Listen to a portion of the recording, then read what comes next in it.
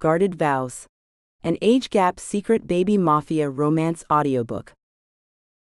By M. Love. Chapter 1. Delilah. I was 12 feet from a man being strangled in the alley behind the Anchor Diner, still gripping a garbage bag, my breath fogging in the February cold. I should have screamed. That is what people do. They scream, they run, they call 911 and give a shaky statement and get wrapped in a shock blanket while a nice officer fetches them bad coffee. I stood there in my coffee-stained apron, sneakers frozen to the pavement, and did none of it. 2 minutes earlier, my biggest problem had been a four-top of drunk college kids who tipped in nickels. Carla was inside rolling silverware and singing along to the radio she kept behind the register. I had pushed through the back door at 2 a.m. with the last trash bag of the night, because she had done the first 3 runs and fair was fair. Then I heard it. A wet crushed sound. The kind of sound your body understands before your brain does. My brain caught up anyway. A man in a black suit had another man pinned against the brick wall, hands around his throat. He was not rushing. That was the part that turned my stomach. No punches, no shouting, no struggle worth the name. Just pressure and patience, and a man dying 12 feet from the dumpster where I threw out expired ketchup. The suit cost more than my car. I knew that at a glance, and my car was the most valuable thing I owned, which tells you something about both of us. He was tall. Not basketball tall. Doorway-filling tall, with shoulders like the diner's walk-in freezer, and he had 20 years on me at least. A grown man in every sense that mattered, old enough that the frost in his stubble was not the weather. Bratva. You did not wait tables this close to the Brooklyn docks without learning the word. The black SUVs. The men who paid in cash and never got parking tickets. The way beat cops developed a sudden interest in the opposite side of the street. What I did not know yet was that I was looking at the boss of all of it.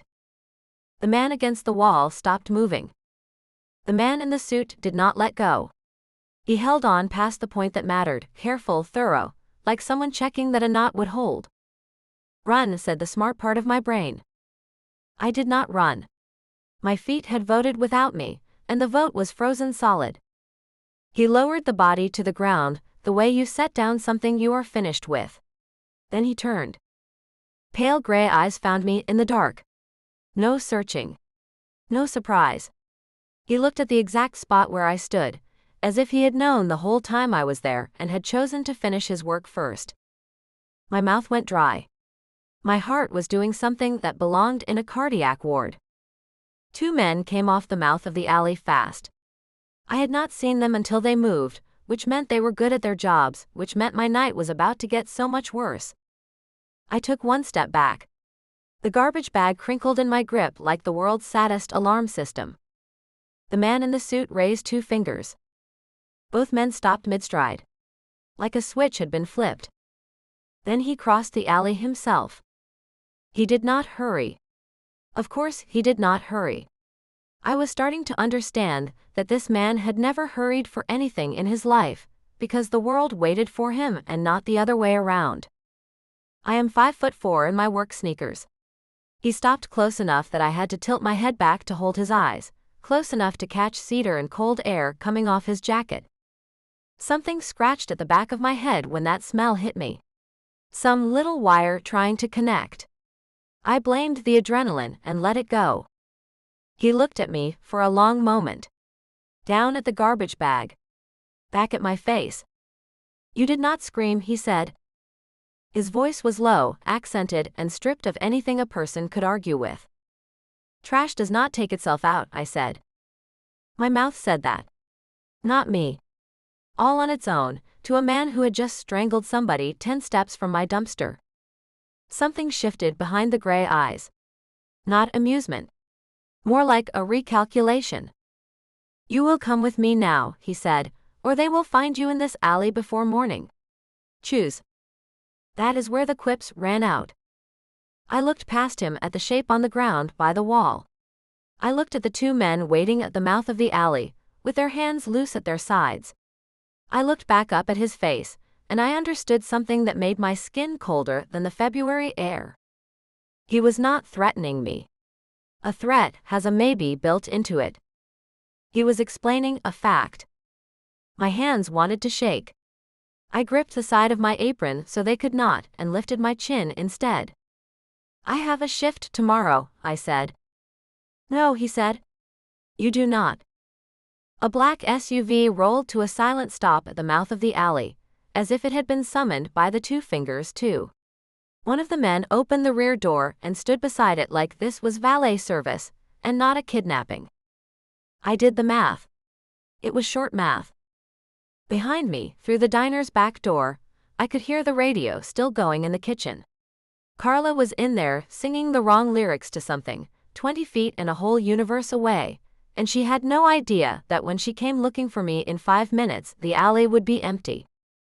I got in the car. The inside smelled like leather and money. He climbed in across from me, filled the whole seat and pulled the door shut. The locks thunked. Somewhere under my ribs, something thunked with them. He did not look at me. He looked straight ahead and spoke in the tone of a man reading from a ledger. I had seen something that could not exist. Not in a police report, not in testimony, not in a story whispered to a coworker over the flat top.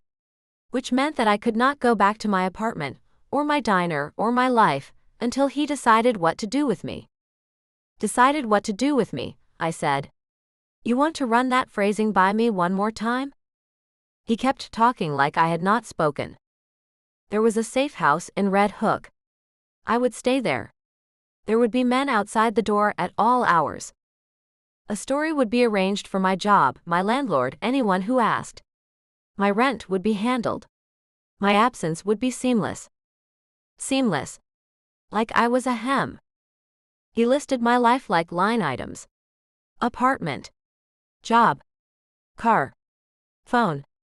Each one suspended, pending review. Handled, I said. You are going to handle my rent. Yes. I do not take charity. His eyes moved to me for the first time since the alley, flat and gray and mild, and somehow that was worse than being yelled at. It is not charity, he said. Charity is for people with choices. My phone came next. He held out his hand. Big scarred across the knuckles, steady as poured concrete.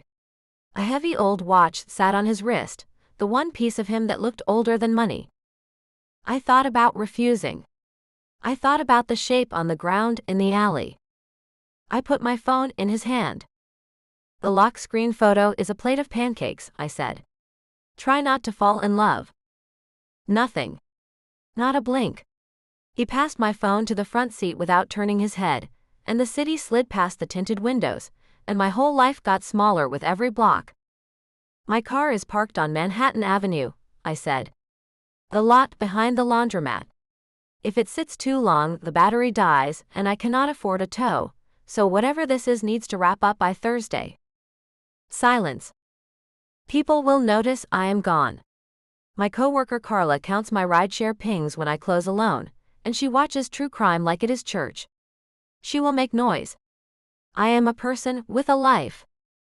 He turned to the window, and that was the end of the conversation. Not because I gave up. Because talking to him was like arguing with weather. I sat back and made myself breathe. In through the nose, out through the mouth, the way I did during a Sunday rush when the cook walked out mid-shift.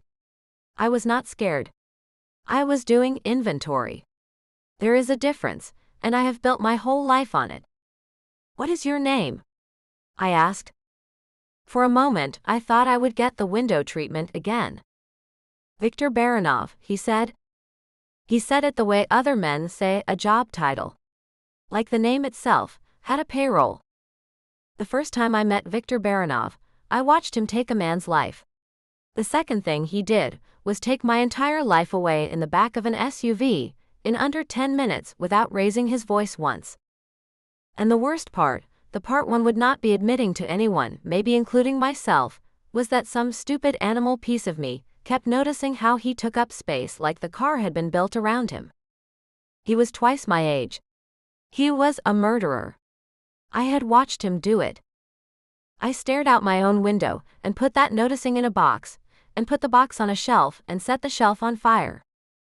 The drive ended at a warehouse in Red Hook, close enough to the water that I could hear it working against the pilings. Chain link, floodlights, a loading dock that said nothing good happened here after dark. Or before it. A man in a wool cap pulled the gate open before the SUV finished slowing, and I watched him clock me through the window with zero curiosity, like women got delivered to this loading dock on a schedule. I filed that away too. Everything went in the file. When your life goes sideways, you can fall apart or you can take notes, and falling apart has never once paid my rent. They took me up a metal staircase to an apartment built over the warehouse floor. Converted, sort of, the way a gym locker is a place to keep your things. A kitchen. A table. A narrow bed with a gray blanket folded at the foot. One window, facing a brick wall 3 feet away.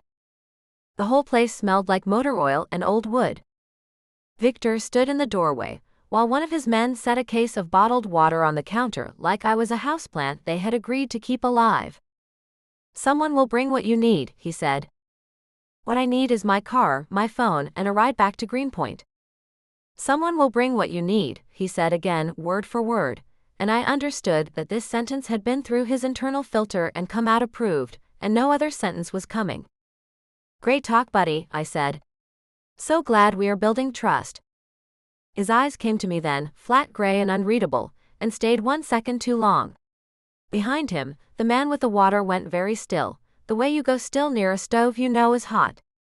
Viktor turned and walked out. The door closed behind him. And then from the outside, the lock turned. I made it about 10 seconds on my feet. Then my legs sat me down against the cabinets, right there on the cold floor, apron and all, and I let one ugly minute happen. Just one. No sound. 60 seconds counted, while my hands shook around nothing, which was what I had left. Nobody saw it. It did not happen. I will deny it to my grave. At 61 I got up, because staying down is a vote and I do not vote against myself. I stood in the middle of that room in my apron, at almost 3 a.m., with the cold coming through the brick and my breath still tasting like the alley, and the math arrived all at once, every number of it. My Civic was sitting in a dark lot in Greenpoint, with a slow leak in the rear tire. Carla would get to the diner at 6 and find my section empty. And nobody on earth knew where I was. Chapter 2. Viktor.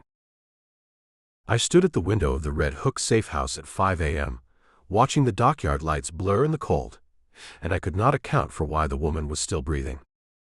That troubled me more than the body we had already moved. The alley itself was no longer a concern.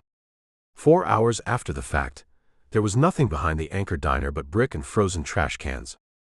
The man I had dealt with had earned his ending 3 times over, and the people who sent him knew better than to ask where he went. That file was closed. The witness file was open, and I was standing at a window instead of closing it. The overnight rotation had reported on her once, at 4 a.m. per protocol. She had not cried. She had not banged on the door, or begged through it. She had opened every cabinet in the kitchen, one after another, as if she were taking inventory of her new position. I had run men for 20 years. I knew what people did in their first locked room. Nobody did that. I have made decisions about witnesses before. The decisions have a structure. You weigh what they saw, who they know, what they have to lose, and the answer produces itself clean, the way a scale produces a weight. The scale had never once required 5 hours and a window. Misha arrived before the sun. He set 2 coffees on the table, took off his coat, and laid out the options the way he always did, bloodless and in order. The first option was elimination. Clean, final, and cheap. A waitress with no family in the state disappears, and in a year she's a cold case folder in a precinct that drowns in them. The second was holding her. Not clean and not cheap. Guard rotations provisions, the compounding risk that comes with keeping any asset in one place too long. Holding a person is renting a problem by the week. The third was a brokered release. Leverage on her life heavy enough to guarantee silence, and then the door opens and she walks out. And every day after that is a bet you have placed on human fear. I had used all three in 20 years. I felt nothing particular about any of them. They were tools, and a man who flinches at his own tools should not own them. Leverage requires weight, Misha said. Her name is Delilah Strand. 22. Waitress at the diner, second jobs when rent demands it. No family worth the word. A mother in Florida she does not speak to.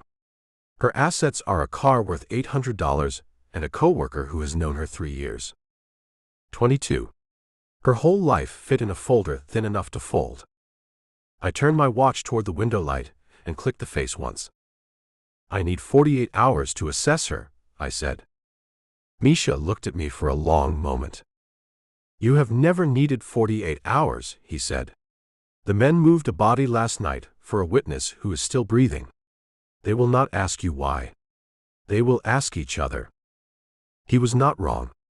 Every hour she breathed was a cost on my books, and my organization runs on the belief that I do not pay costs without return. 48 hours, I said.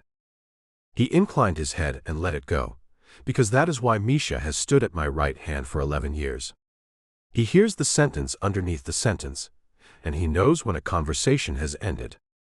What I told him was not a lie. It was also not the whole truth, and both of us let that sit between the coffees. The whole truth rode with me in the car back to my office, and I went over it twice, the way I go over any timeline that does not balance. 6 weeks ago. A private event at Meridian, my club in Dumbo. 100 expensive people drinking my liquor under my lights, half of them there to be seen, and the other half there to be forgotten. I was at the bar alone at midnight, watching the room the way I watch every room I own. A coat check girl crossed the floor with a tray she was not assigned to carry, set a glass of water in front of me instead of the drink I had not ordered, and said, "Sorry, the bar is a disaster tonight.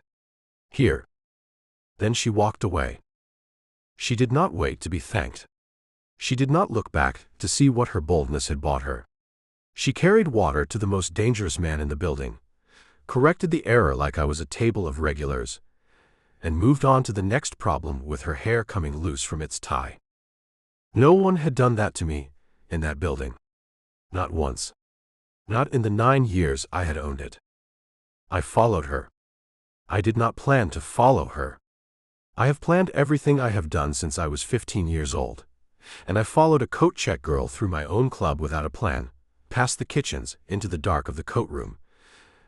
And what happened there took 40 minutes and required no plan at all.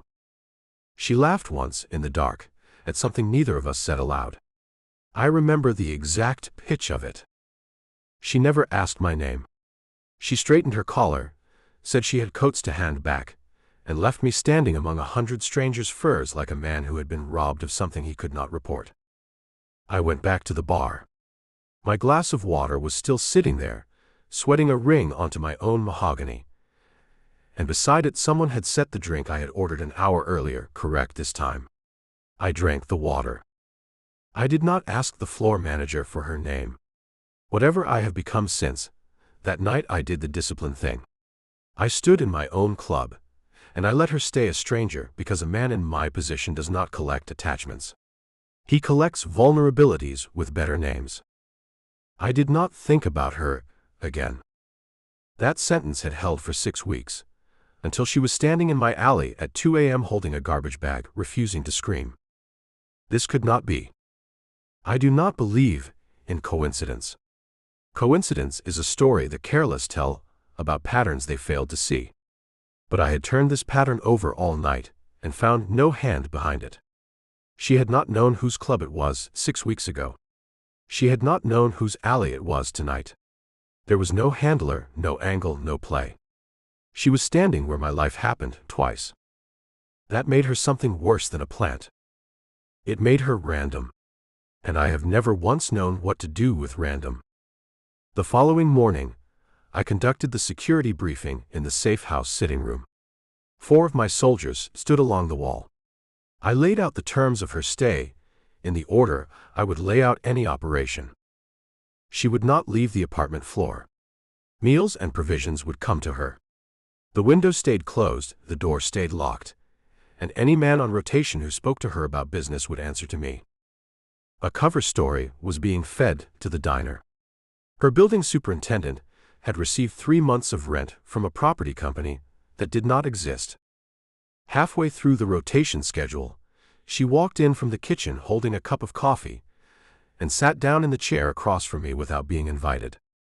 Every man in the room looked at her and then at me. She wore the same t-shirt from the alley, stained at the hem.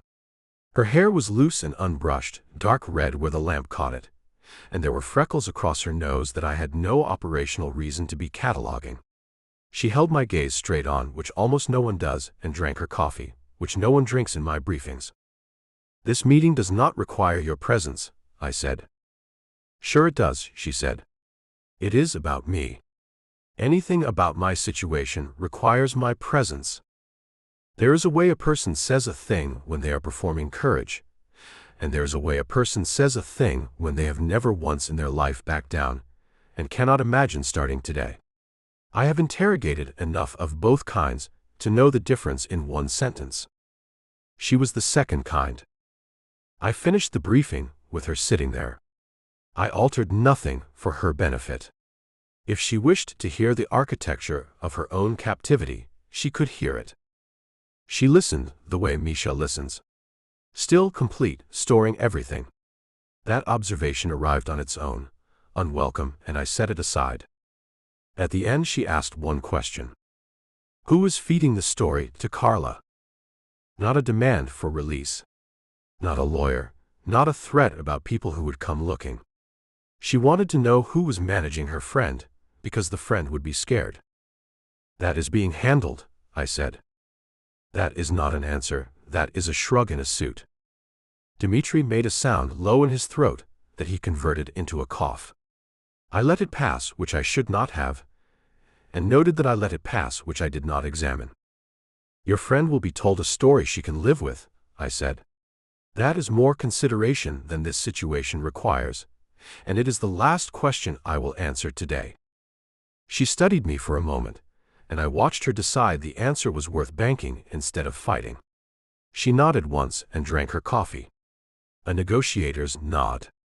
I have sat across from councilmen twice her age who could not read a room that fast. I stood and closed the briefing, and addressed her on the only point she had raised twice through her door the first night. Your phone will not be returned. That is final. She looked at me over the rim of her coffee cup in front of 4 armed men. Sure, buddy, she said. Whatever you say. The room went stone still. Dmitri's eyes went to the floor. The 2 men nearest the door stopped breathing in any visible way. Every soldier in that room had watched men lose fingers for less, and all of them waited to learn what a waitress would lose for Buddy. I stood there. 1 second. 2. 3, and the 3rd second ran longer than it should have, and I felt my knuckles flex at my side, the old scars pulling white, and I did not reach for my watch. I said nothing. I turned and walked out of the room. In the hallway, I put my hand flat against the wall and stood there until my pulse settled, which took longer than it has taken since I was young. There is a ledger in me that has balanced every insult against its consequence for 26 years. The ledger was open. The ledger was waiting. And I had walked out of the room. I did not examine why. A man does not put his hand into his own chest to see what is loose in there. He notes the sound, keeps the machine running, and schedules the failure for never. A single word from a waitress in a coffee-stained shirt had cost me something I could not name, and I stood in that hallway and let it cost me, and that was the first thing she took from me that I did not decide to give her. Footsteps at the end of the hall. Misha, alone, with a folder held against his leg the way he holds things he has not yet decided to hand over. I ran her full background, he said. All of it. Employment, addresses, family, the works. And he glanced once at the closed door of the sitting room, where I could hear her saying something to Dmitri that I could not make out, and he lowered his voice. There is something you need to see, he said, before you make any decisions about her. Chapter 3. Delilah. I was reorganizing the safe house kitchen on day 3 because it was either that or pace a hole in the floor, and nobody had told me I could not. That is the thing about a cage. They hand you the rules they thought of. Everything else is yours. By the end of the first day, I had figured out that the men outside my door had names, and that names were useful, so I collected them the way I collected regulars' orders. You would be amazed what people hand you once you stop being furniture to them, and I had spent 4 years learning that lesson on my feet with a coffee pot. Dmitri was the youngest. Serious face, serious posture, a jaw that had never once considered smiling. He stood post like the door might be grated on it. Misha was older. Watchful. He moved like a man who had thought 6 steps past everyone in the room, and was waiting for the rest of us to catch up. When he looked at you, you got the feeling he was reading a version of you from next Tuesday. The first morning I made coffee I had no intention of sharing, and asked Dmitri about the rotation schedule while the pot burbled. Just conversational. Who relieves who, how long are the shifts, does anybody feed you people?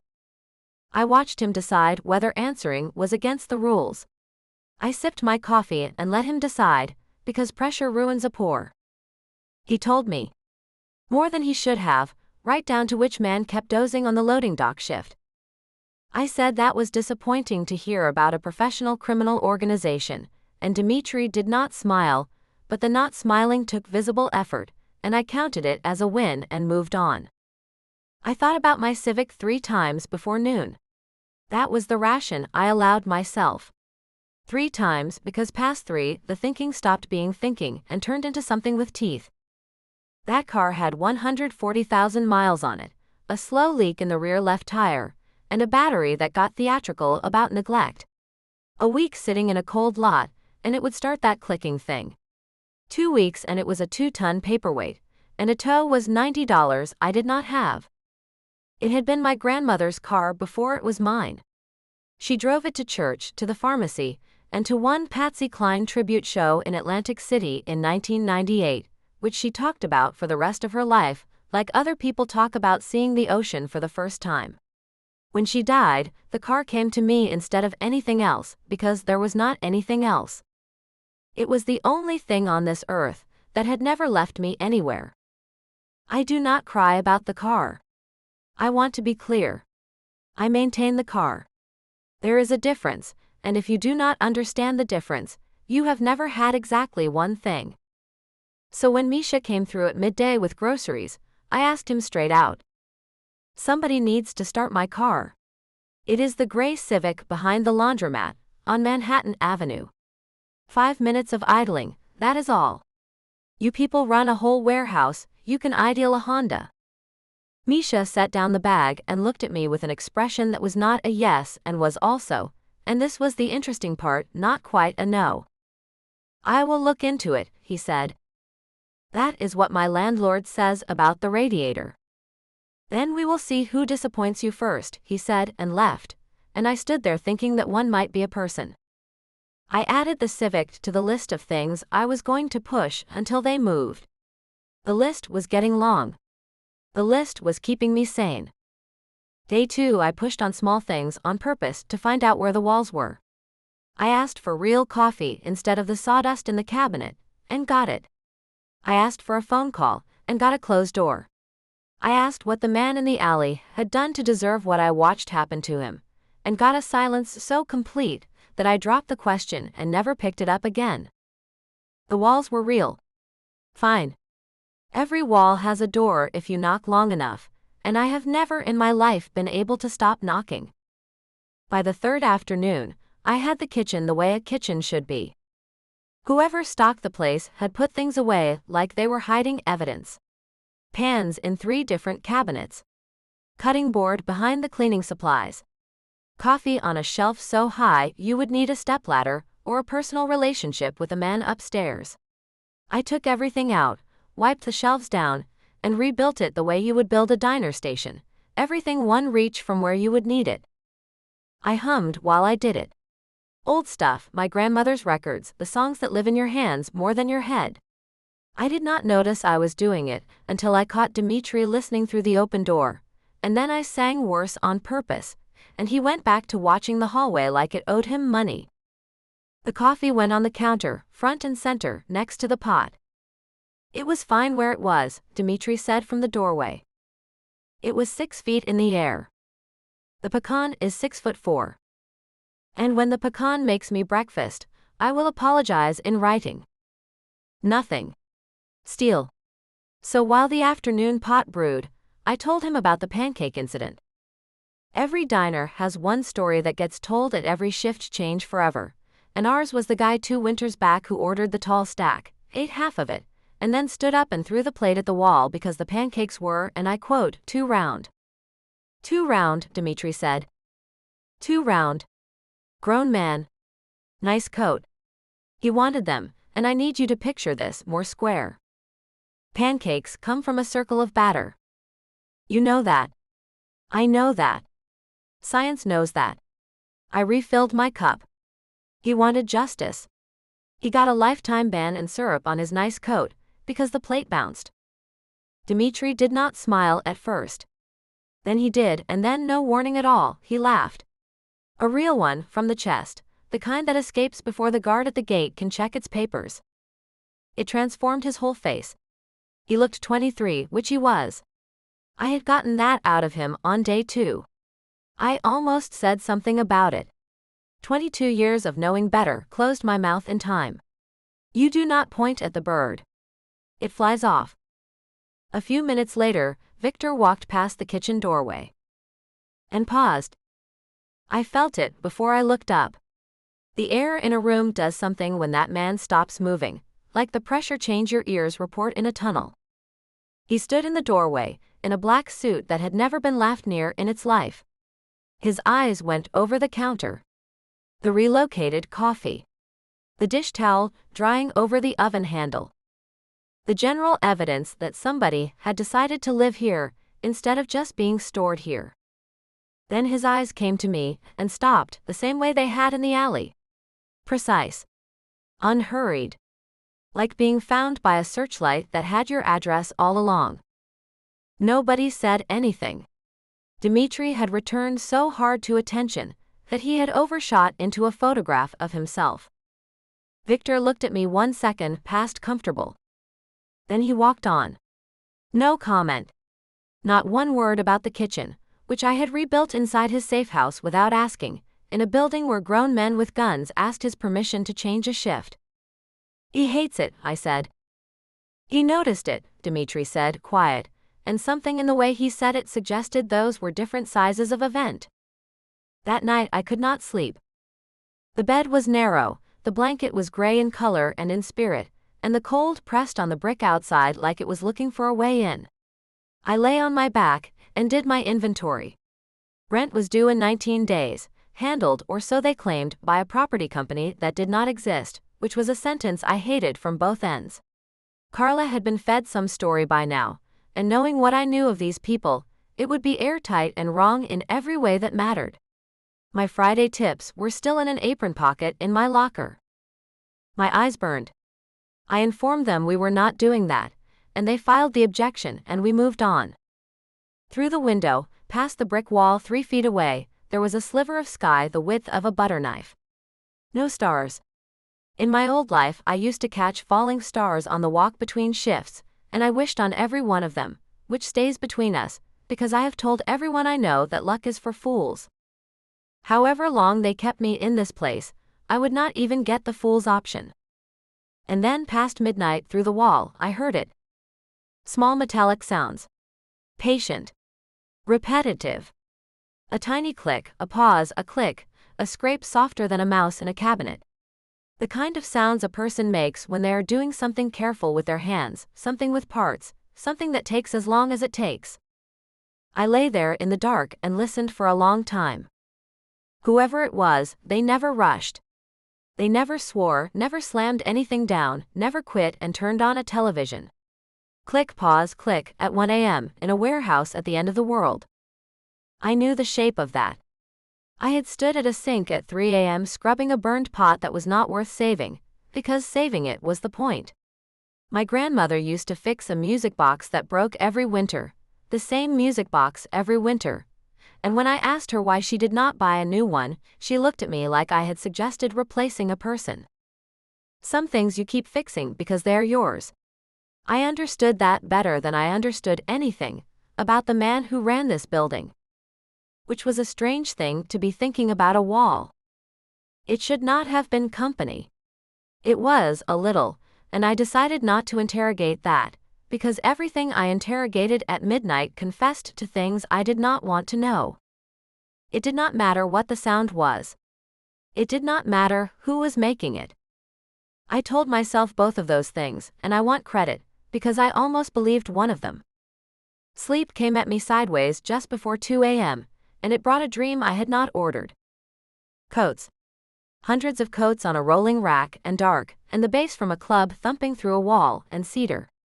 Cedar and cold air, hands I never saw, 6 weeks and a whole life ago, a stranger I had left without asking his name because names make things real, and I had not wanted that one to be real. It was supposed to be one reckless night that belonged all the way to me, in a life where nothing else did. I woke up with my heart going like a fry rush, and the gray dawn just touching the brick outside the window. Cedar and cold air. The alley. The little wire in the back of my head that had scratched and scratched while a killer stood over me deciding my future. It connected now all the way with a click as small and certain as the sounds through the wall. Viktor Baranov had already known exactly who I was when he walked me out of that alley. He had known the whole time. Chapter 4. Viktor.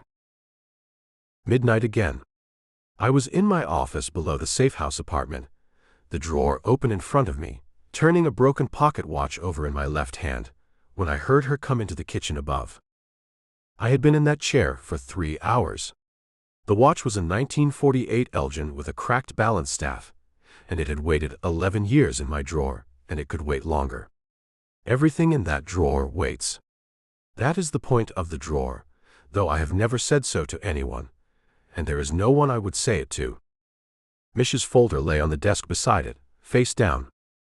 The background report on Delilah Strand ran 9 pages. My own file, the one the federal government maintains, fills 9 boxes in a records annex in Virginia. 9 pages.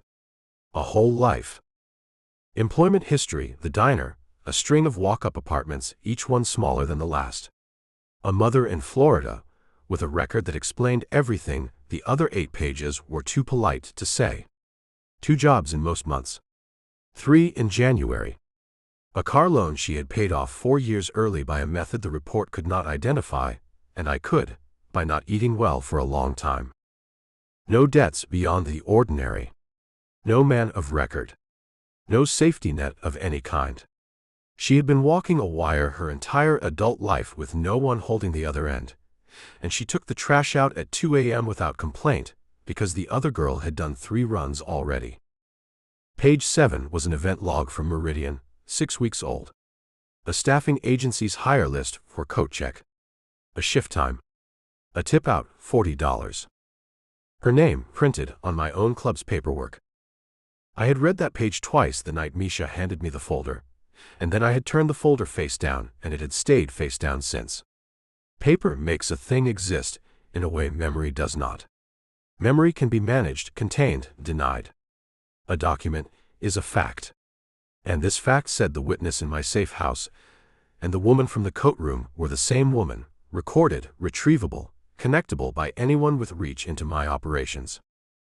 If Misha could find that page, a man with worse intentions could find it too.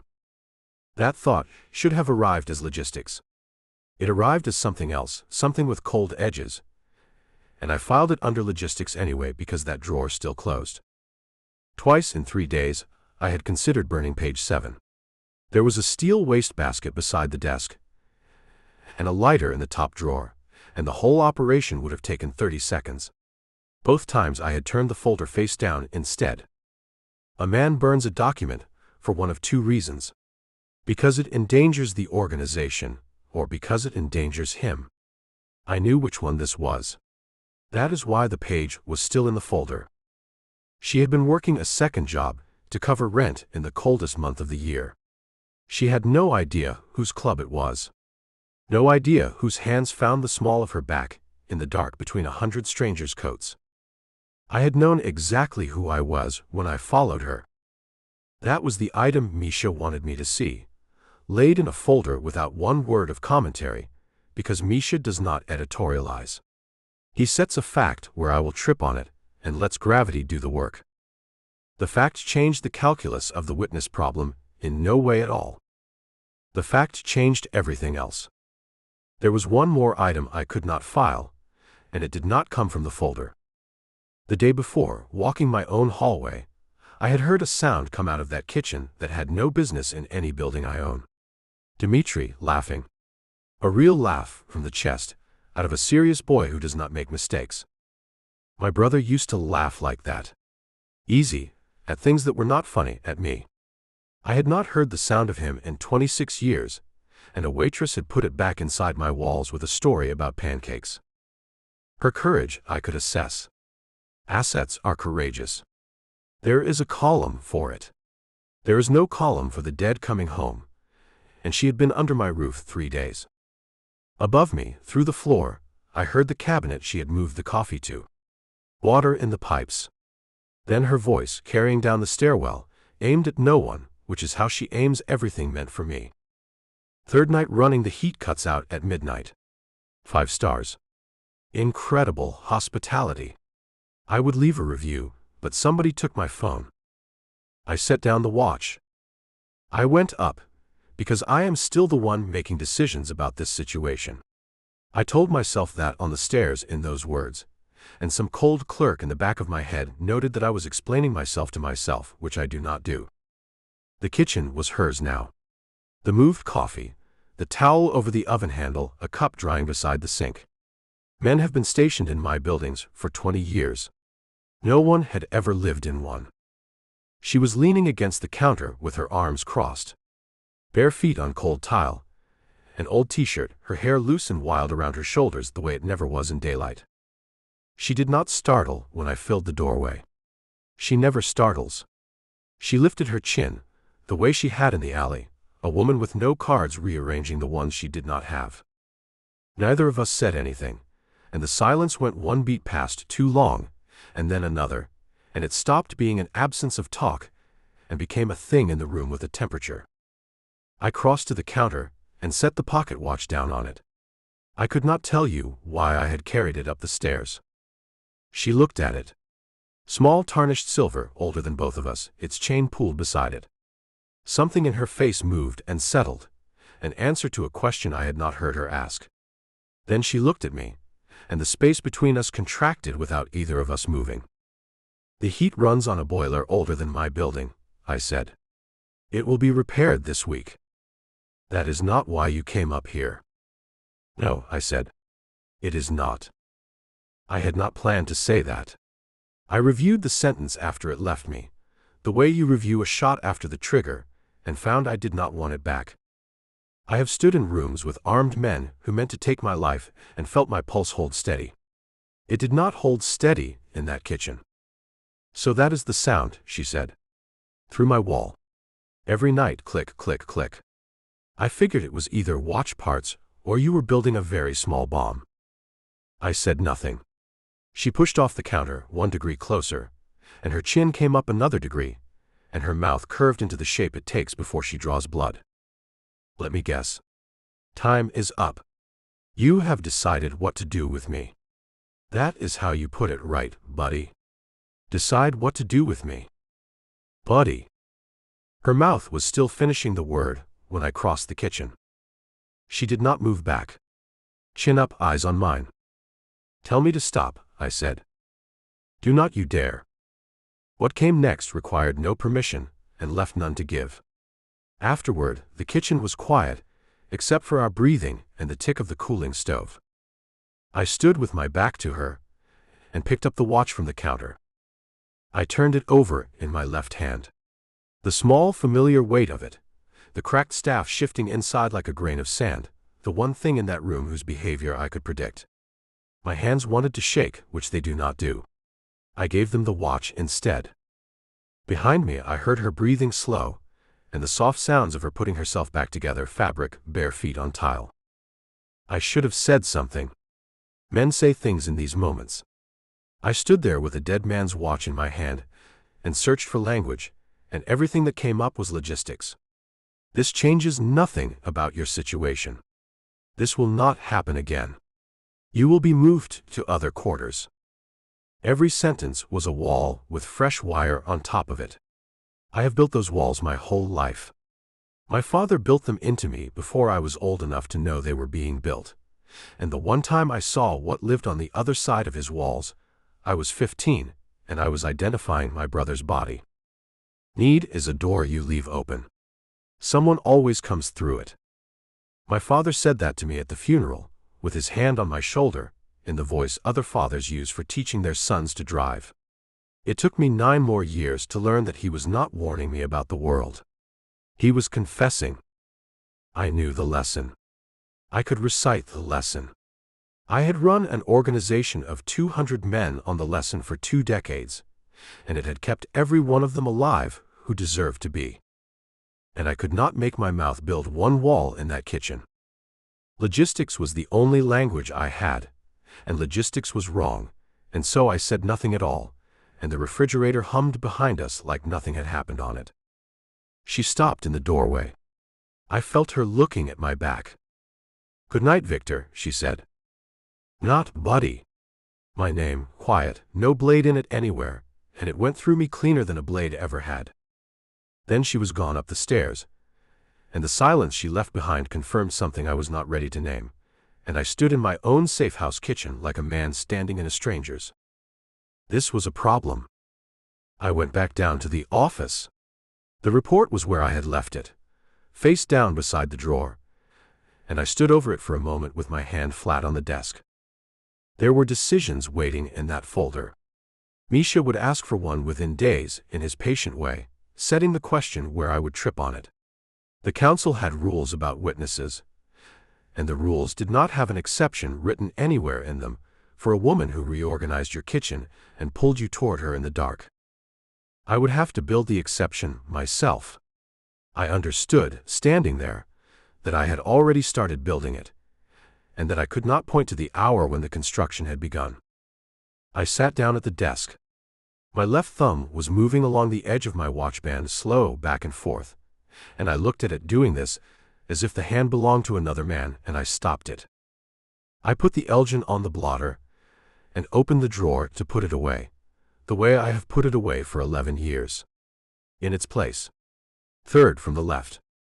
Everything in that drawer has a place, and the places are the point, and a man who keeps his broken things in order can tell himself they are handled. My hand stopped over the open drawer.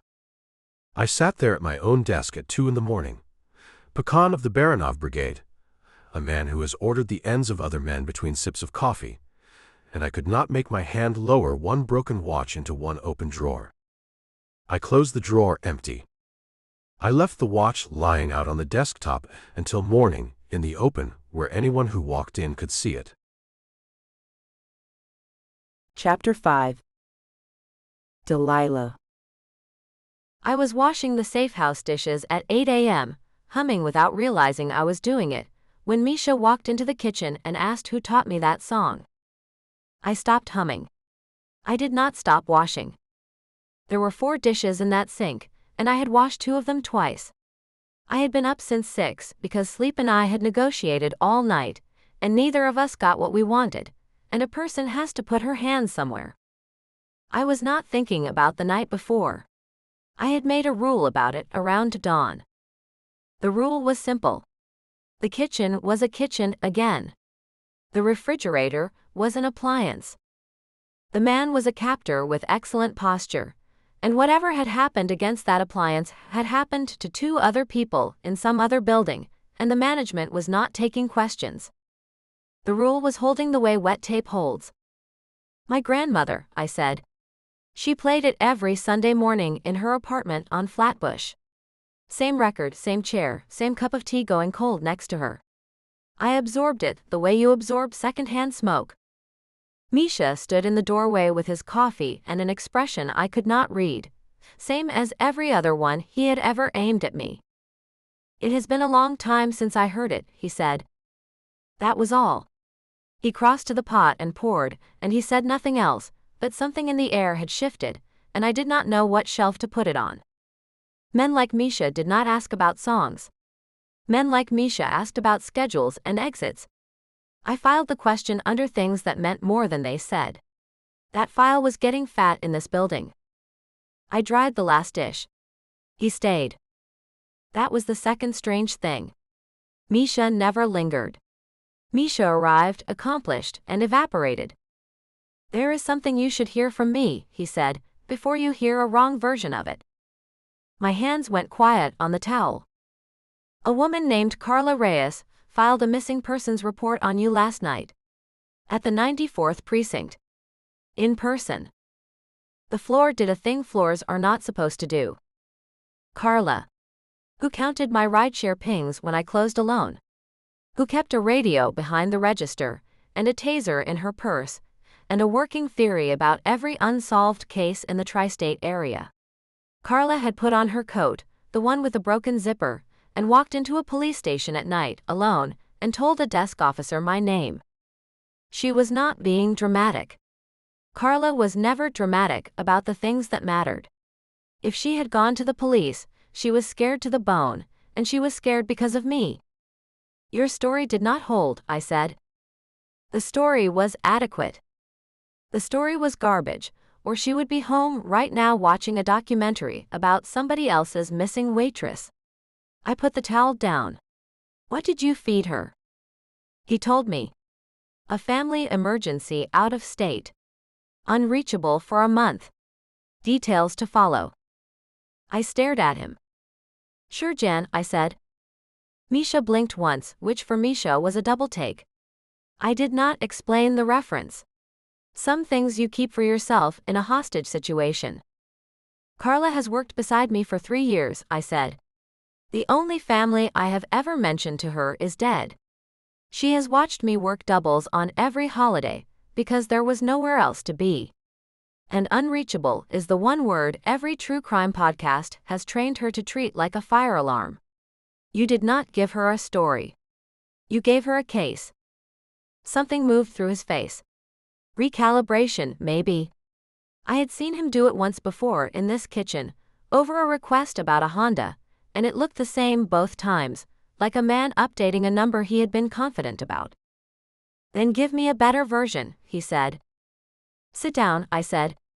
And bring a pen. He sat. That surprised me more than the report had.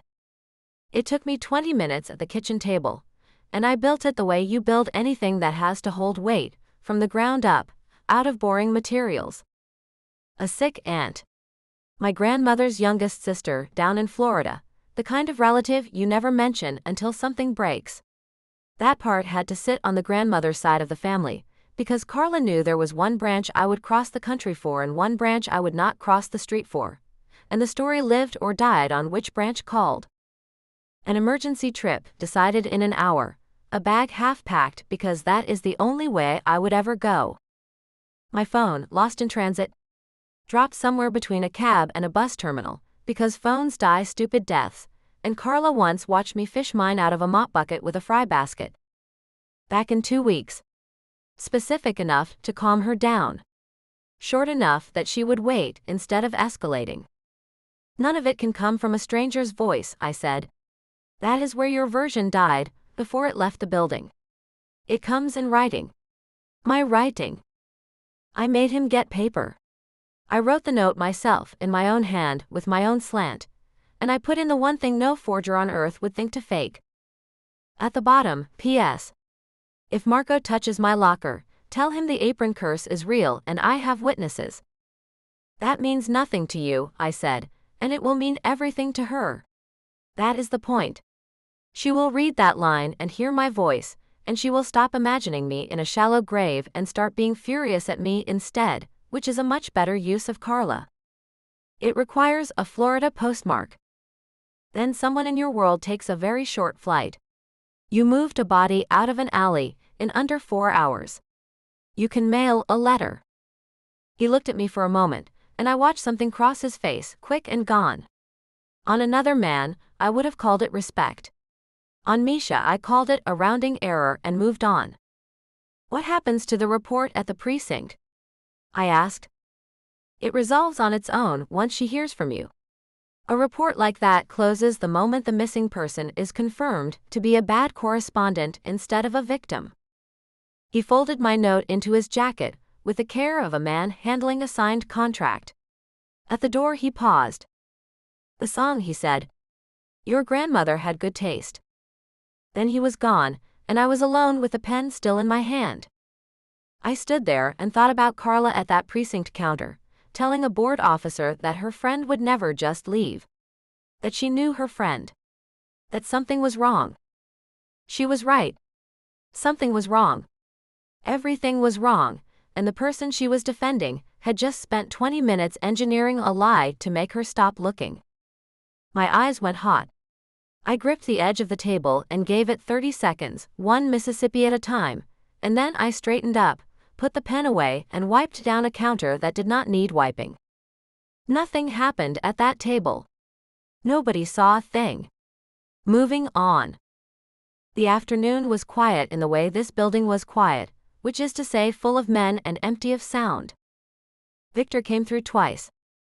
I knew because the air changed both times, the pressure drop thing that happened when that man moved through a space, and both times he went nowhere near any room I was in.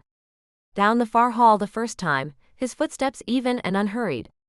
Through the stairwell door the second, pointed anywhere but the kitchen. It was deliberate.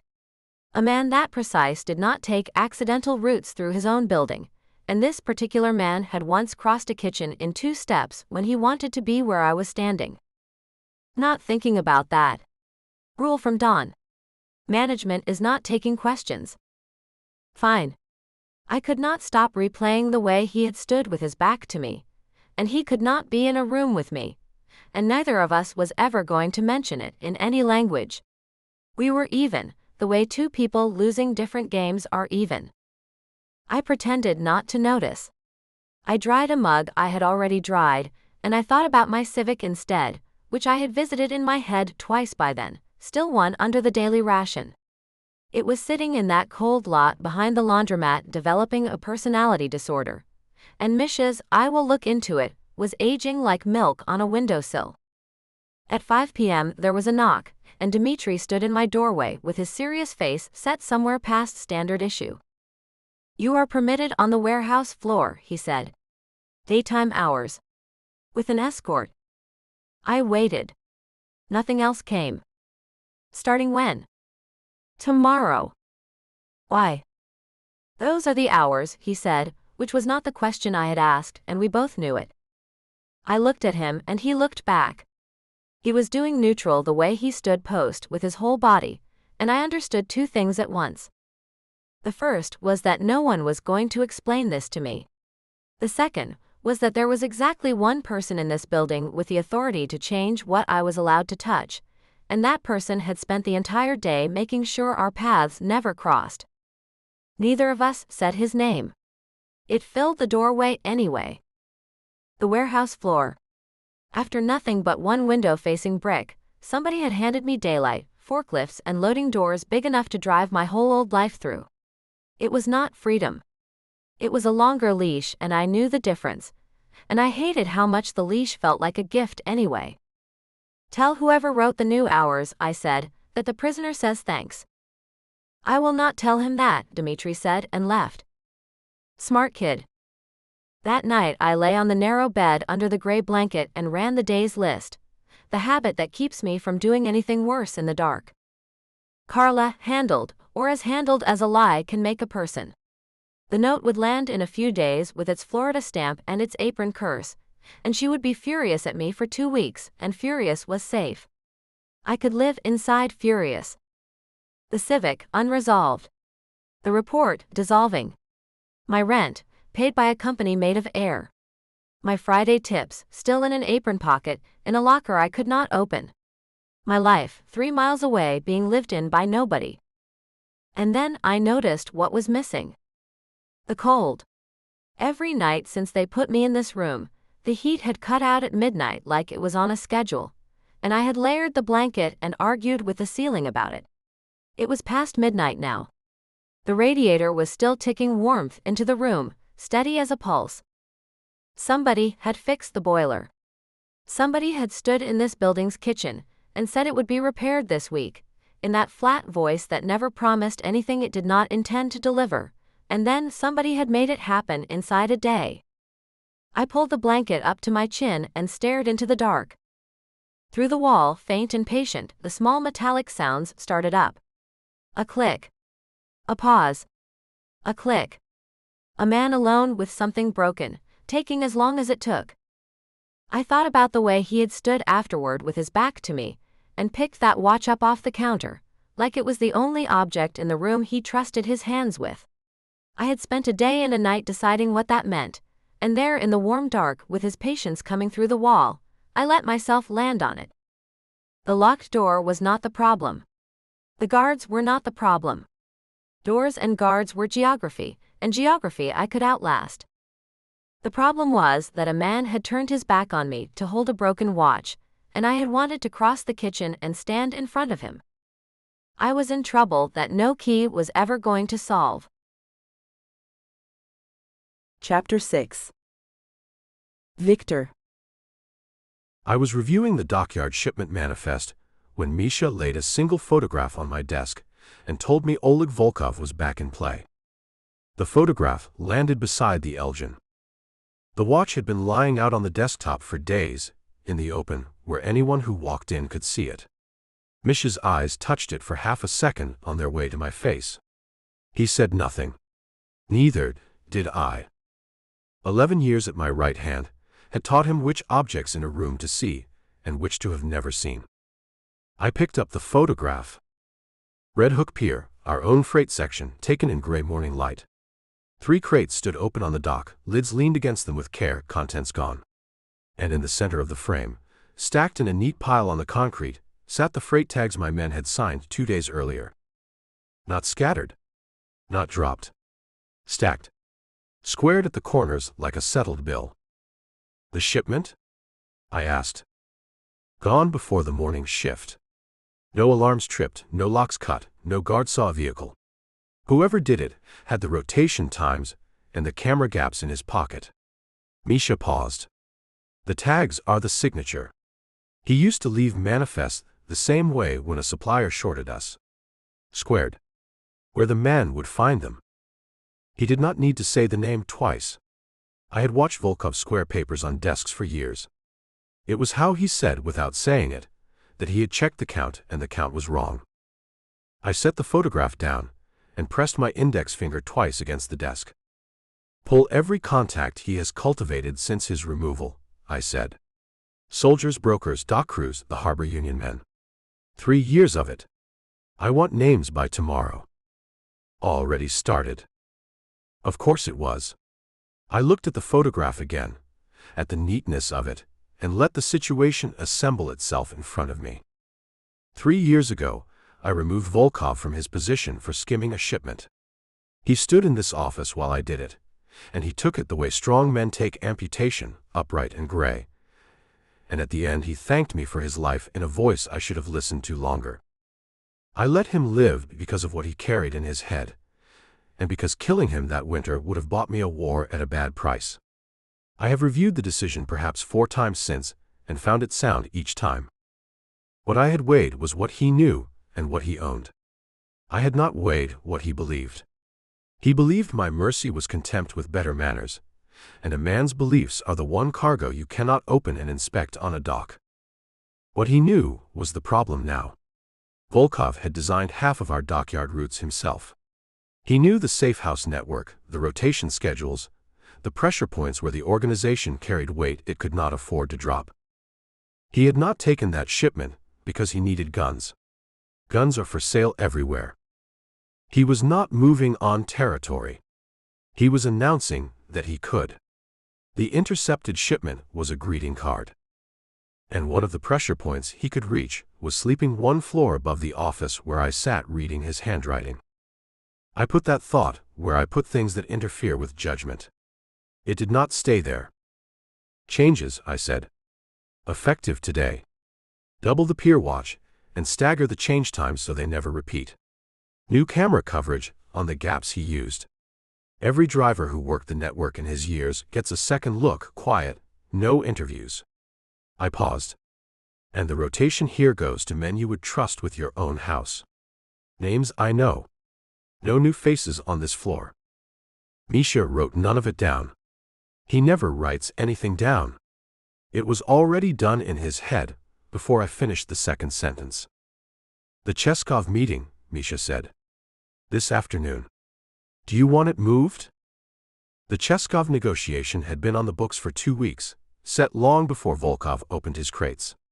A dock berth arrangement, tariffs and scheduling, the kind of business that keeps a waterfront breathing. 3 Allied crews had men coming to watch how it settled. No, I said. We cancel nothing. A cancelled meeting in the same week as a hit shipment reads as blood in the water, and every crew on that dock can smell blood through a hull. Misha nodded and gathered the photograph. When the door closed behind him, I sat for a moment with the manifest unread in front of me. Then I picked up the Elgin, opened the drawer, and set it in its place, third from the left. The drawer closed with the sound it had made for 11 years. A man who leaves things lying in the open has forgotten what the open costs. Volkov had spent 1 shipment reminding me. Everything visible is a coordinate. My hand stayed on the closed drawer 3 seconds longer than the task required. I closed that subject too. Cheskov arrived at 4 with 2 aides, a driver who stayed with the car, and a coat that wanted attention. I knew his file. A broker, useful in the middle spaces where crews that do not trust each other still have to move cargo. He had brokered for us twice before without incident, which is the most anyone could say for him. Loud in the way men are loud when they suspect they are being measured, which he was. Every crew on the waterfront wanted to know whether the Baranov brigade had been wounded, and Cheskov had appointed himself the man to take the temperature and sell the reading. He came up the warehouse floor like a man touring a property he was thinking of buying. He commented on the crane. He commented on the coffee. He laughed at the ends of his own sentences to teach the room when to laugh, and the room, being my room, did not take the lesson. We sat at the long table by the low doors and worked through the berth schedule. He performed reluctance at every number. It was theater, and cheap theater, and I let it run. I had given the negotiation 2 hours. It required 3, because Cheskov believed that time spent was leverage gained, and I allowed him the belief. The Allied crew's men stood along the wall with their coffee. What they needed to see was the Baranov brigade conducting business as usual, unhurried, unbothered, while somebody's opened crates sat in a photograph upstairs. Halfway through the 3rd hour we broke so his aides could call their principals. Cheskov stood, stretched like a man at intermission, and wandered the floor with his cup. My men tracked him without appearing to. He inspected pallets that were none of his business, and read labels that told him nothing, entitlement rolling off him like cologne. I was reviewing the revised numbers when the sound of the floor changed. Delilah had come down for her approved hour, escorted, keeping to the marked lane along the east wall the way Dmitri would have instructed her. I knew her footsteps by then. That fact arrived on its own, and I declined to hold it, and I kept my eyes on the numbers. I did not look up. There was a long list of good reasons not to look up, and I had written every one of them myself. Then Cheskov's voice, pitched for an audience, said something in Russian that no man says about a woman he believes anyone in the room values, and his hand closed around her arm. The floor went silent in one breath. Dmitri went flat-faced and still. The 2 soldiers nearest the east wall went rigid, their eyes on me, waiting. Delilah did not pull back. Her chin came up instead, 1 slow degree, and her free hand moved at her side, feeling for the corner of an apron that was not there. It closed on nothing. She held the nothing hard. No one else on that floor knew what her hand was doing. I knew. 15 feet. I remember the distance because I remember thinking, with the part of me that never stops working, that 15 feet was too far to have let him get. I did not raise my voice. I did not hurry. I crossed the floor, And I watched comprehension arrive in Cheskov's face in stages, the way it arrives for loud men, one beat late at every stage. First that I was coming. Then that no one was going to stop me. Then that no one had ever intended to. I took his wrist off her arm and bent it backward until his knees found the concrete. The cup broke somewhere. His breath came out in a flat squeal, and his aides took one step each and then chose to become statuary. I leaned down to where his ear was. Kazniashasa yeo yesho raz, ya otrazu tibi ruku I otpravliu tvoyemu atsu. No one translated it. No one needed to.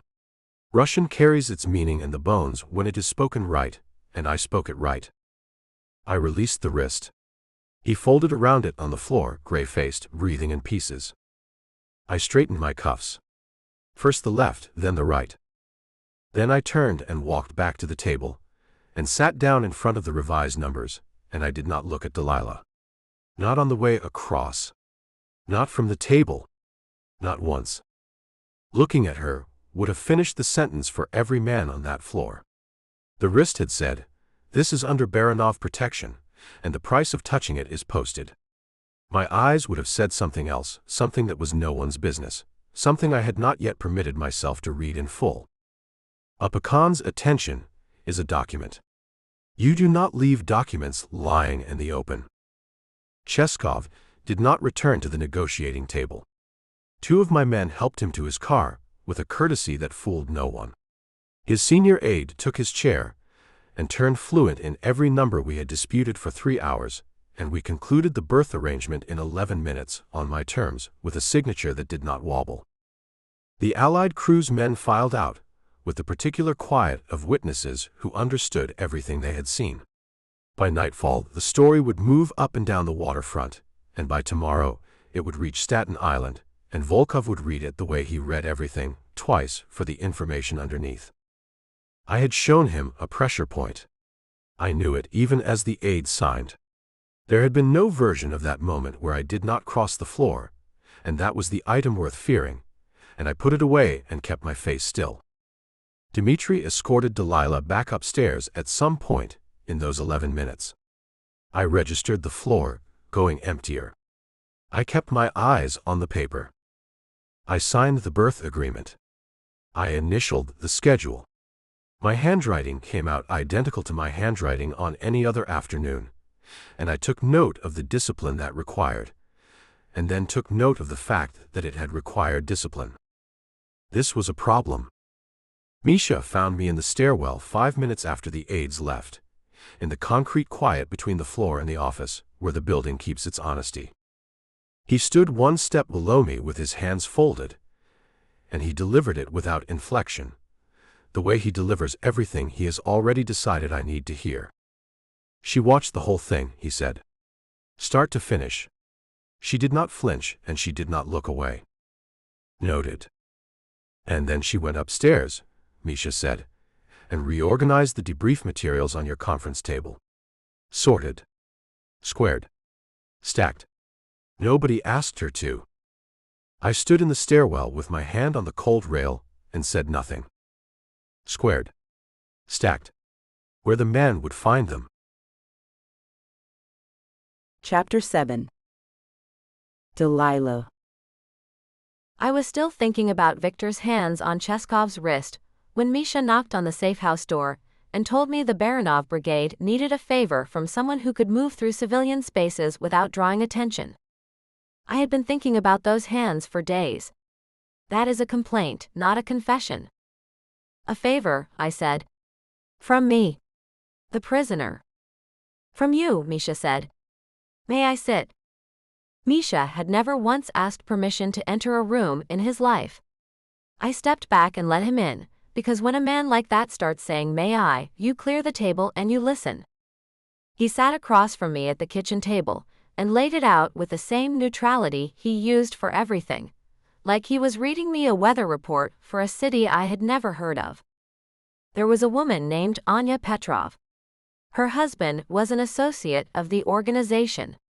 A crew with an interest in hurting the brigade had put watchers on her apartment in Cobble Hill, 2 men in a parked car working shifts, and she needed to be moved to a secondary location without those men understanding they had watched it happen. Soldiers cannot do it, I said. Soldiers look like soldiers. The watchers would photograph the escort, and then she becomes more interesting to them, not less. He folded his hands. What is needed is a friend. A woman who arrives for coffee, stays a while, and leaves with her. Nobody photographs coffee. And you do not have one of those. We have an organization of large men with consistent haircuts, Misha said. We do not have one of those. I sat back. Somewhere under my ribs, two things were fighting. The first was the obvious one, the alarm, the voice saying these are the people who locked you in a room, you do not run errands for the machine. The second was quieter and older than the first. A woman was sitting in an apartment in Cobble Hill, with two men outside her window, frightened, and I could do something about it. I have never in my life managed to leave that voice on hold. It is the same voice that used to put me between a drunk customer and whichever busboy he had decided to hate, every time, before I could talk myself out of it. Conditions, I said. 2. Name them. 1. Anya knows the plan. All of it. She is not cargo, she is a person, and I hear that she consented from her side of it, not from your org chart. If I get to that door and she looks surprised to see me, I turn around and walk. Agreed. 2. Dmitri is close enough to be useful, and far enough to be invisible. If something goes wrong, I want the serious one coming through the door. No offense to the haircuts. Agreed, Misha said without negotiating either point, and that told me he had already factored my conditions in before he ever knocked. I decided to find that efficient, instead of terrifying. It was a choice, and I made it with both eyes open. He spread a hand-drawn map of the block on my kitchen table, and we spent 20 minutes on it. The sightlines from the parked car. The awning that broke their view of the entrance for 9 steps. The corner they could not see from where they sat, and the 10-minute stretch when their shift change made them lazy, and the bakery on the far side where a person could stand with a coffee and belong there. I asked him twice, once at the start and once at the end, whether Viktor had approved this. Yes, he said both times in the same tone. I did not believe him either time. Misha lied the way he did everything else, clean and without waste, and the whole arrangement had the shape of a decision made 1 floor below the top of this building. I went anyway. Write that down someplace, because I am still not sure what it says about me. The operation took 40 minutes, door to door. I walked into Anya's building the next morning carrying a tote bag and a coffee cup, wearing the unbothered face of a woman with nowhere important to be. 4 years of waiting tables is 4 years of acting school with a tip jar. Nobody looks twice at a woman who looks like she belongs, and belonging is 9/10 shoulders. Anya opened the door before my second knock. She was younger than I had pictured and steadier too, with a packed bag already sitting in the hallway, and her coat over a chair like a decision she had made days ago. She looked at me and said, "You are the coffee friend." I am the coffee friend. 10 minutes inside per the plan, long enough to be a visit instead of a pickup. She talked about her building's laundry room in a low voice while we watched the parked car through the gap in her curtain. Her hands were folded tight enough to whiten while her words stayed level, and I recognized the trick, because I had invented my own version of it years ago. When the shift change came, we walked out the front door together, laughing about nothing, 2 women with a tote bag between them and all the time in the world. The corner took 11 steps. I counted them because counting kept my face relaxed. Dmitri had the car where the map said it would be, engine running, eyes forward, and we were in and moving before my heart got around to pounding. It worked start to finish, the way things almost never work. Nobody tells you how loud that feels from the inside. Anya gripped my hand on the back seat, hard, both of hers around mine, and said something in Russian that cracked in the middle. It means thank you, Dmitri said from the front. More than thank you. There is no good English for it. I looked out the window, so nobody had to watch my face sort itself out.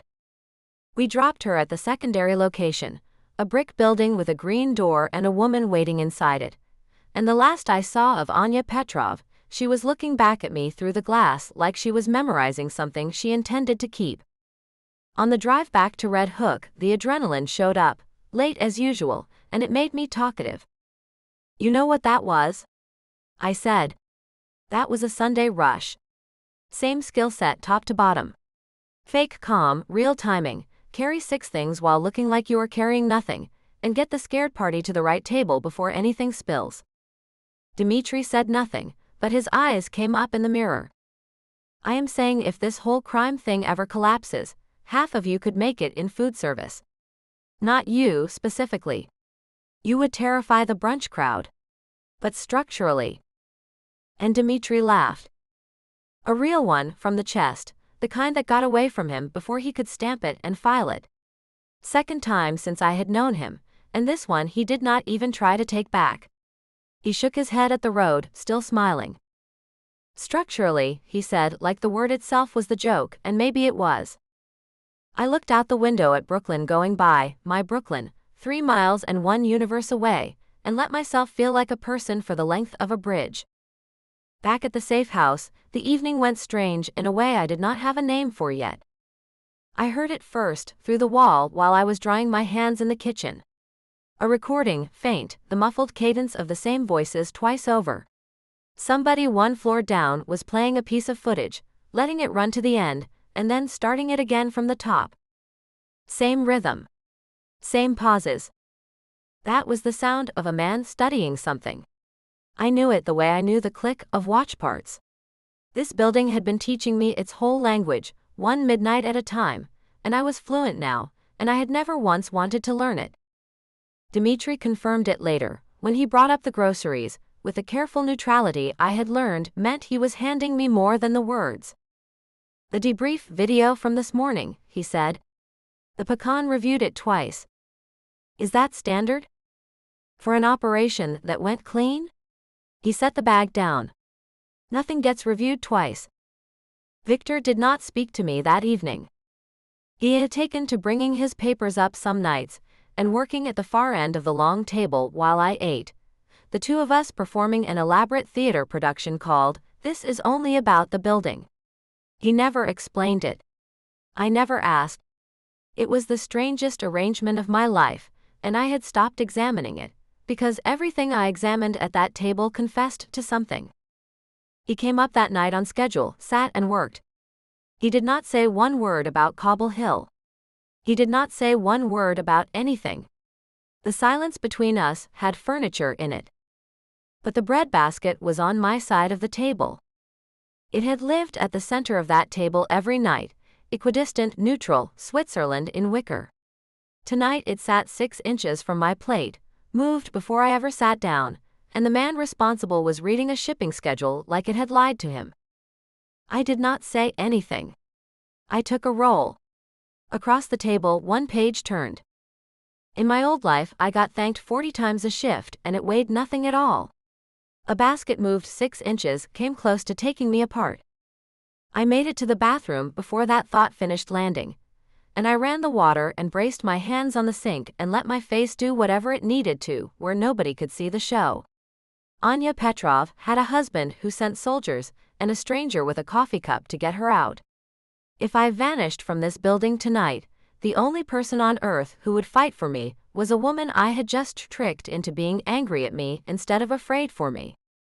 Then I shut off the water, fixed my face in the mirror until it agreed to cooperate, and went back out and ate a roll from my side of the table like a champion.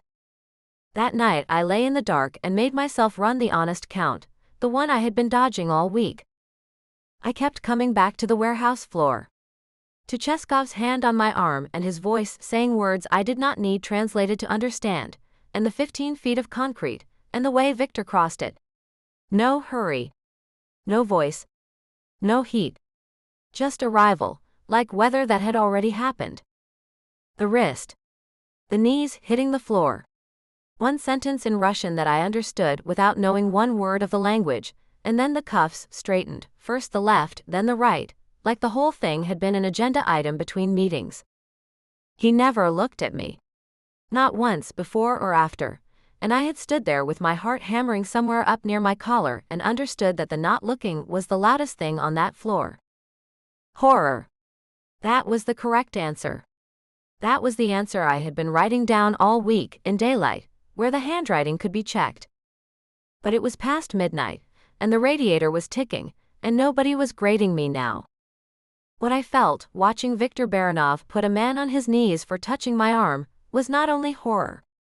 There was something underneath it, darker and warmer and unimpressed by everything I believe about myself, and it had been there since before the wrist, and I had been feeding it every night through the wall without admitting it ate. The honesty of that sat in my chest like a coal I could not put out. I did not want it out. That was the part one could not fix. Chapter 8. Viktor. I was in my office watching the Cobble Hill debrief footage for the second time when Misha knocked and told me the FBI had opened a formal surveillance inquiry into the safe house address. I closed the laptop. On the screen, 1 second before it went dark, a woman with a tote bag and a coffee cup had been walking a stranger around a corner with the timing of a professional and the face of a Sunday regular. I had watched her do it once for the operational review. The second viewing had no operational justification, and I had started it anyway, and Misha's knock arrived like a consequence. "Tell me the rest," I said. He gave it to me in order. The inquiry had originated in the federal field office and moved faster than federal paper moves, which meant a hand inside had pushed it. His contact confirmed a payment trail 2 layers removed. And the inquiry did not name the pier, or meridian, or any of the addresses the government had circled for years and never entered. It named the safe house, a converted apartment above a storage floor in Red Hook, held by a shell company 3 transfers deep, an address that exists on no document the federal government should ever have touched. "That address is operational knowledge," Misha said. "Rotation drivers. Provisioning routes. Men who worked the network before your restructure. Volkov." "Volkov," he said. His second move. I sat without moving, both hands quiet on the desk. The first move had been a greeting card. This was the letter itself. He was not sending the FBI at me. 9 boxes in Virginia had never produced a charge that held, and he knew it better than anyone because he had helped make certain of it for years. He was sending them at the one address on my books with a person inside it who could not survive scrutiny. A woman with no criminal record, no story for where she had been for weeks, and a missing persons report with her name on it, sleeping above a Baranov storage floor. She was not a witness anymore, in their eyes. She was either a captive or an accomplice, and both words ended her life as she knew it in different ways at different speeds. Volkov had found the pressure point. I had known he would. Knowing had been worth nothing. "Options," I said. "Move her." Misha said it, and dismantled it in the same breath. Which the watchers expect, and which hands them a moving target and confirms she matters. Federal eyes on that address means the move itself gets photographed. And then she is a person of interest in a vehicle instead of a person of interest in a building. And it leaves the question of who she is sitting open in their file, with resources aimed at it. "There is a second option," Misha said. He stood there with his hands folded, and for the first time in some weeks I could not read him at all. "A legitimate domestic arrangement at that address. Documented. Certified. A legal structure that explains her presence, complicates every warrant application, and buries the inquiry in family law it did not budget for. Their working theory right now is abduction or criminal association. Both theories die on a marriage certificate." He laid it out the way I would have laid it out, clean and in order, no adjective anywhere in it.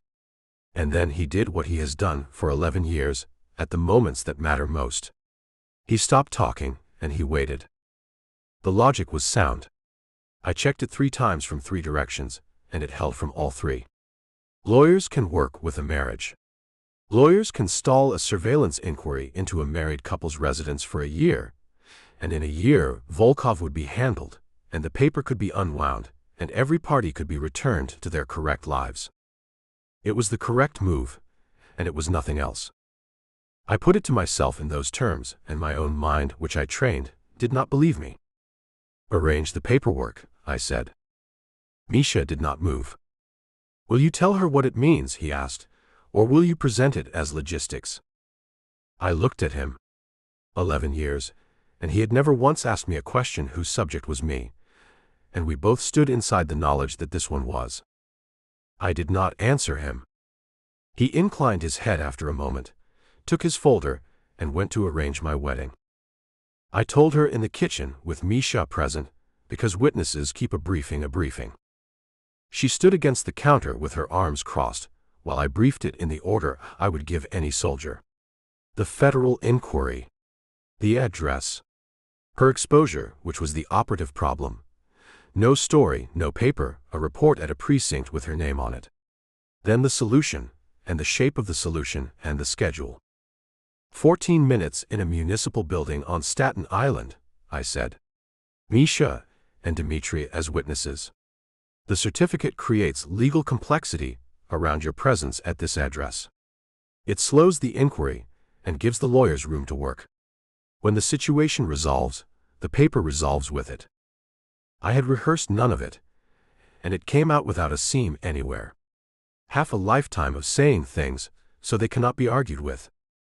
She did not argue. She looked at me for a long time, arms crossed, one thumb pressing a slow line along the seam of her sleeve. The last time the two of us had stood this close in this kitchen was a night neither of us had gone near since, and it stood in the room with us now, and all three of us ignored it. I watched her read me. I let her. There was nothing on my face to find. I had made certain of that on the stairs, the way I make certain of a weapon before a meeting. Then she pushed off the counter and walked to the sink, and stood with her back to both of us, hands on the counter edge, looking at the wall the way other people look out windows. "One question," she said without turning around. "When your lawyers are done, and whatever this is gets handled and the paper gets unwound, do I get unwound with it?" I had an answer ready for every version of no. I had nothing for that. The refrigerator hummed into the silence. She let it run exactly long enough to be an answer. "That is what I thought," she said, and turned around. "Sure, Viktor. Whatever you need." It was the flattest sentence she had ever handed me. No blade in it, no bend, no performance. She had 100 sharper answers shelved and ready, and she reached past every one of them and chose the empty one, and that was how I knew what it cost her. It landed harder than anything sharp would have. Sharp I had defenses for. She said she had dishes to finish, and turned back to the sink and ran the water. Misha studied the floor with an attention it had not earned. I left the kitchen. On the stairs I caught my thumb moving along the edge of my watchband, and I stopped it. The ceremony took 14 minutes. I timed it, because a man watches his instruments when he cannot watch himself. The municipal building smelled of radiator dust and floor polish. Our clerk had a laminated card, and a voice sanded flat by 10,000 of these, and she read the words at the pace of a woman reading rights to someone she will never see again. Delilah wore the dark dress Misha had arranged, and stood beside me with her chin level. Under the fluorescent light I could see the freckles across the bridge of her nose, and I moved my eyes to the clerk and kept them there. Misha and Dmitri stood as witnesses against the side wall. Both of them looked at the floor for the whole of the reading. Two men who have stood over graves without blinking, and neither one could look at this. The ring was a plain band. I had sent Misha to a jewelry supply wholesaler that morning with a note of her size, which I knew from the intake records, a fact I did not enjoy possessing in that room. The band needed to look real. It was the only thing I had brought that did not. When the clerk said to place it, I placed it. Her hand was steady and cold in mine, and I felt her pulse jump once against my fingers, quick, at odds with her level face.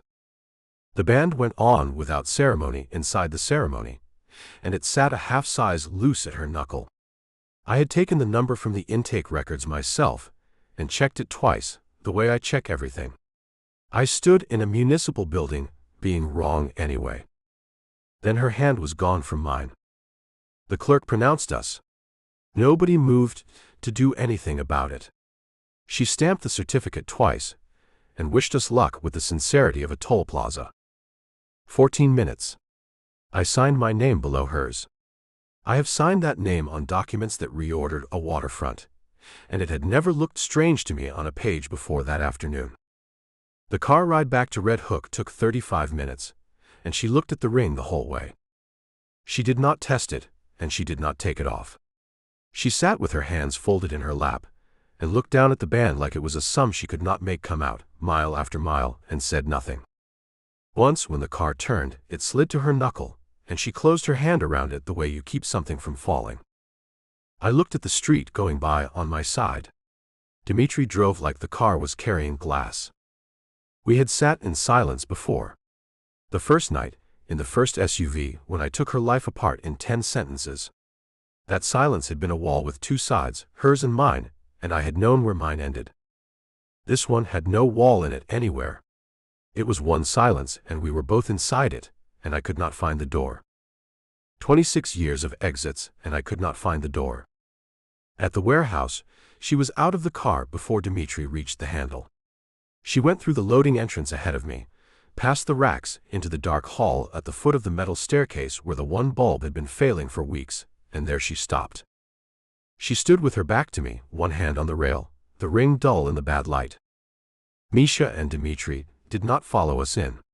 Somewhere behind me a car door closed, and the engine moved off, and the building was 20 years of things I own and the two of us. Say something that is not logistics, she said. One sentence. Or do not say anything at all. I had one sentence. It had been assembling itself since the clerk read from her laminated card, against my instructions, out of words I do not use, words my father spent my whole childhood teaching me were doors you leave open. I did not say it. I crossed the space instead, the way I had crossed the alley, the way I had crossed the warehouse floor, because crossing is the only language I have ever trusted my mouth with. She turned before I reached her, chin up, eyes shining and furious about it. She pulled me down by the lapel with her ring hand, and the cold of the band touched my jaw. Neither of us found a way to stop what came next. After, the stairwell was quiet, except for the water working at the pilings outside, and the failing bulb ticked overhead like something asking to be fixed. She put herself back together in the half-dark, and I watched her hands shake once and watched her end the shaking the way she ends it, somewhere she believes no one can see. Then she went up the stairs without a word. Not good night. Not my name. The apartment door closed above me, softer than it needed to, and the softness was worse than any slam she had in her. I stood in the warehouse below for 10 minutes, in the dark, among racks and machines that had never once asked me a question. The certificate was in my jacket pocket, folded in thirds. A structure of law and defense. Through the floor above I heard the water run once and stop, and then nothing. I went to my office. I sat down at the desk, and I opened the drawer and I took out the Elgin, third from the left, and set it on the blotter with the small tools in their row beside it. The cracked balance staff. 11 years waiting. The work was clear, and my hands had done finer work in worse light, and there was no one to see and nothing to stop me. I sat there until 3 a.m., and I could not make my hands do the work. Chapter 9. Delilah.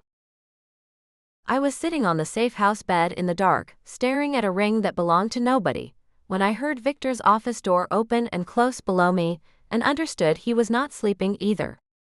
The building had gone down for the night hours ago. Boots on the stairs at the guard change, a murmur at the door, then nothing. After that the place settled into its nighttime self, all those men and not one sound between them. And then, below me, a door. Opened. Closed. The quiet click of a man who shuts things the way he does everything else. Once correct, no discussion. So he was awake too. Good. Misery appreciates knowing it has a downstairs neighbor. I sat there on top of the gray blanket and turned the ring over on my finger, and I tried to decide what I thought it was. Here is what it was. A cover story ring. A wholesaler ring, bought the same morning by another man, because it needed to look real to a federal agency and there was nothing real available on short notice. It was also a half size loose. When I turned my hand palm down, it slid to my knuckle, and my thumb caught it without consulting me first. My thumb had taken over that job days ago. We did not discuss it. I had not taken the ring off either. My official reason was that losing a piece of a legal arrangement causes paperwork, and I had enough paperwork pretending to be my life already. That was the official reason.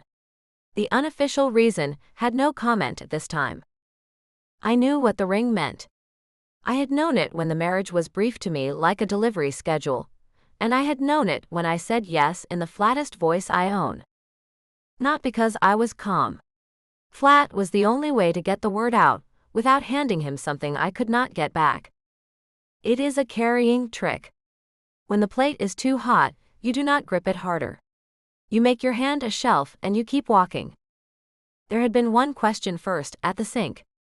I had asked it with my back to him, because that was the only way it was ever coming out of me, and what I got back was silence. That silence had moved in with me.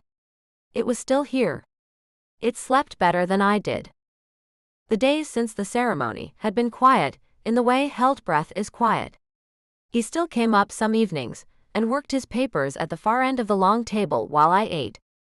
The breadbasket stayed on my side, where it had migrated and settled like it had always lived there. Neither of us mentioned the wedding.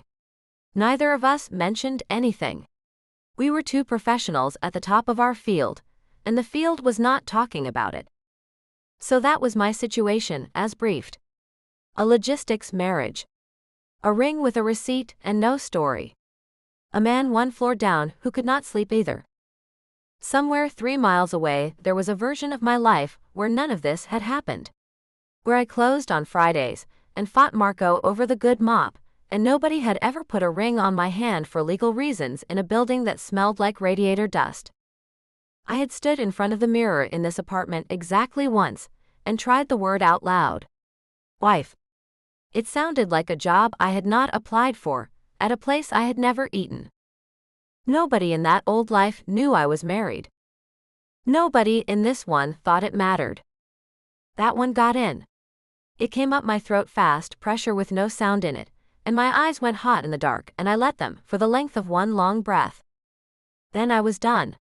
I pressed the heel of my hand against my face, and there was nothing there to press away, because nothing had happened. I would have sworn to it. I lay back on top of the blanket, and waited for the building to say something. Past midnight it did. Through the wall, faint and patient. A click. A pause. A click. I knew that sound better than I knew most people. Weeks of nights had taught it to me, and somewhere in all those nights I had worked out a thing I had no business knowing. It was never the same watch. Some nights the clicks were small and dry. Other nights something heavier turned over down there, slower, with a deeper complaint in it. Different weights. Different sicknesses.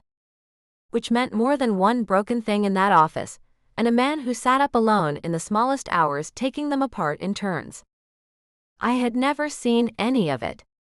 I had built the whole picture through a wall, the way you learn a regular's life from what he orders and what he never orders. But I would have bet money on it, if I had had money or pockets or a life. My grandmother had a music box she refused to replace, and every winter it broke, and every winter she fixed it instead.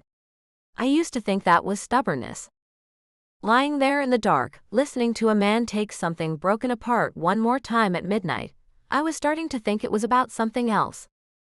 Whatever that something was, my grandmother never explained it.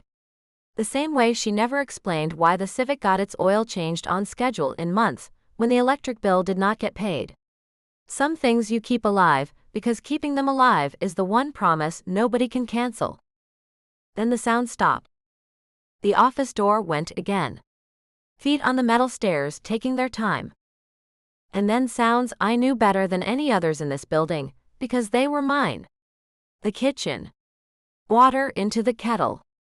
The soft knock of a cabinet I had rebuilt with my own hands. Midnight and both of us awake and 10 feet of floor between us. I got up.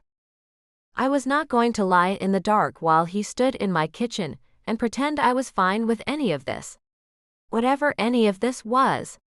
There was a certificate somewhere downtown saying I was allowed to stand in the same room as it. The stairs were cold under my feet.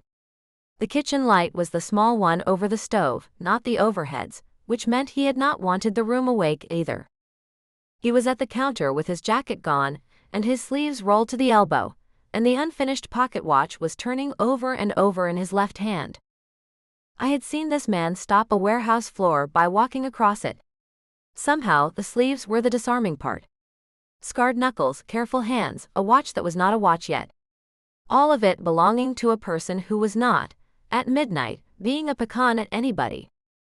He looked up when I came in. Neither of us said anything. The silence went long and then longer, and somewhere in there it stopped being a pause and became its own kind of statement. We had gotten good at those. It was the one language the two of us had never misunderstood each other in. I sat down at the table without asking. My chair, the one I always used, was sitting an inch out from the table. Maybe the cleaning rotation had done it. Maybe nothing had done it. I sat down in it, and I did not ask. He took the kettle off before it whistled, so the building stayed asleep. He did not offer me anything, and I did not want anything, and there was a kind of peace treaty in that. Then he brought his cup to the table, and he sat down across from me, and he set the watch down between us. Not on his side. Not dead center. An inch onto mine. Nothing that man sets down lands by accident. I had figured that out before I ever learned his name. So we sat there, married and silent at midnight, over a warehouse with a broken watch splitting the difference between us. If somebody had described this scene to me in my old life, I would have comped their coffee and cut them off. I reached across and picked up the watch. Not to examine it. I needed something to do with my hands that was not crossing my arms, and it was there, and it was his, and some part of me wanted to know what he would do about it. He did nothing about it. The metal was warm from his palm. I turned it over the way he did. Left hand slow. Under the warmth, when it moved, there was a faint drag, a hitch deep in the middle of it, some small thing in there that had let go a long time ago and was waiting for somebody to care. You could feel that it was not finished. It felt like a table with one short leg. Wrong in a way your hands understand before your head does. He watched me do it. He did not tell me to put it down. Which is nothing, if you do not know the man. People leave watches on tables every day. This man had put a broker on his knees for touching my arm, and never loosened his cuffs doing it. This man had once answered a question of mine with a silence you could park a truck in. And the stranger he married for paperwork was sitting at his table, turning his broken watch over in her hands, and he drank his tea and let her. It went where the breadbasket had gone. Onto the small pile of things I was pretending not to keep. I kept my eyes on the watch. Do you ever finish any of them? I asked. The room changed. He did not move, and it changed anyway, the way a kitchen changes when the compressor cuts out and you find out how loud it had been running the whole time. Any of them, he said. Not a question quite. More like a man checking the size of the hole in his fence. The sounds come through my wall, I said. Every night. And it is not the same watch because it is not the same sound. Little dry clicks one night. Something heavier the next. I turned it over again. So either there is more than one, or that is the moodiest watch in Brooklyn. He looked at me for a long moment. I want to be fair about what happened in his face, because what happened was almost nothing. Almost.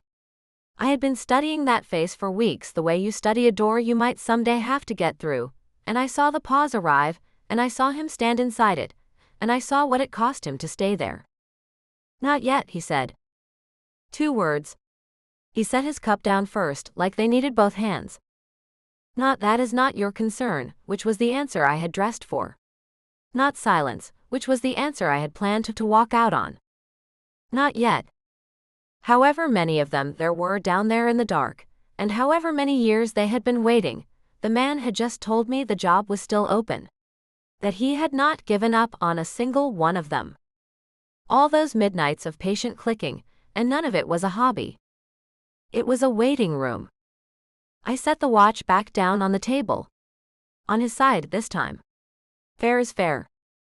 Then I stood up, before either of us could do anything about the way the air had started leaning, and I walked to the stairs without saying goodnight. He was still watching me when I left. I did not have to turn around to know it. The back of my neck kept me informed the whole way up. I carried that look into my room, and into bed and into sleep. And I slept. All the way through. No negotiations with the ceiling, no running the day back, no dreams. For the first night since the alley, nothing woke me until morning. Chapter 10. Viktor. I was at my office desk at noon when Misha came in and closed the door behind him, which he only did when the news required a closed door. 11 years. I could remember every closed door, and I could tell you what each one had cost us. He crossed the room and stood in front of the desk, and he did not sit down, and that told me most of it before he said a word. Volkov has been to the council, he said. I set down the pen. Tell me all of it. In order. He told me in order, because he has never in 11 years told me anything any other way. Volkov had made contact with 2 members of the Bratva council. Not a letter. Not an intermediary. Dinners, private rooms, his own voice. And what he had brought them was not an accusation, because accusations can be answered. He had brought them a concern. A civilian witness had been inside Baranov operations for over 3 weeks. Her access had been raised twice. She had participated in an operation. And she was now a legal spouse of record, married to the Pakan in a municipal building, which meant that whatever she was to the organization, the state of New York had an opinion on it too. Loyalties, unverifiable. Classification, a security liability, living 1 floor above the Baranov Brigade's operating heart. The council has not acted, Misha said. But 2 of the 7 have requested a formal review. Grekov and Tarlev. Old Guard. Old Guard. Operational cleanliness before profit, before loyalty, before comfort. They have voted the same direction for 30 years. He paused. Volkov chose his audience well. Of course he had. Volkov did nothing without choosing the audience first. I sat with it for a moment, and I gave the move the professional respect it had earned, because a man who refuses to respect his enemy's work ends up admiring it from the floor. The pier shipment had been a demonstration. I can reach your cargo. The federal inquiry had been an escalation. I can reach your ground. This was aimed at something softer than either. He was not moving on my territory this week. He was building with patience, in front of 7 careful men, the case that I had lost my judgment. And there was no crate to recover, and no address to defend, because the material he had built it from was true. That was the craft of it. No papers left on a dock this time. No signature to read. He had set the question itself down where 7 men would find it, and stepped back, and let it do what questions do. The mechanics, I said. All of them. Misha gave me the mechanics. A formal security review, if the 2 members pressed it to the table, would open the brigade's conduct to council examination. If the finding went against a sitting Pakan, the consequences arrived on a schedule. Territory, placed in provisional administration. Soldiers reassigned under council authority. Operations frozen pending arbitration.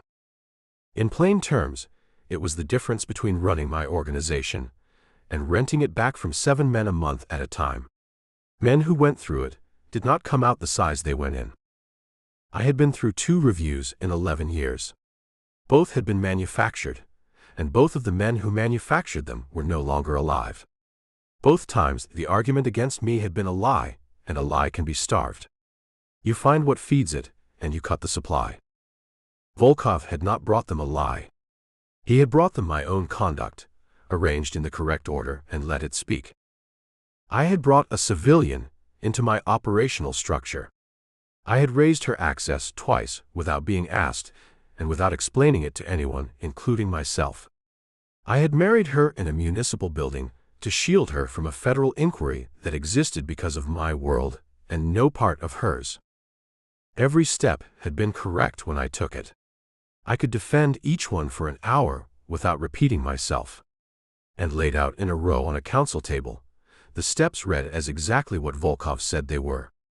A man rearranging his organization around a woman. This was a problem. There's time, Misha said. A review has procedure. Notice, seconding, scheduling. Weeks if the old men keep to form. They will keep to form. Form is the entire religion. He inclined his head. The marriage is holding the federal side, he said. The inquiry has slowed. The lawyers are feeding it paper it has to chew. Volkov will have expected that. A pause.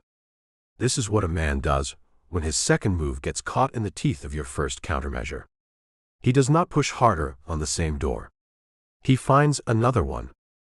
He was always a good underboss, I said. That was the problem with removing him. It was also the problem with keeping him. I stood up from the desk. Thinking has always happened on my feet, and Misha knows it, and he waited without watching me. I went to the window. Noon light, flat and white off the water, the yard below striped with the shadows of the crane. And in the middle of it, Delilah. Daytime hours escorted, for the access I had set myself and explained to no one. She stood near the load doors with Dmitri, wearing the gray coat from the provisioning run, and she was explaining something, and I knew she cared about whatever it was because her hands were moving. Her hands moved when it mattered. When it did not matter, she kept them still and let her mouth do the work alone. I knew that about her the way I knew rotation schedules without deciding to learn it. Dmitri was nodding. And along the fence line, 2 of my soldiers had angled themselves toward her. Not looking at her. Nothing you could discipline. Just angled, boots and shoulders a few degrees off their posts, and neither man knew he had moved. She had been in my world for 3 weeks, and my men had already begun to orient around her the way rooms orient around a fire. The council would call that a liability. Volkov had called it exactly that. And standing at my own window, watching Dmitri nod at whatever she cared about, I understood the thing that made this move dangerous. On paper, there was no difference between what I was looking at and what Volkov had described. The difference did not photograph. I put my hand flat on the glass and held it there. The glass was cold, and the cold came into my palm, and below me she pushed her hair out of her face with the back of her wrist and kept talking. I held my hand there until the cold stopped registering. Then I took it off the glass, and I turned around and I gave the orders. We move on Staten Island, I said. Quiet. A counter-operation built slow, with nothing visible until the night it moves. Volkov has spent 3 years pulling men and routes into one network. That means the network has one heart. Find it, map it, and build me the raid that stops it beating. Alone? No. 3 crews. The ones who watched the Cheskov matter settle and liked what they saw. A coalition, so that when it lands it is the waterfront's answer and not one man's temper. Misha took it in without writing anything down, because he never writes anything down, and all of it was already sorted somewhere behind his eyes. And the review itself. I will draft the response. Tonight. I looked at him. It goes through you to the council secretary. Nobody else touches it. He nodded. Then at the door, with his hand on the handle, he stopped. She is the subject of the review, he said. Will you tell her? No. He did not move. The explanation assembled itself, and I permitted myself to hear it once. If she knew, she would act. Everything I had watched her do said she did not sit still inside a threat. She reorganized it, worked it, fought it with whatever was on hand. And the review would read any motion from her, any motion at all, as confirmation of the charge. Stillness protected her. She had never once in her life chosen stillness, so I would choose it for her.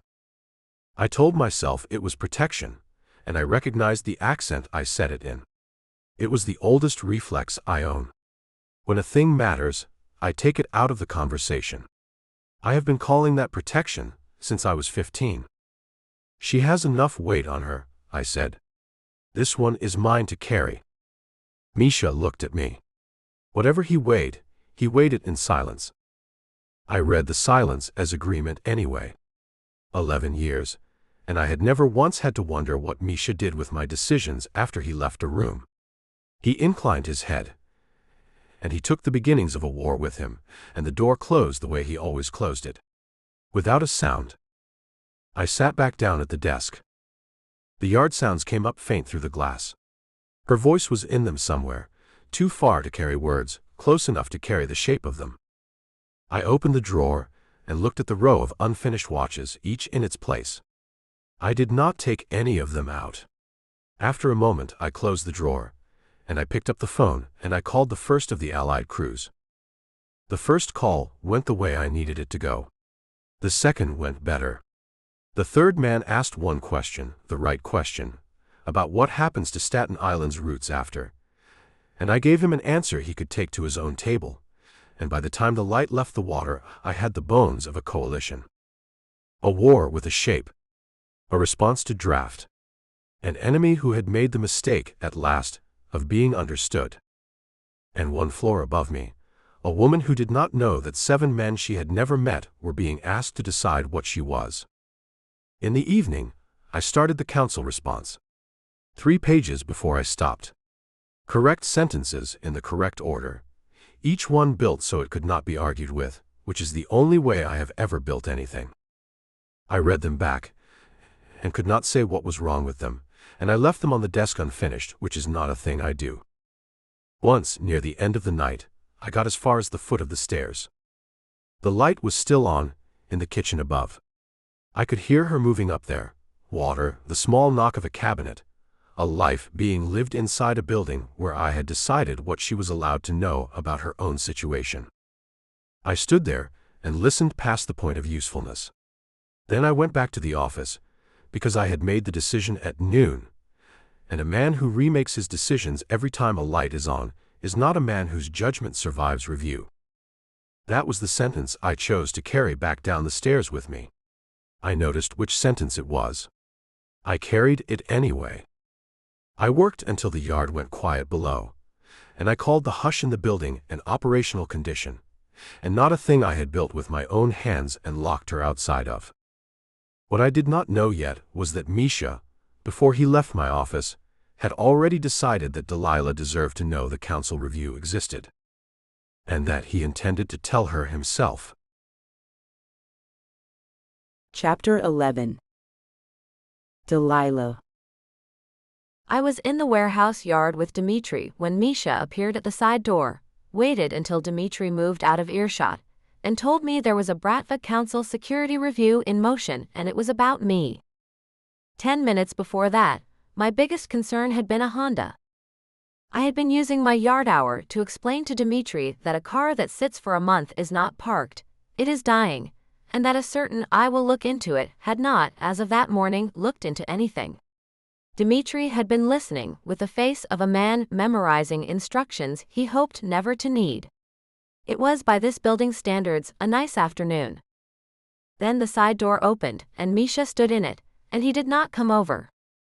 That was the first wrong thing. Misha crosses rooms. Misha does not wait in doorways. Dmitri read something in it that I could not, because he checked the fence line, and drifted off toward the loading dock without a word, and left me alone in the middle of my 1 hour of sky. Misha crossed the yard then. He picked the spot too. 2 overturned crates at the edge of the lot, out of the wind with nothing behind them but water.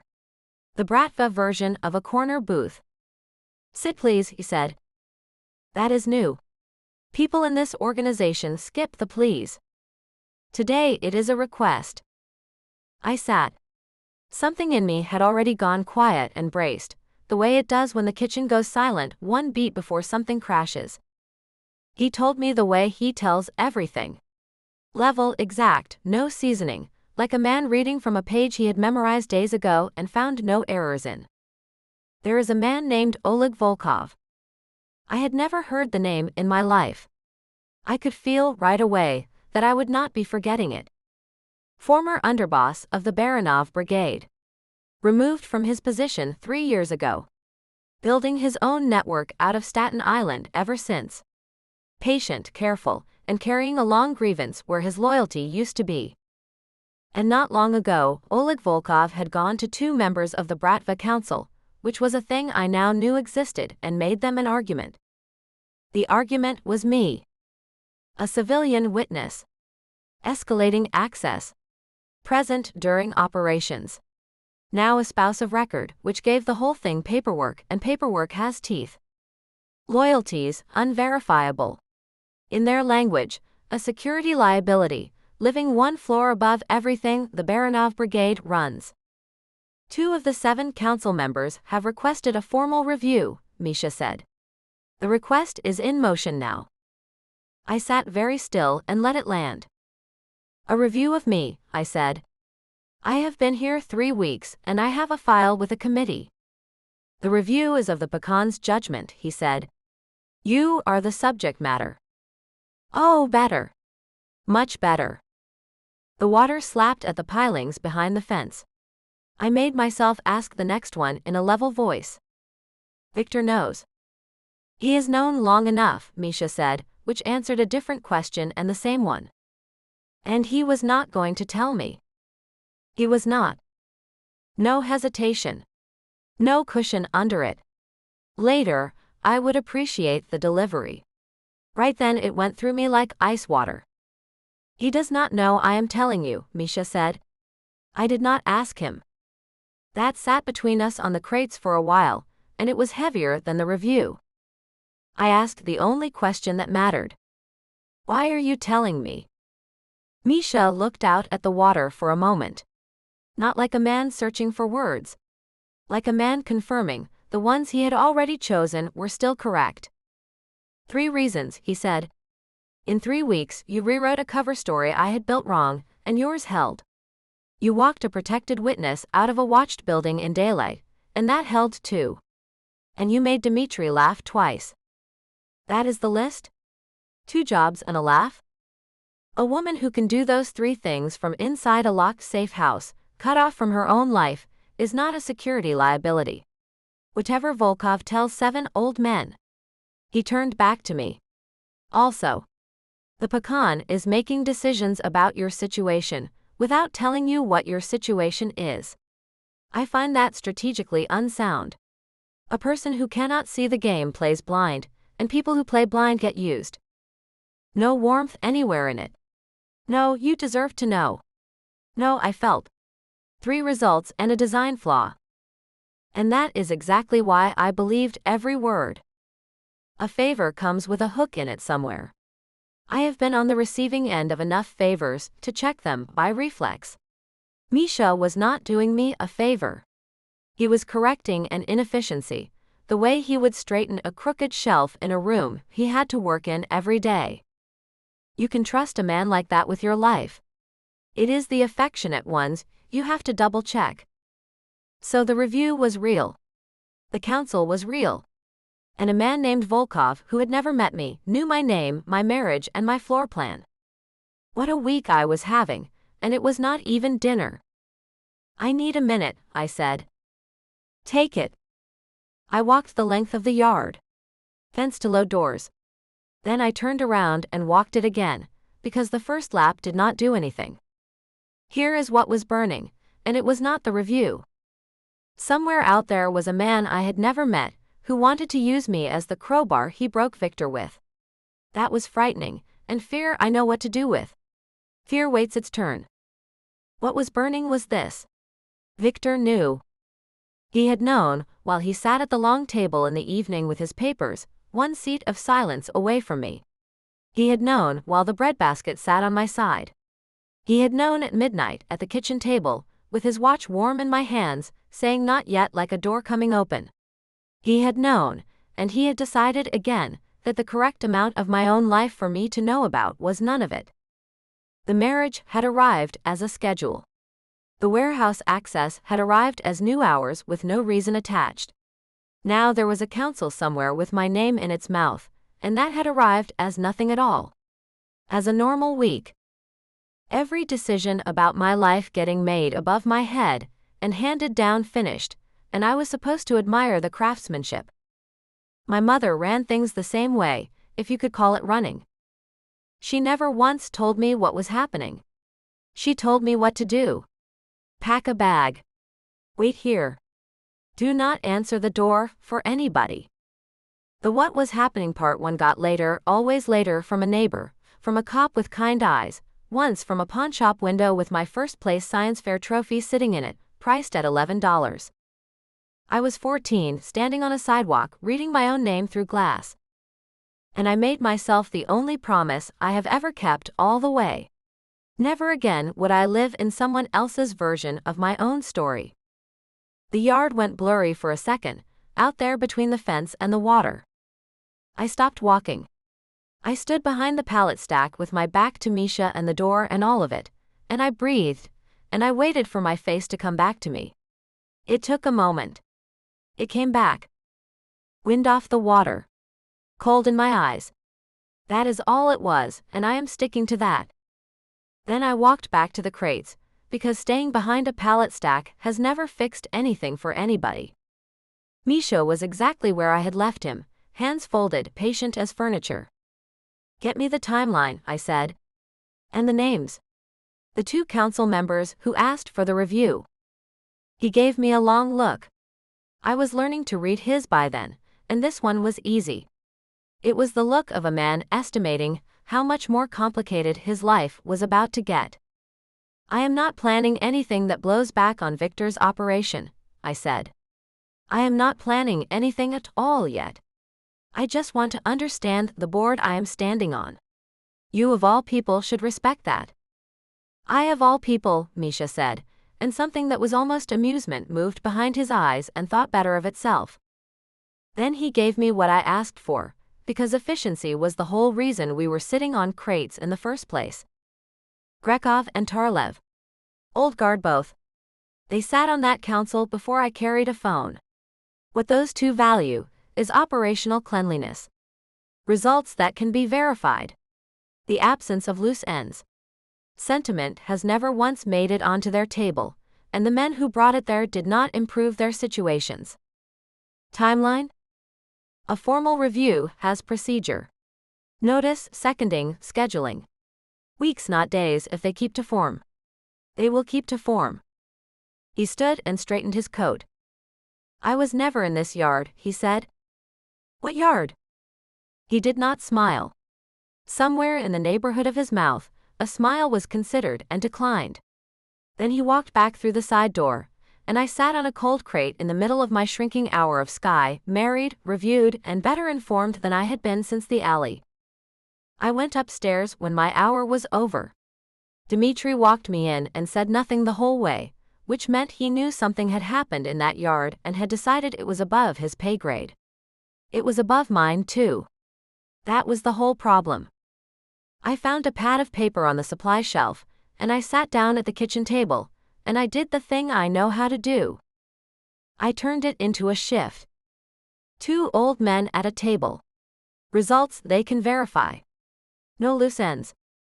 I had been reading men like that my whole working life, and I knew one true thing about them. You do not win men like that, and you do not charm them. You show them. Then you get out of the way, and you let the food be right. So the question was not what a civilian woman with no rank could possibly offer 2 old men who respect results. The question was whether the results were already on the menu. And they were. I had watched all 3 of them happen. I clicked the pen and wrote their names at the top of the page, and it felt like taking over a table mid-rush. Somebody else had seated them. Fine. They were in my section now.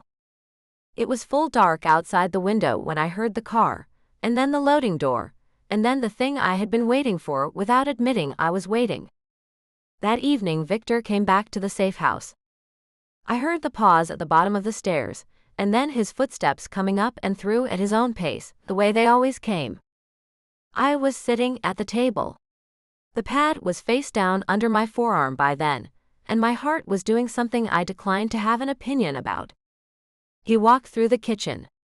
He did not say anything. And I did not say anything either. No quip, no heat report, no 5-star review of the hospitality. I looked at him across the room, straight on, the way I had looked at him in an alley once. And I let the silence sit there between us, like something I had put on the table on purpose. Chapter 12. Viktor. I came back to the safe house at 9 p.m. and found Delilah sitting at the kitchen table with a piece of paper covered in her handwriting, and an expression I recognized because I use it myself. It is the face of a person who has already made a decision and is waiting for everyone else to catch up. The last time I had walked through that kitchen, she had let a silence follow me out of the room, and I had spent the time since learning what it weighed. Her silences were not absences. She built them, the way other people build arguments, and she had built that one for me. So I had come back at 9 p.m., with the council response sitting unfinished on the office desk, and the first answers from the Allied crews in my pocket. And I had expected the silence to still be standing where she left it. The long table told me the rest before she said a word. She had eaten before I arrived. Her dishes were washed and drying by the sink, and my end of the table was bare, and the bread basket sat back in the dead middle of the table belonging to no one. She had not said one word about any of it. She had moved a basket. It landed harder than shouting. The silence was not standing where she left it. She had replaced it with a piece of paper. She looked up when I came through the door. "I know about the council review," she said. "I know about Volkov. And I know you decided not to tell me." Quiet. Level. Not one grain of sarcasm anywhere in it, and the missing sarcasm was what did it. Her sarcasm is armor. She had come to this conversation without it, which meant she had decided she did not need armor for this. She was not fighting me. Something cold moved through my chest. It was not anger.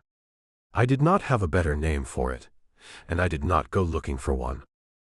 I stood in the kitchen doorway. I did not ask how she knew. "Misha told me," she said. "In the yard.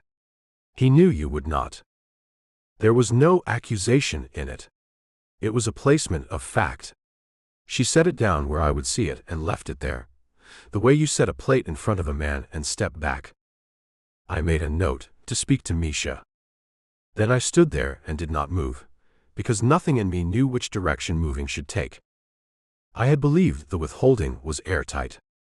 I had weighed Misha at my office door, and read his silence as agreement, and I had been wrong. Wrong twice now, in recent memory. First the ring. Now my own right hand. She watched me absorb it. She did not rush me. She had the patience of a woman who already knew how the conversation ended, and was letting me get there on foot. Then she slid the paper across the table toward me. "Before you say anything," she said, "read it." I crossed the kitchen and picked it up. Her handwriting was clear and forward-leaning, pressed hard enough to emboss the page. She had written it the way she says things, once and meaning it. 2 names sat at the top. Grekov. Tarlev. Under the names, in plain words, what the 2 men valued, built from what Misha had given her of their histories. Operational cleanliness. Results that can be verified. No loose ends left standing. And under those, lined up one for one, 3 items. A police report at the 94th precinct, opened by a frightened co-worker, closed from the inside by a handwritten letter that held. A protected witness walked out of a watched building in daylight, on schedule, with no photograph taken. A debrief reorganized, so the men who needed the material could find it. She was not asking to be recognized. There was no request anywhere on that page. The page made one argument, in a clear hand. The word liability was factually incorrect, and here was the evidence, and the evidence could be checked. I read it twice. I have poured coffee for 1,000 old men who respect results, she said while I read. Foremen. Dock men. Retired cops, which I am guessing stays between us. They all want it served the same way. Plain, accurate, and where they can check it themselves. You do not sell men like that anything. You set down the plate, and you get out of the way. I looked at her, over the top of the paper. Weeks in a locked building, and she had never seen the council, had not known it existed until a man sat her down on a crate in the yard, could not have named one member of it. And she had gone at the problem, through the one door that was open. Not the politics. The people. You understand what you are describing, I said. You are describing yourself as an asset. On paper. In front of men who do not forget what they read. I understand I have been an asset since the alley, she said. The only thing this paper changes is who gets to say what kind. A council review is not a performance evaluation, I said. Grekov and Tarlev will not ask whether you are useful. Usefulness is not the question in that room. Their question is whether a civilian inside my operation is a breach of it. Your conduct does not answer their question. Your presence is their question. She held my eyes and nodded once and did not give back an inch. I know, she said. I am not suggesting I present to the council. I am never going to be in that room, and believe me, I have made my peace with the guest list. She leaned forward. I am suggesting you stop letting Volkov write the summary of the same 3 weeks. He tells them a civilian got inside. Breach. You tell them a witness was identified, contained, vetted, and used on your terms with documented results. Controlled integration. She turned one hand palm up. And nobody at this table is more aware than I am of how much work the word contained is doing in that sentence. But it is true, and it is checkable, and it turns his evidence into yours. Same facts. Different frame. The framing difference is the entire argument. I stood at the counter with her paper in my hand, and went looking for the flaw in it. I am good at flaws. Finding them is most of what I do. Volkov's move had worked because the facts and the story ran in the same direction, and no denial could split them apart. She had not denied one fact. She had picked all of them up and turned them around, and now they ran the other way. I could not find the flaw in her logic. There are men I have paid for 20 years to think like this, about ports and shipments and territory, and not one of them could have done it, because not one of them could have stood being the thing on the table while they worked. I set the paper down. The silence that came after had a current under it. I knew the current. It was the same one from this kitchen weeks ago, and from a coat room before that, and it had not weakened, and it did not care what was unresolved between us because it had never once asked about that. She was still sitting at the table, looking up at me. I was standing too close for a briefing, and it was not a briefing. Close enough to see the freckles across the bridge of her nose, clear under the kitchen light. I had no reason to be looking at them. I was looking at them. Her breath changed. Only that. Neither of us moved, and the current did the moving instead, the way water works at a hull. Patient. Certain of its business. I took one step back. I will consider the framing, I said. She watched me take the step. She let me have it. That was worse than any argument she could have made about it. Consider one more thing, she said. Her voice stayed quiet. Consider telling me things as they happen, instead of managing the information like a supply chain. I said nothing. There were sentences available. I did not trust one of them. Every answer I had was either a promise I did not know how to keep, or a defense of a decision I no longer believed in all the way through, and she deserved better than both, and I did not have better than both. She turned back to her pad and freed me, and the freedom did not feel like anything worth having. I left the kitchen and went down to the office. The council response draft sat on the desk where I had left it the night I could not finish it. 3 pages. Correct, careful, and wrong. I sat down on the edge of the office chair and did not touch it for a long time. I had written it the way I write everything, so that it cannot be argued with. And reading it back in my head now, I heard what Grekov and Tarlev would hear. Defense. Denial. A man explaining himself at length. A man protesting a review sounds like a man who fears one, and fear is the one result old men can verify from across a room. Volkov had written his version of me, and my draft had answered inside his version. His frame, his ground, his vocabulary. Her paper was still on the kitchen table above me. Her voice was still in the room. Same facts. Different frame. I took a clean page and began again. Not a pecan, denying a breach. A pecan, documenting an integration. Identified. Contained. Vetted. Used on my terms with results attached, and every result checkable by any man the council cared to send. The cover story went in. Cobble Hill went in. The laughter did not go in, but I knew it was there anyway, holding the whole thing up from the inside where no one would ever think to look. The work went fast once the direction was right. It is always the direction that costs. The writing is nothing. Somewhere in the second page I understood what else I was writing, and I did not stop. Her framing required her conduct, dated and documented, which meant the response that protected my judgment before the council was also, line by line, a record of everything she had become inside my operation. I was defending myself to 7 men with the evidence of her. Volkov had told the council she was the crack in the Baranov brigade. I was about to answer with documentation that she was load-bearing. Only one of us was lying, and it was not the version I would have believed the night I found her in my alley. When I finished incorporating her framing into the council response and sent it to Misha, it was midnight. I tapped my index finger twice on the desk. Out of habit. Finality for a thing that had earned it. And then I sat there in the lamplight, longer than I intended, thinking about what it meant. The best tactical thinking in my safe house had not come from me. It had not come from Misha, and it had not come from any man I have ever paid to do it. It had come from a 22-year-old waitress with a crack in the sole of her left sneaker and a pink-stitched quilt folded on a bed in a sealed apartment 3 miles away. A quilt I knew about only from 9 pages of paper and had no right to know about at all. Chapter 13. Delilah. I was 3 weeks into my captivity, and starting to understand the difference between being held somewhere and choosing to stay, which was the most dangerous thing I had learned yet. I did not learn it all at once.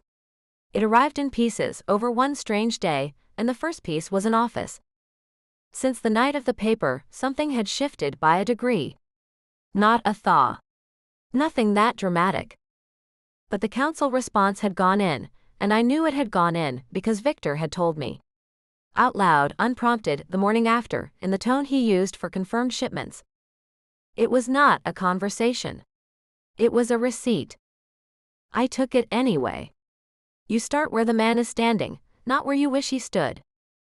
So when he said, days later, that the council had acknowledged the response and that I should hear where the review stood, and then walked me down the metal stairs and through a door I had never been on the right side of, I kept my face professional and my heart out of my throat by sheer force of waitressing. His office. The room on the other side of my wall. I had been listening to this room for weeks. I knew its hours. I knew its sounds, the click and the pause and the patience, and I had built a whole man out of what came through the plaster. Standing inside it was like walking into a song I had only ever heard hummed. It was smaller than I expected. A desk with a lamp. Shelves with binders that told me nothing. One window facing the yard, the glass clean, the light off the water laid across the floor in a long stripe. He gave me the review the way he briefs soldiers, one fact at a time, nothing missing. The response had been received. Procedure would take weeks. The raid would remove the argument before the procedure removed anything else. He did not say the word framing, and he did not say whose framing it was, and I did not push because I was too busy being a person standing in his office. Then his phone went, and he looked at it, and something in the set of his shoulders said this call was not optional. "This requires the yard," he said. "Wait here." And he left. He left me there. Alone. In his office. With the door open. 20 minutes, it turned out.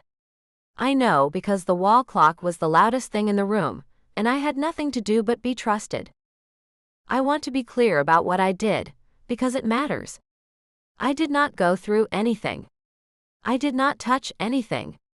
I stood in the middle of that room with my hands behind my back, like a kid on a museum field trip. And I read the space the way I read any room I need to understand. Where things are tells you what a person protects. Side work teaches you that. You can map a whole cook by his station. The desk had 2 drawers on the right side. The bottom one had a lock. The discreet kind built into the wood, the kind you only notice if you are the noticing type. Locked. Fine. Every man gets a locked drawer. I had a locker at the anchor with 3 things in it nobody was ever going to see either. The shallow one above it sat open a crack. Not open enough to be an invitation. Open the way a thing sits when someone precise closed it against something that did not quite want to lie flat. I eased it the rest of the way open with 1 knuckle, and I touched nothing inside it. Looking is not a crime, and if it is, the man should not have left me alone with the exhibits. Inside was the watch. The watch. The one from the kitchen at midnight, the one I had turned over in my own hands, small and tarnished with its chain curled beside it. And next to it, on a strip of dark cloth, a row of tools. I do not know what I expected. A jumble, maybe? Hobbyist clutter, rubber bands and dead batteries in the corners. This was a surgeon's tray. Each tool had its own place on the cloth, spaced even, handles aligned, sized in order from something as thin as a hair to something like a jeweler's screwdriver. There was a loop. There were parts in a small lidded dish, and the dish sat square to the cloth, and the cloth sat square to its corners. Nobody arranges tools like that for show. Show requires an audience, and this tray had spent its life shut away in the dark. This was how the man treated the work when no one was ever supposed to see it. I stood there looking at a row of tiny tools, and understood something about Viktor Baranov that weeks of conversation had never handed me. Whatever he was in the yard, whatever he was at that long table, whatever he was in an alley in February, there was a version of him that sat down next to broken things with the patience of a saint and the hands of a jeweler. And he kept that version in a drawer. He is particular about the cloth. I did not jump. I have served tables through grease fires. But Misha was in the doorway, and I had not heard him arrive, which was normal for Misha and still rude. I expected his eyes to be on the open drawer. They were not. He was looking at me. He had been for some time from the feel of it, and something passed across his face that on anyone else I would have called a decision being finalized. He has been known to hum sometimes, Misha said. While he works. When he believes no one is near enough to hear. He paused, exact as a decimal. It is the same song you hum when you do the dishes. The room went very still around me. He said it, the way a man hands over a package he has already weighed. No follow-up. No expression to read. Delivery complete. The same song, I said. I have heard both versions. His is quieter. My grandmother's song. Sunday mornings and a record player and tea going cold. The song I had carried into this building without noticing I was carrying it, hummed at sinks and counters like a stowaway. A Bratva boss alone at midnight over a drawer full of patient tools, humming Patsy Cline. I turned and looked out the window at the yard for a long time before I trusted myself to say anything, and by the time I turned back around, Misha was gone, which was also normal for Misha and also rude. Viktor came back 4 minutes later and finished the briefing like nothing had happened, because as far as he knew, nothing had. I stood in the stripe of light and listened to him and thought, you hum her song. You do not even know you do it. I did not say a word. The second piece of the day arrived that evening, in the kitchen, wearing Misha's face again.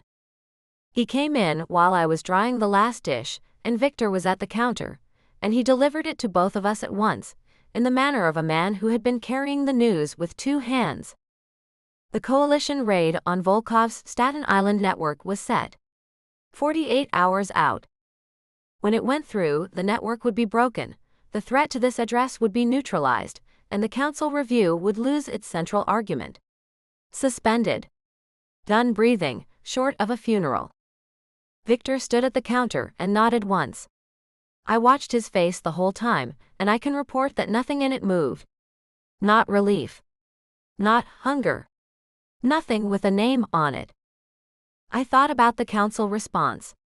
The one that had gone in. The one built, bone by bone, on a piece of paper I had written at this table with a pen from a supply shelf. I looked at Misha, and wondered whether Viktor had ever told him whose idea the framing was. Then I looked at Viktor, being a wall about the whole thing, and decided I already knew the answer, and put the question away with the rest of my collection. Misha left. The kitchen got quiet. And here is the third piece, the one I keep turning over. Neither of us went anywhere. There was no reason to stay. The briefing was done.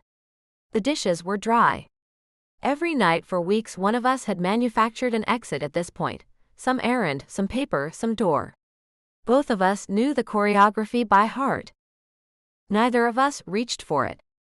Viktor picked up the watch from the counter, where he had set it down when Misha came in. He carried it with him now, some evenings. I had noticed, and I had not let myself do anything with it. He turned it in his left hand and worked his thumbnail under the caseback seam, checking something, and I watched his hands move with that patient precision I had only ever seen him spend on two categories of thing, objects and threats. "The tool's in your desk drawer," I said. I had not planned to say it. It walked out on its own. They are laid out like someone who takes the work seriously. His hand stopped. He looked up at me, and for one full second that I will keep, his face was not a controlled surface. It was not soft. It was open. The difference between a locked door and a door standing ajar, with the light on behind it. Then it closed the way it always closed. But I had seen the room behind it, and we both knew I had. "I have been repairing watches since I was 17, he said. 17. The number came out with weight on it. I did not know what the weight was. Something had happened to this man in the neighborhood of that number, something that had a body count or a funeral in it, and the watches had started there, and he had just handed me the trailhead without a map. I did not say anything. I did not ask. Some things you do not reach for. You let them sit on the table between you, uncovered, and you let the other person watch you not grabbing. That is what I did. I let it sit. He looked at me a moment longer. Then he went back to the watch, and I hung the towel on the oven handle, and we stayed in that kitchen silent for a while longer, two people not leaving a room on purpose. Later, in the dark, under the gray blanket, the whole day assembled itself into one piece and turned to look at me. The office. The tools on their cloth. The song. 17. A kitchen neither of us left. And underneath it, quiet as a key turning, the thing I had been not knowing for days. I did the arithmetic I had been refusing to do. Not on the calendar. On myself. Rent had stopped being the first thing I thought about in the morning. The Civic had slipped to a worry I visited, instead of lived in. I could name every man on rotation and what his kids were called, and the marked lane along the east wall no longer felt like a leash, it felt like a route, the way the walk from the register to table 6 is a route. And tonight a man had said 17 to me like it cost him, and I had wanted to stay in the room more than I had wanted anything in weeks. Somewhere in the last stretch of days, without a sound, I had stopped counting the days until I could leave. I lay there and let that be true for exactly as long as it took to turn over. Then I informed myself it was not true, and nothing in the dark agreed with me. The terror of it was bigger than anything behind the locked door. Chapter 14. Viktor. I came back to the safe house the night the FBI surveillance escalated, and found Delilah awake on the couch, turning the broken pocket watch over in her hands the exact way I did. And I stopped in the doorway like a man who had walked into the wrong building. The call had come at 11 p.m. I was at Meridian, in the office above the floor, working the raid schedule with two of the Allied crew chiefs on the line when Misha's number cut in, and Misha does not cut into a call unless the call has become the smaller problem. He gave it to me in order. Volkov's contact inside the federal field office had moved again. New documentation pushed through that evening, naming the safe house address with operational specificity. Delivery schedules. Rotation windows. The kind of detail that turns an inquiry from a file into a plan. He knows the raid is coming, Misha said. He cannot stop it, so he is spending what he has left. If the federal side moves on that address before we move on Staten Island, he trades his network for your exposure and calls it a profit. Time. The raid can go at dawn. Not 1 hour sooner. The federal side needs more than a day to act on new paper. It will be close. A race then. It had been a plan for days. Now it was a race, and the finish line was a building with her inside it. Accelerate what can be accelerated, I said. Nothing visible. If one crew moves early, Volkov reads it, and then he stops being predictable. Understood. I drove back to Red Hook myself, alone, which Misha disapproves of and did not say so. The waterfront went past dark and orderly, and I sat inside the specific readiness I have learned to recognize over 20 years, the stillness that arrives just before something breaks. It is not fear.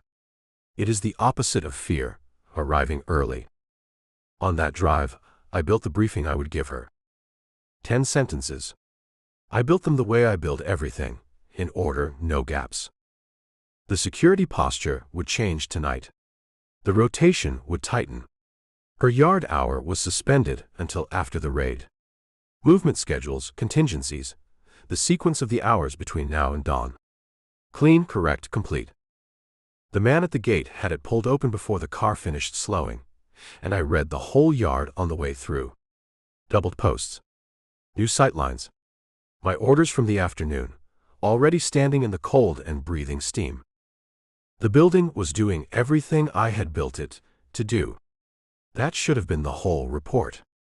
I took the metal stairs with 10 sentences in my mouth, and something underneath them that had no operational classification at all.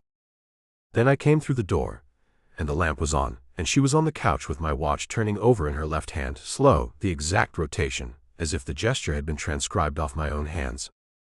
Not one of the 10 prepared sentences survived the lamplight. I noted the failure. It did not feel like one. That was new, and I did not stop to examine it, because I was busy standing in a doorway not saying anything. She looked up. She did not put the watch down. That was the whole of it, and it was enormous.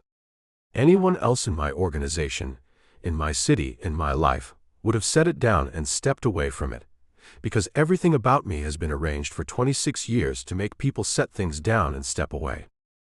She turned it once more, unhurried, finishing the rotation she was on. Then she set it on the cushion beside her, where it stayed within her reach, and she looked at me and waited. How bad? She asked. And because a woman at a kitchen table had told me to consider telling her things as they happen, and because I had spent days discovering that her framing held better than mine in every room I tested it in, I told her. Volkov moved the federal piece tonight.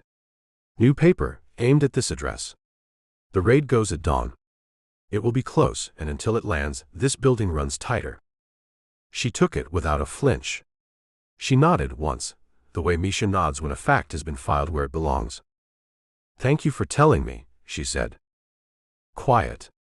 Nothing sharpened in it, nothing staged. 4 words, and they landed somewhere the 10 prepared sentences had never been going to reach. I crossed the room and sat down across from her on the low table, which put us at the same height, which I did not plan and noticed after it was done. The lamp made a small warm country of that corner of the room. Outside it, the building did its night work. Inside it there was a couch, a woman, and a watch that did not run. "You carry it now," she said. "The watch. You did not used to." "No." "Why?" I could have built an answer. Something about keeping critical items in proximity. She would have let me have it, the way she let me have the step back in the kitchen, and it would have been one more piece of paper between us. "I do not know," I said. It was the truest sentence I had given anyone in years. She heard what it was. I watched her hear it. She reached across the space between us and took my hand. The left one, not the right. She chose it the way she chose everything, with intent and all the way through. She turned it over in both of hers, palm up, and looked at the scars across my knuckles, the old white seams that have been part of the hand longer than most of my men have been alive. She did not ask about them. She did not trace them and make it tender, and she did not avoid them and make it careful. She just looked, holding the whole hand, the way you hold a thing whose history is included in the purchase. I let her. I have disarmed men for reaching toward my hands. I sat on a low table in a lamplit room, and let a waitress from Greenpoint turn my hand over like a watch she was checking for cracks, and it was the most significant thing I had done in weeks, and both of us knew it, and neither of us said one word about it. When she looked up from the hand, the air in the small warm country had changed. There was no momentum to blame it on this time. No fight, no wedding, no door slamming anywhere in the building. The coat room had been collision. The kitchen had been collision. This was neither of those things. This was two people in a lamplit room at midnight with every excuse stripped away, choosing slow with the lights on. She moved first, or I did. I have replayed it, and I cannot make the sequence hold still, which from me is a confession. Her hands found my hair. What followed was quiet, deliberate, and chosen. After, the lamp was still burning, and neither of us had wanted it off. She slept against my chest. That is a sentence I never expected to own.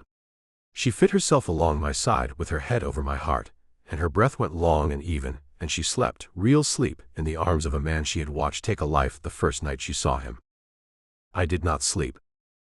I lay in the lamplight with her weight on me, and ran the board, because that is what I am for, and the board would not wait until morning. Move 1, the pier.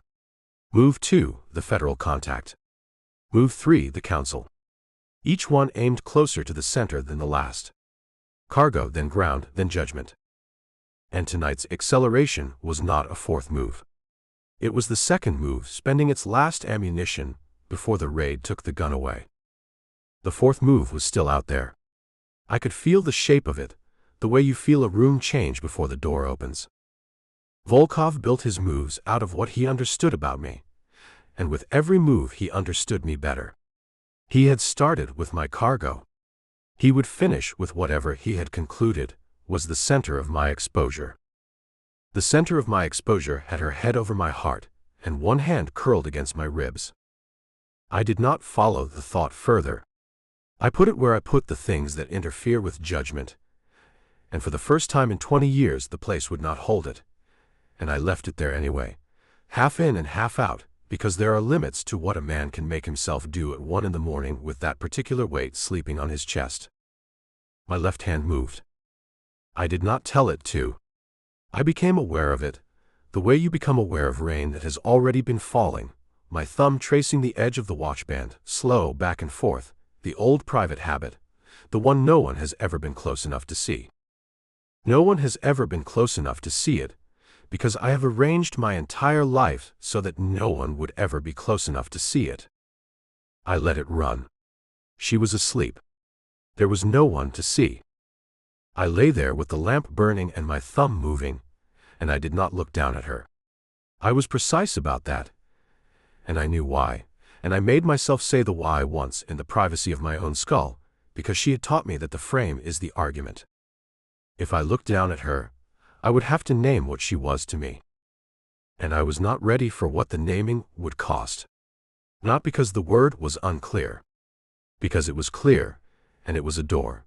And my father spent my whole childhood teaching me exactly what comes through doors like that. So I watched the ceiling, and my thumb moved along the watchband, and the building held its breath around us. It was a long time before I understood that her breathing had changed. Too even. Too careful. The breath of a person performing sleep for an audience of one, doing it well, and keeping it up for some time. She was awake. She had been awake with her head over my heart, watching my thumb move along the watchband in the lamplight. The one thing no one had ever been close enough to see. Seen. Neither of us said so. There were words for moments like this. Other men would have found them, or fled the room, or made a joke to burn the charge off. I lay still, and understood that anything said out loud would have been smaller than what was already happening. And for once in my life the mathematics favored saying nothing. She did not stir and confess it. I did not still my hand and end it. We lay there inside the same knowledge, each of us certain the other was awake. And the silence did what none of our words had ever quite managed. It told the truth. It was the most honest conversation we had managed yet, and neither of us said one word in it, and my thumb kept moving, and she kept breathing, and the lamp burned on into the morning. Chapter 15. Delilah. I was lying awake against Victor's chest in the dark, watching his thumb trace the edge of his watchband, and I understood I had crossed a line I had been telling myself for weeks I was not approaching. The lamp had burned down the night to its last hour. His heart went on under my ear, slow and even, a machine that had never once been asked how it was doing. And his thumb moved along the edge of the watchband. A slow arc one direction, then back. The same path every time, worn smooth by years, the way a stair gets worn where the foot always lands. He did not know he was doing it. That was the part that took me apart. Everything this man did was decided. Every word chosen, every pause measured, every cuff straightened in order. I had watched him run a warehouse floor, a negotiation, and a wedding with the same 0 unplanned inches. And here in the dark, with my weight on his chest, his hand was doing something he had never decided to do. A tell with no table. A habit from some room so far back in his life that it had outlived whoever else had been in it. He trusted nothing that breathed. His whole building was a monument to that. 200 men, staggered rotations, cameras on the camera gaps. And the one thing he did not know he was showing me. Not giving. Giving is decided, and this man could decide his way through anything. Showing. There is a difference, and the difference was the size of my whole chest at 1 in the morning. I did not move. I kept my breathing long and level, the performance of sleep, and I am good at that one. I have had years of practice at being fine in the dark. I stayed. That was the confession, if anybody is collecting them. Not the couch. Not what came before the couch. Staying, with my ear over his heart, watching a thumb travel its worn little road, and wanting to be nowhere else on the entire cold earth. At some point his breathing changed too, and then we both knew, and neither of us closed the curtain on it. We just stayed like that, caught, both of us, in the only honest hour either of us had allowed in weeks. I fell asleep without noticing, in the arms of the most dangerous man on the waterfront, which tells you everything about how far gone I was. When I woke at 6 a.m., he was gone. Not gone to the office. Gone.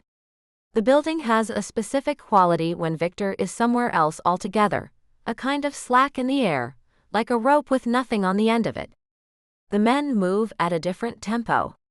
Doors close at normal volumes.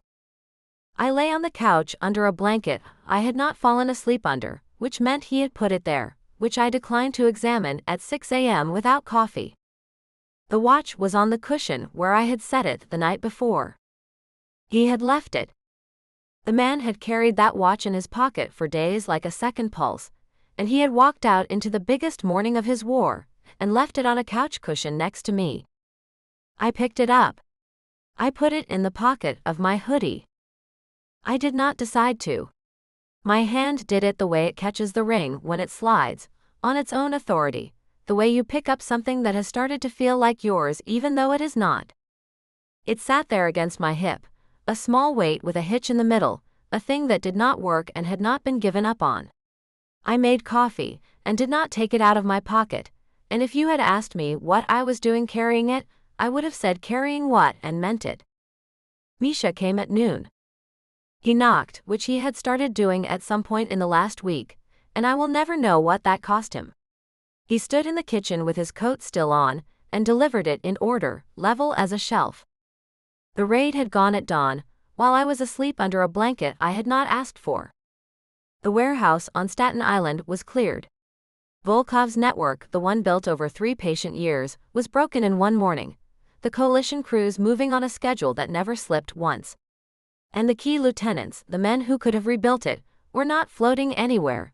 They were in federal custody, arrested on a tip Misha had walked to a contact himself, timed to the minute. The men we could not touch, the government now holds, he said. It is cleaner. It also cannot be undone by anyone with a grudge and a boat. And Volkov? Not at the warehouse. A pause, one careful beat wide. His network is gone. His money is frozen or seized. A man without soldiers or money is a voice without a room. The council review is being suspended. Without the network, the liability argument has no engine. I stood at the counter and waited for the relief. It came, and it was real. The threat to this address, done. The review with my name in its mouth, done. Carla's city, my city, a little safer by one broken network. But underneath the relief there was something else, moving slower, and I could not name it, and I did not like that I could not name it. If the threat was done, the reason for all of this was done. The safe house. The guards. The marriage. Me. Viktor intends to brief you this evening, Misha said. On next steps for your situation. What does next steps mean? And Misha, who had told me about a secret council in a warehouse yard, who had handed me every fact in his possession for weeks because rationing information was strategically unsound, looked at me for a moment and said, I think you should hear it from him.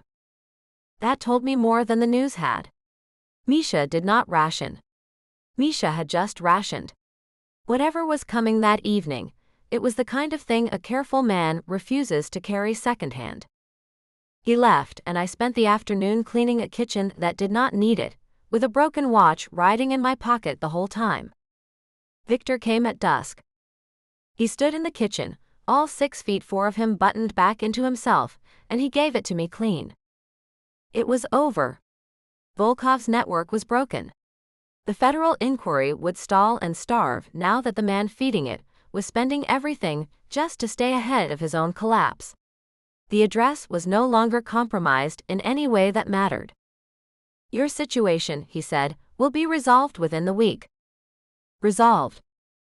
He said it the way he said everything, so it could not be argued with. Level complete, nothing left open. And nowhere in any sentence, not in one corner of one clause, was there room for the night before.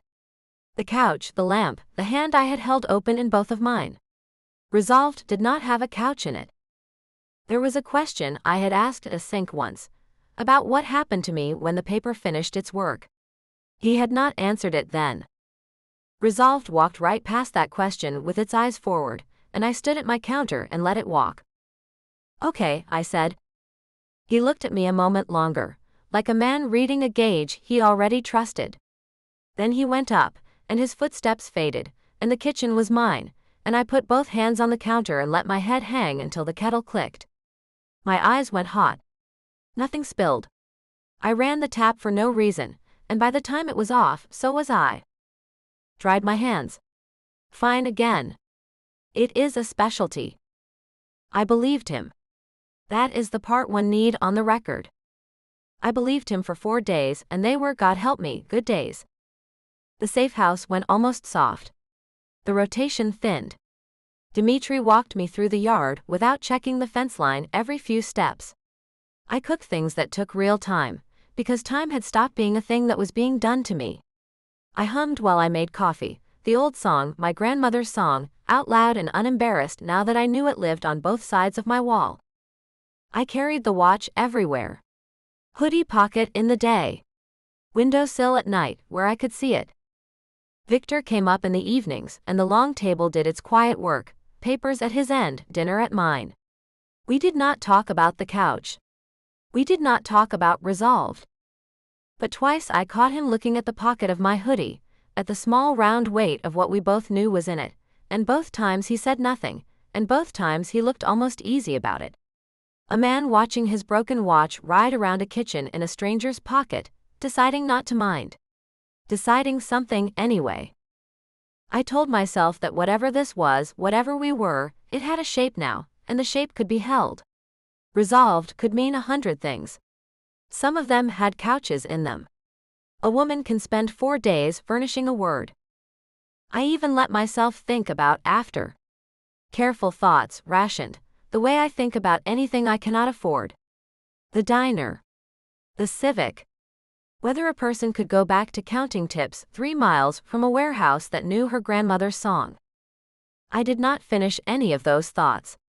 Finishing them meant choosing, and nothing was asking me to choose yet, and I have never once volunteered for anything that could hurt. On the 5th morning I woke up before the building did, which never happens, and lay there in the gray light with no reason for the weight on my chest. I made coffee anyway. Some mornings arrive pre-ruined and do not tell you why. Then the knock came, and it was not Viktor's. Misha's knock.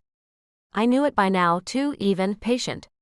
But it was 8 a.m., and Misha did not come at 8 a.m., and when I opened the door, his coat was buttoned wrong by 1 button, and I want you to understand what that meant in this building. It meant the world had tilted somewhere. "May I come in?" he said. It was not quite a question, but he had dressed it as one, and that was somehow worse. He came in. He did not go to the counter or take out his phone, or do any of the small, efficient Misha things. He sat down at my kitchen table and folded his hands and looked at them, once like a man confirming his tools were with him. "There is a result," he said, "from the medical work in the marriage file. The blood work was run as standard. It was run twice." The kitchen got very quiet, and the quiet had a hum I recognized, and I stood there with my hand finding the watch in my pocket, holding onto it through the fabric like a rail. His face, when he looked up at last, told me the shape of things was already changing, had already changed, was never changing back. Misha sat across from me at my kitchen table, and said, in the careful voice he used when something was irreversible, that I was pregnant. That Viktor did not know yet. And that he was telling me first, before any other person on this earth, because I deserved to know before anyone decided what to do about it. Chapter 16. Delilah. I sat at the kitchen table after Misha left, and held the word pregnant in my mind, like something I had picked up without looking and could not put back down. The door had closed behind him, with his usual quiet. The chair across from me was pushed back in, square to the table, Misha to the last, and the kitchen looked like nobody had just rearranged the rest of my life in it. Pregnant. I turned the word over, the way I had learned to turn everything over in this building. Looking for the mechanism. Feeling for the drag. The word did not fit anywhere. I tried it against every shelf I have, and I have a lot of shelves, and it sat on none of them. Outside the window, the yard went about its morning. A forklift somewhere. Men's voices, low and workaday. The whole building carrying on as if the largest thing that had ever happened inside it had not just happened at this table, between 2 coffee cups, in under 4 minutes. So I did what I do with things that do not fit. I did the math.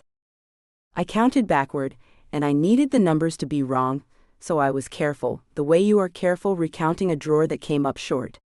6 weeks from the coat closet at Meridian to the alley. 3 weeks, give or take the days I had stopped tracking, from the alley to this table. 9 weeks, closet to coffee cup. I counted it again. Slower? Using the fixed points, the event at the club, the February cold, the wedding, the raid. The numbers were not wrong. 9 weeks put the math exactly where I did not want it. All the way back at the beginning, back before the alley, back at a rolling rack of coats and a stranger whose name I had not wanted to know because names make things real. One reckless night that was supposed to belong all the way to me. It turned out I had been sharing it the whole time. Well, it was real now. It had been real this whole time, through every locked door and cover story and municipal building, a stowaway on the whole voyage, and I had been calling it stress and skipped meals for longer than I wanted to admit. I put my hands flat on the table and let them hold it down while the kitchen tilted and settled. I thought about my mother.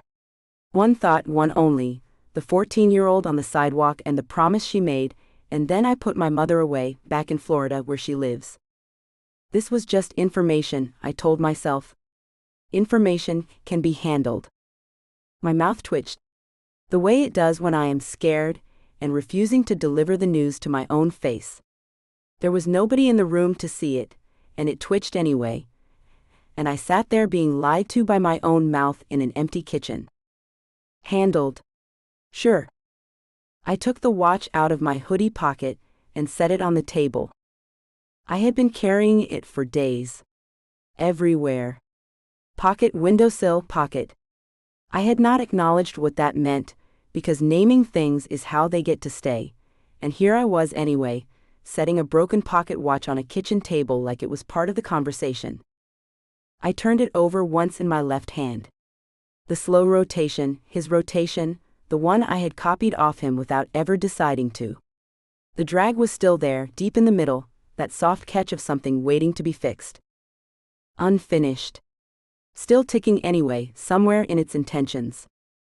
I looked at it and ran my situation the way I would run a shift count. I was 22 years old. I had a month-to-month lease on an apartment I could not enter, with the rent handled by people who did not exist. I had a Civic with a slow leak in the rear left tire, sulking in a lot in Greenpoint. I had a marriage certificate with my real signature on it, and a ring a half-size loose. And I was carrying a Bratva boss's unfinished watch in my pocket, and his child somewhere below my hands, and neither one of them had been a choice I made with full information. Neither one. My jaw set. I felt it happen, that old click of bone-deep stubbornness arriving on schedule, and I let it, because it was the first thing all morning that felt like mine. That part was going to matter. Write it down somewhere. Nobody had handed me the full menu, not at the coat check, not in the alley, not at the ceremony, and I was done ordering blind. Whatever happened next was going to happen with me holding full information, or it was going to happen over my loud, specific objections. Which brought me to Mish's sentence. He had said it with that careful precision, and I had heard it land, and I had been turning it over ever since. He was telling me first because I deserved to know before anyone decided what to do about it. Before anyone decided. Misha did not use spare words. Every word in that sentence had cleared a hiring process. Which meant someone was going to decide something, soon, and Misha knew it, and he had walked his knowledge to my kitchen table first, on principle, the way he walked his tip to the federal contact. Timed. Deliberate. The machine was going to find out, and the machine was going to produce a decision. A location. A protocol. A next step, resolved within the week. I knew how that conversation would arrive, too. It would arrive briefed. It would arrive with the schedule already built, and the reasons already argued somewhere I was not, in the flat voice of a man reading terms. And it would be about my body and my child and my life, and it would be presented as logistics. The marriage had come to me that way. I had stood at a sink and asked my one question, and gotten nothing back with words in it, and then I had said the emptiest yes I have ever produced, because every other option was worse. Not this time. They could cage me, paper me, marry me, and guard me. Those were walls, and I had learned to live inside walls. But nobody was going to stand above my head and decide what happened to this, and hand it down to me finished, like a schedule. Nobody was going to make me the last person consulted about my own story again. I had made that promise on a sidewalk when I was 14, and it was the only promise in my whole life I had kept with both hands, and I was not breaking it on the biggest thing that had ever asked. Viktor was going to hear this from me. Face to face first, before Misha's careful principles ran out of room, before any machine anywhere produced any decision. Not because I owed him. Because that is who I decided to be, sitting at that table, 22 and terrified. The woman who walks into the office and puts the thing on the desk herself. I did not know what I would say. I ran 3 openings and hated all of them, and then I stopped running openings because scripts were his instrument, not mine. I would walk in with the truth and no garnish, and I would watch his face the whole time. Whatever his face did in the first second, before the control arrived, that would be my answer. Faces tell you the order before the mouth does. 4 years of counters taught me that, and it has never once been wrong. I picked up the watch and put it back in my pocket. Then Dmitri appeared in the kitchen doorway, and one look at him moved my morning from terrible to comprehensively terrible, because he was wearing his careful neutrality face, and I had learned what that face was for. "There is a message from Misha," he said. "Carla Reyes called the Anchor Diner this morning. She asked for your supervisor. It is the second call in 2 weeks." The floor tilted a familiar direction. "She is pushing on the story." "The aunt's timeline has expired," Dmitri said, with the delicacy of a man quoting someone else's phrasing. "Misha asks whether you will update the cover, or whether we let her push and manage what she finds." I stood at the counter and took the hit square, because it was mine. Back in 2 weeks. I had written that with my own hand, my own slant, my own apron curse postscript. It was good work, my best work, and it had done exactly what I built it to do. It had held for 2 weeks. And then the 2 weeks had run out, while I was in here learning songs through walls, and losing track of days on purpose. The story had not broken. It had expired. On schedule. My schedule.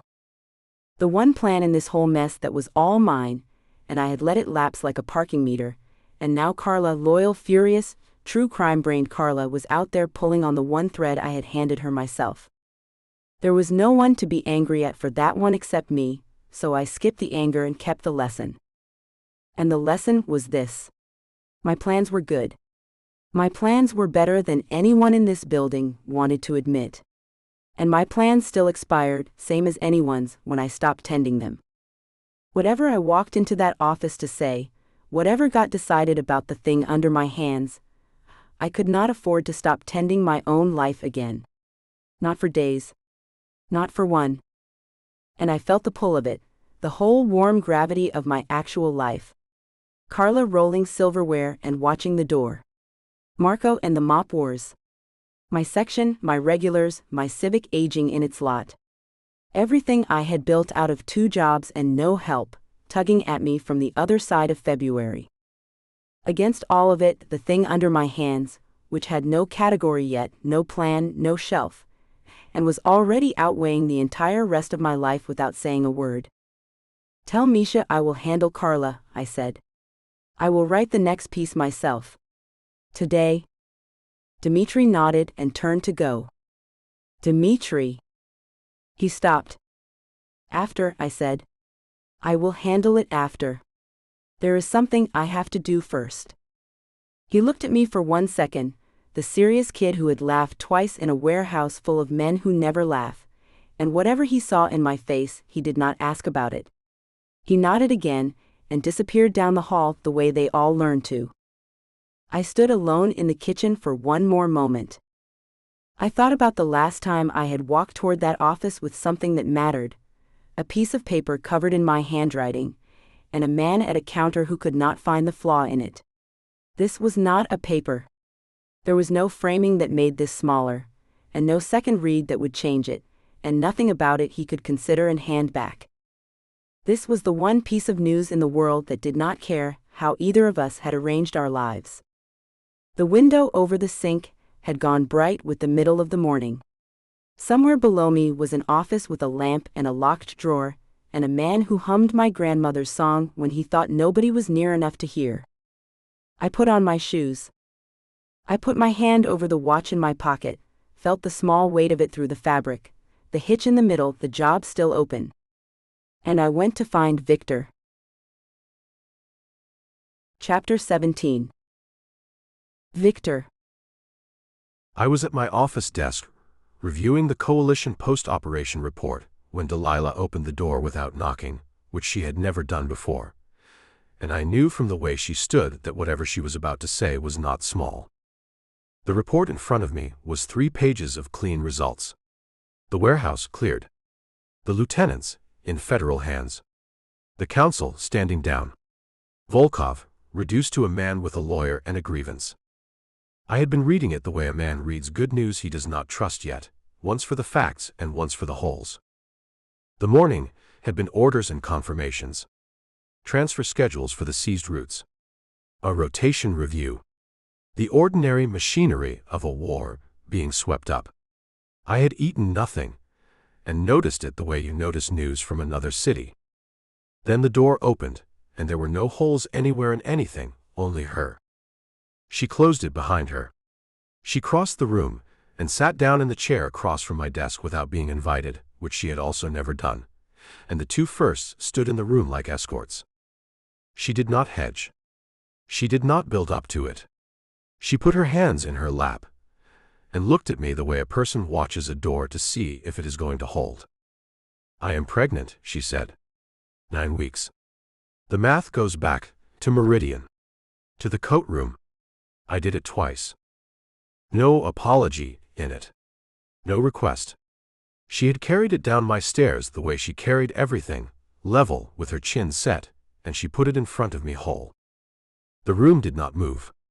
Nothing in the building moved. 1 second. 2. 3. I have stood in rooms where men decided whether to take my life, and given them nothing. I gave her nothing now.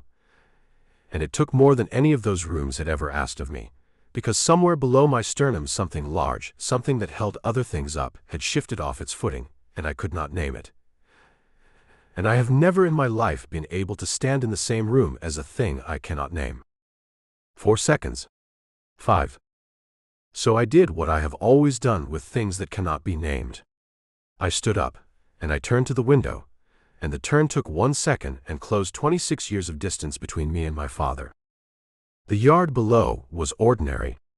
A truck at the load doors. 2 men walking the fence line. The water beyond, gray and working. I looked at all of it and saw none of it.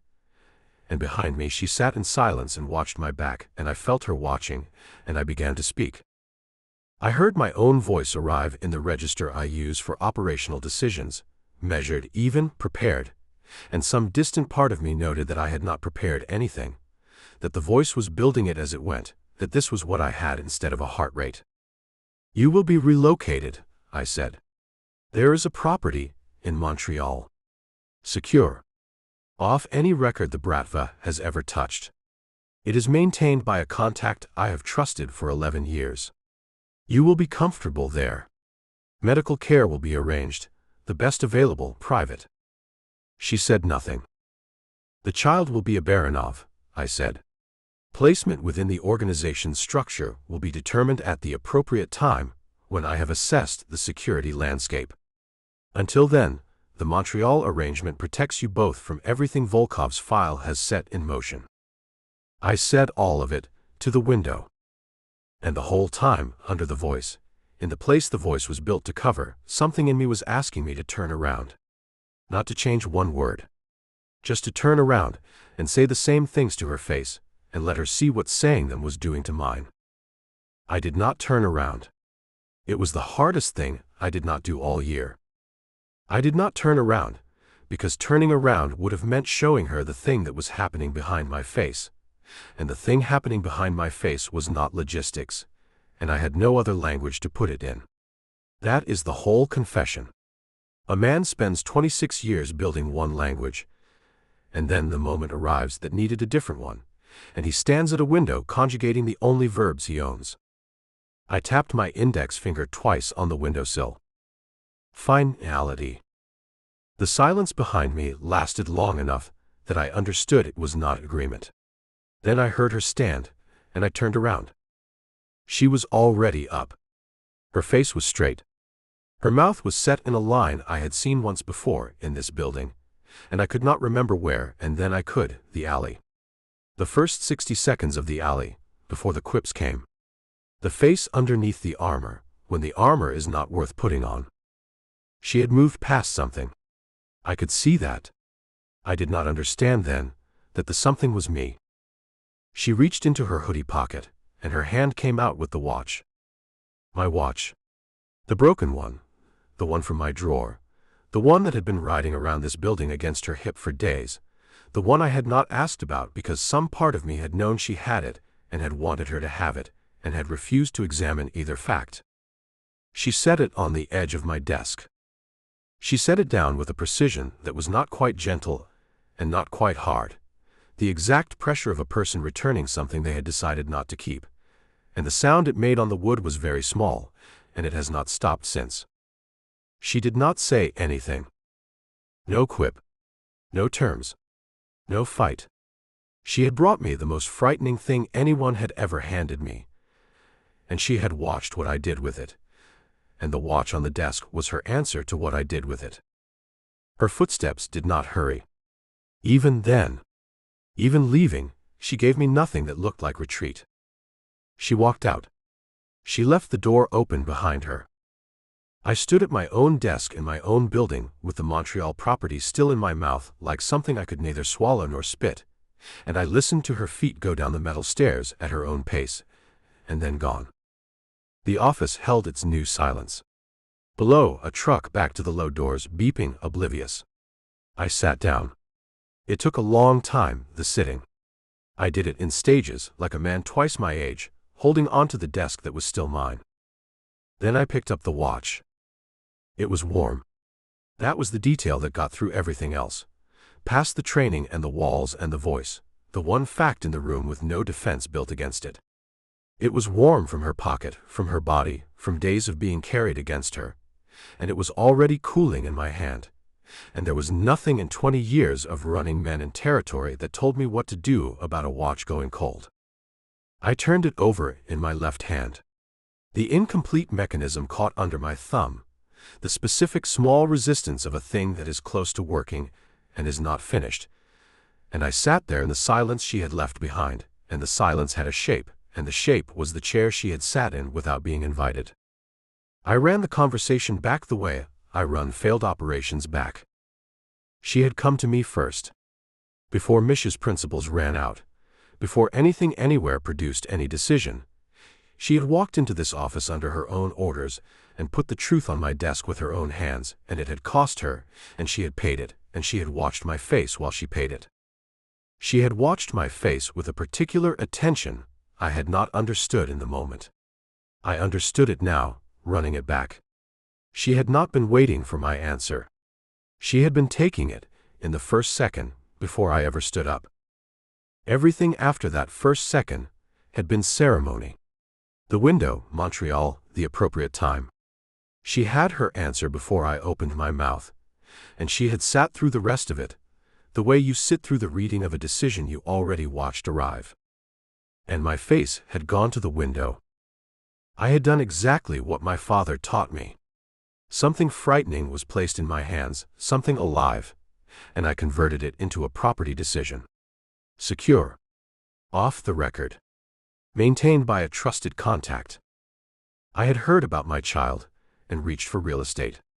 I had managed her, the way I manage dockyard shipments, the way I managed the marriage, the way I have managed every single thing that has ever mattered too much to be looked at. There was a lamp in a room upstairs that I was not thinking about. There was a night I was not thinking about, and a hand held open in both of hers, and I was not thinking about any of it, with a discipline that was costing me more than the council ever had. My knuckles flexed against the watch case. The old scars pulled white and let go. I did not put the watch down. Let that stand wherever these things stand. I sat there having done the worst thing I have done in a decade, and I could not make my hand put the watch down, and my hand was the only part of me that had told the truth all morning. I did not call Montreal to begin the arrangements. I told myself the arrangements could wait until tomorrow. Even I did not believe me, and I have believed myself through worse. The post-operation report lay under my elbow. 3 pages of victory. Volkov broken, the council satisfied, the address safe, every external threat taken apart on schedule and to the letter. I had won the entire war and lost the woman in under 10 minutes in my own office without raising my voice, and the terrible part, the part one sat with while the watch cooled in my hand, was how smooth it had been. How practiced. Nothing catching anywhere. Half a lifetime of building that fluency, and it had met at last, the one conversation it could not survive, and it had not even had the decency to break. It had worked. It had worked without one flaw, one last time, on the only person I had ever needed it to fail in front of. This was a problem. The building went on below me. Trucks, voices, the water. Somewhere in it she was collecting whatever she had decided to take, and Misha was learning what had happened the way Misha learned everything, first and without being told. The open door stood there the whole time. I could have closed it with 6 steps. A closed door is a managed room, and I have never once in my adult life sat in a room with a door standing open at my back. I did not close it. 10 minutes passed. I know because the wall clock said so, and I had nothing left in the room but instruments. Then Misha appeared in the doorway in his coat, with the day's folders under one arm, exactly on his usual schedule, as if nothing in the building had changed hands that morning.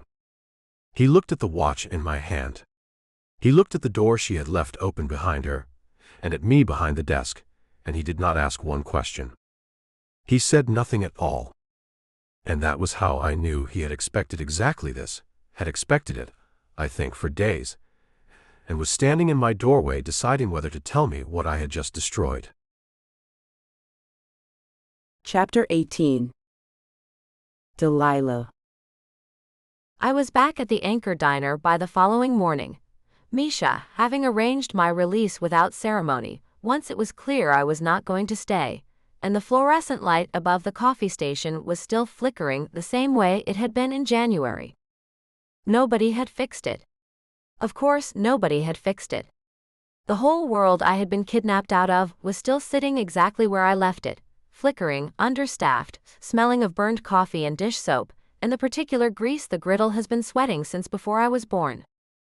I stood in the middle of the morning prep with my apron in my hands and let the place hit me. It was mine. It had never stopped being mine. The wobble in table 6. The register that needs a hip check. The radio behind the counter with Carla's thumbprint worn into the volume knob. And it was smaller than it had been in February. Not the room. The room was the same room. Something else had changed its scale, and I stood there holding my apron, not understanding yet why a place I loved felt like a coat I had grown out of. Carla found me before the apron was tied. She came out of the back at full speed and held on to me for long enough that I had to do serious work to keep my face in order. She smelled like hairspray and fryer oil. She gripped the back of my shirt in 2 fists, and neither of us said anything for a minute, and it was the best conversation I had had in weeks. Then she stepped back and started in, and Carla's version of starting in is a census. 17 questions in the time it took to refill the first coffee station. I counted them the way you count anything coming at you fast, on instinct. Where was Florida? Why no phone? Whose handwriting was that really? Why did my aunt's building have no listed landline? Had I lost weight? Had I gained weight? Was I sick? Was I in trouble? Was it a man? I answered enough of them to keep her moving, and deflected the rest with the quips that come easiest under pressure, and I heard my own deflections land a half step slow, like a band that had not rehearsed in a month. She noticed. She kept it. Carla keeps everything. The regulars did their part. Old Mr. Peterson looked up from his crossword, said it was about time, and asked for his usual like I had been gone 20 minutes. Somebody had covered my section for a month and my mugs were all on the wrong shelf, and fixing that took 4 minutes and did more for me than anything had in days. I got through the morning rush on muscle and reflex, and the work held me up the way it always has. Order in, order out. Coffee, eggs, check. There is a mercy in a job your hands know. The night before, my first night back, I had let myself into my apartment and stood in the doorway like a guest. Everything was exactly where February left it. The pink-stitched quilt on the bed, worn soft in the middle, the one thing my grandmother's hands had made that my mother never found a way to sell. The spreadsheet of debts on the counter with its neat, brutal columns. My phone, returned to me at the release with its pancake lock screen intact, like a joke somebody had kept in a drawer for a month. And the Civic, sitting in the lot behind the laundromat, started twice a week the entire time, apparently by Dmitri, on his own clock, because the battery was fine. The battery was fine. I sat with that longer than I want to admit. All those weeks of rationed worry, and the whole time a serious kid with a serious face had been idling my grandmother's car in a cold lot because a stranger asked the organization to look into it once. Nobody had told me. That was the part that stuck. It had just been done, quiet, twice a week, the way things got done in that building. Even the kindness came through the wall. I unpacked the little I had. And in the hoodie in the pocket, my hand found a shape it knew. The watch. I stood in my own bedroom, holding a broken pocket watch I had set down on the edge of a desk in Red Hook, and walked away from on purpose, with a precision I had rehearsed the whole way down the stairs. I had picked it back up. Somewhere between the desk and the door, in a moment my memory refuses to produce, my hand had done what my hand does with that watch, on its own authority, the same way it caught the ring. I set it on the nightstand. I looked at it for a long time. I did not move it. The ring came off next. That one I did decide, standing at the dresser, working it over the knuckle it had spent weeks sliding loose around. I set it beside the watch, band and broken watch together on the nightstand, like the two halves of a sentence I was not ready to read out loud. Then I sat down on the edge of my bed, in my own apartment, with my own name on the lease and nobody outside the door, and I pressed both hands over my stomach. And I let myself be scared. Exactly 10 minutes. I checked the clock when the fear started, and I checked it when I shut the fear off, because you can let a thing run wild or you can give it a shift, and I have always given everything a shift. 10 minutes of the whole size of it. Alone, 22, pregnant by a man who had heard the news and offered me a city I have never seen. No planned surviving contact. No shelf it fit on. My hands shook against my stomach and I let them, in the privacy of my own four walls, where it did not count and never happened and is nobody's business including mine. At minute 11 I stood up, washed my face, and made the bed with the pink-stitched quilt, hospital corners, because my hands needed a task and the quilt deserved better than the month it had spent alone. The afternoon lull came around 3, the way it always does. Carla cornered me by the pie case with a rag in her hand that was not wiping anything, and she said in the voice she saves for things she has been building for weeks, "The sick aunt is the worst lie anybody has ever sold me. And I bought it, because your handwriting was on it. So here is the deal. You do not have to tell me everything. You have to tell me one true thing." I looked at my best friend across the counter. 3 years of doubles. A missing persons report filed at night, alone, in a coat with a broken zipper. She had gone to the police for me while I was learning the names of armed men, and the story I built had turned her fear into anger and her anger into pie service, and she had never once stopped watching the door. One true thing. She had earned 20. I had exactly one that was safe to hand over. I got into a situation I did not choose, I said. I am out of it now. And I am going to be okay. 2 out of 3 true. Not bad for this year. Carla looked at me for a long moment, doing the math on what I had left out, deciding whether to push. I watched her decide. Her jaw worked once. Then she cut a slice of the chocolate cream, put it on a plate and set it in front of me without one word, which is Carla for I know and I am here, and eat something, you look like a rescue. I ate the pie. I stared at the door while I ate it, and I thought about Montreal. Secure. Comfortable. Off any record. A city where nobody knew my name, picked out for me by a man who had turned to a window rather than look at what he had made. Here is the thing I would not be saying out loud to anybody. It was not the relocation that had put the watch on his desk. Plans can be argued with. It was the window. It was hearing the biggest thing in my life translated, live, into the language of freight. The pie was excellent. I ate all of it. Spite is a flavor. The dinner shift came and went. I walked home in the early dark with my keys laced through my fingers out of old habit, past the laundromat, past the lot where my Civic sat with its healthy battery and its secret life, and I did not see the car Misha would later tell me was there, which I suppose was the point. At 9 p.m. my phone rang, and the screen said a number I had never seen, and something in me knew before I picked up. It is Misha. The first time he had ever called my personal number. His voice had the quality it gets when the information is time-sensitive, level as always, but with the words packed tighter. He told me in order because he is Misha. Volkov had made his fourth move. Not through his bribed contact, that channel died with the network. Through a lawyer. Formal, on the record, delivered to the FBI field office in person. Documentation connecting Viktor to the February murder behind the Anchor Diner. Photographs of the alley. Timestamps. And a partial description of a witness, a woman, that stopped just short of my name and pointed instead. Your testimony is the only thing that could complicate the documentation, Misha said. Which means you are now the center of his fourth move. It does not matter that you left the safe house. You were never the address, Delilah. You were always the leverage. I stood in my own kitchen, in my own apartment 3 miles from Red Hook, with one hand over my stomach, and understood that the door I had walked out of had not closed behind me at all. It had just gotten quieter. A man I had never met, whose face I could not have picked out of 2 people, had decided months ago that I was a tool, and had gone on believing it through a raid and a ruin, and was now spending the last of everything he had to prove it. You can leave a building.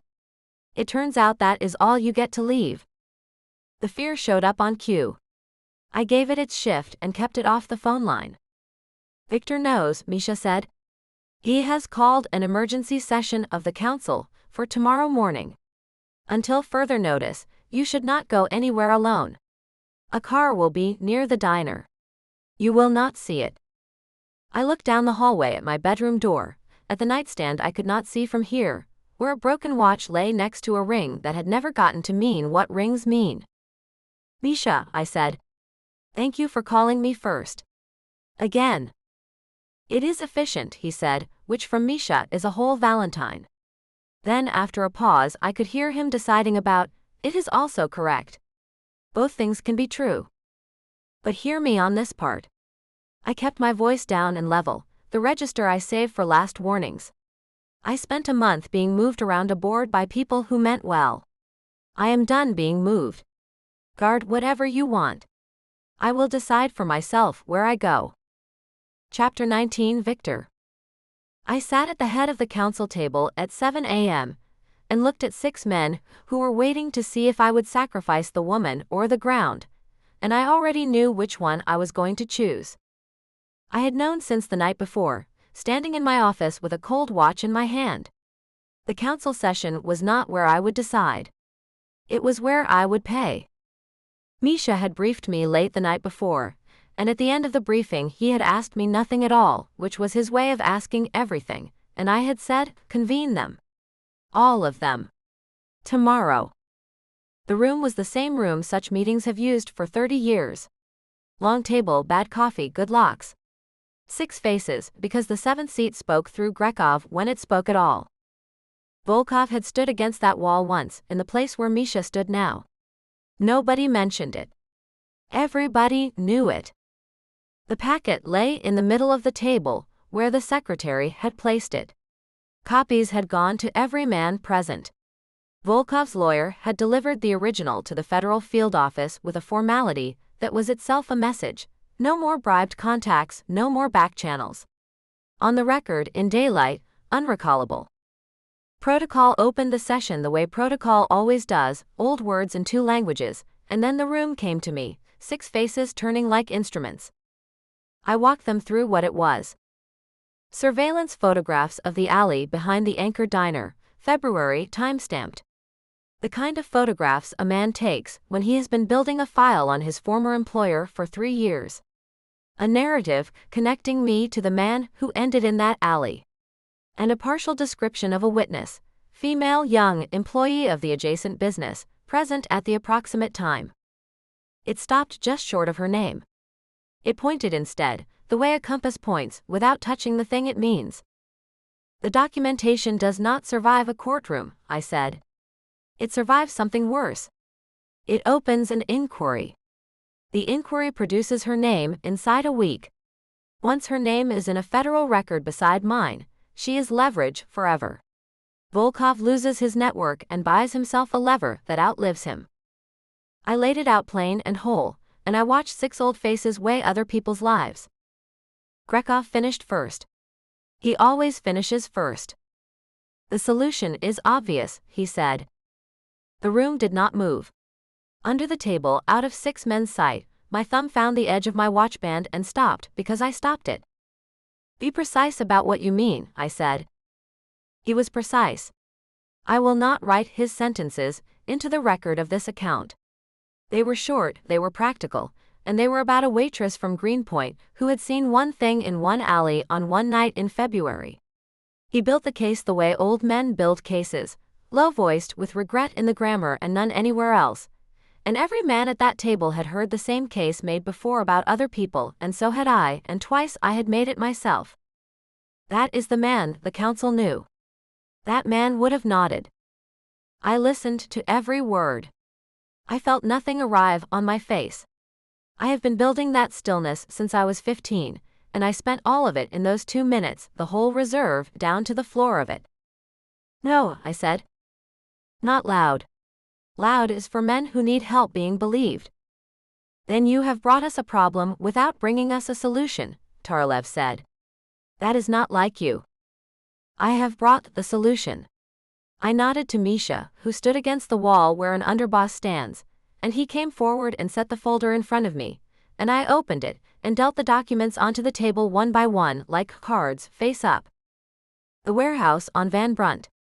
The commercial holding on Atlantic. The parking structure adjacent to the Red Hook Pier. Someone's chair creaked. In that room, that is a shout. Surrendered to Provisional Council Administration. Effective on transfer, as a good faith offering against the liability the Volkov matter has created on my watch. The transfers remove the operating footprint his documentation describes. What the federal inquiry would find, should it open, is a smaller organization than the one in the photographs, restructured, with the named assets under different stewardship. The inquiry's relevance argument dies in committee. And the witness, I said, stays a description that never became a name. Silence went around the table once, checking every seat. A third of my territory lay on that wood.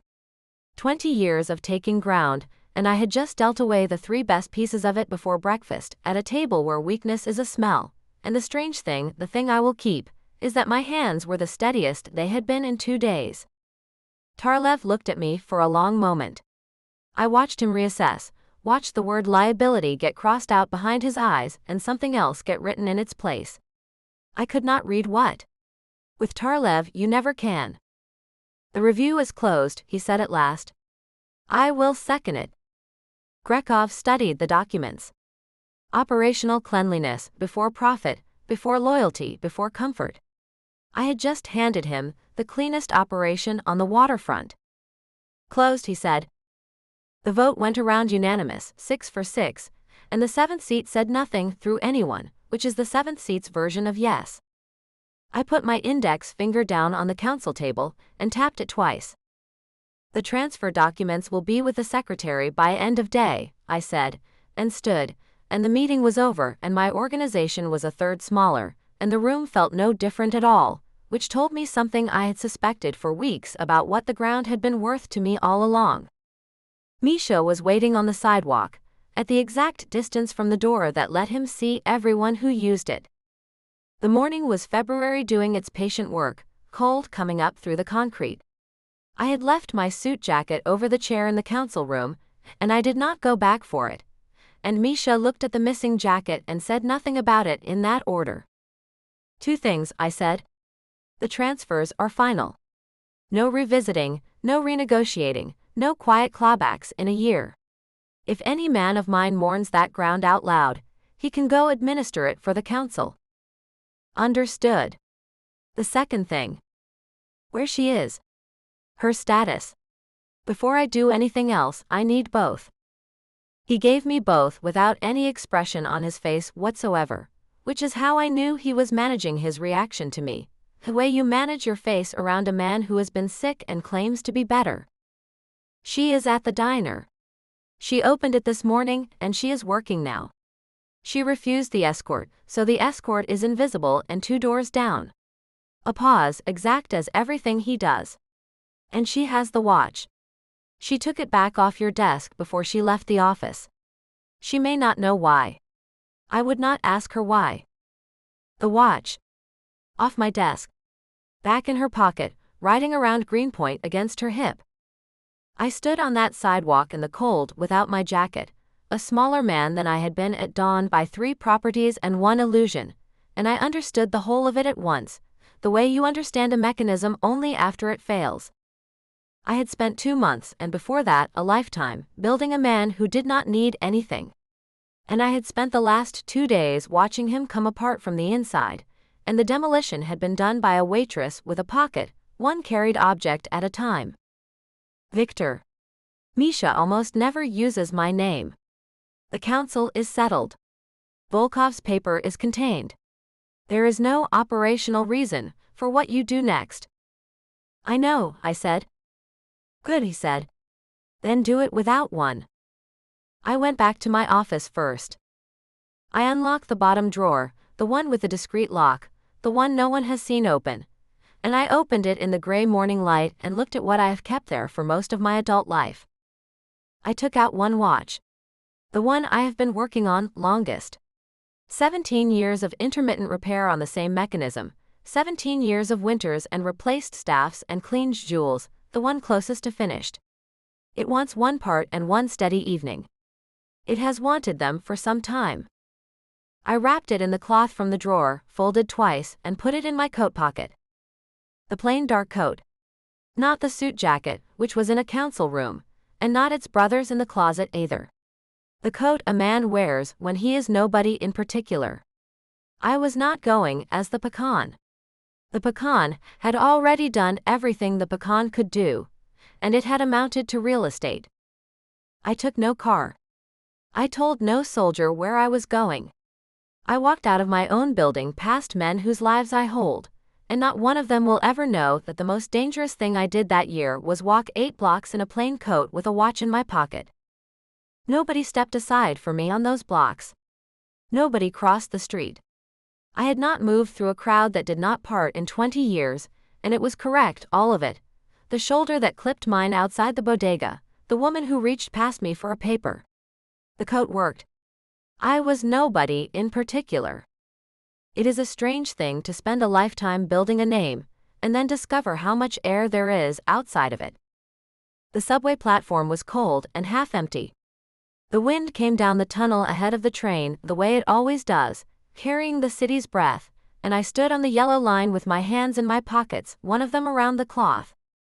I thought about my brother, who laughed at things that were not funny and was dead before I turned 16, and my father at the funeral with his hand on my shoulder, handing me the lesson like a family deed. Need is a door you leave open. Someone always comes through it. I had kept that door shut for 26 years. I had bricked it, guarded it, built a life and an organization and a language on the other side of it. And then a woman in a coffee-stained apron refused to scream in an alley, and every course of that work has been coming loose since, brick by brick, without one sound, at kitchen tables and on couches, and in the space between a chair and a desk where she set down a watch instead of shouting at me. My father was wrong, or he was right, and it does not matter. And those are the only 2 possibilities, and I no longer care which one is true.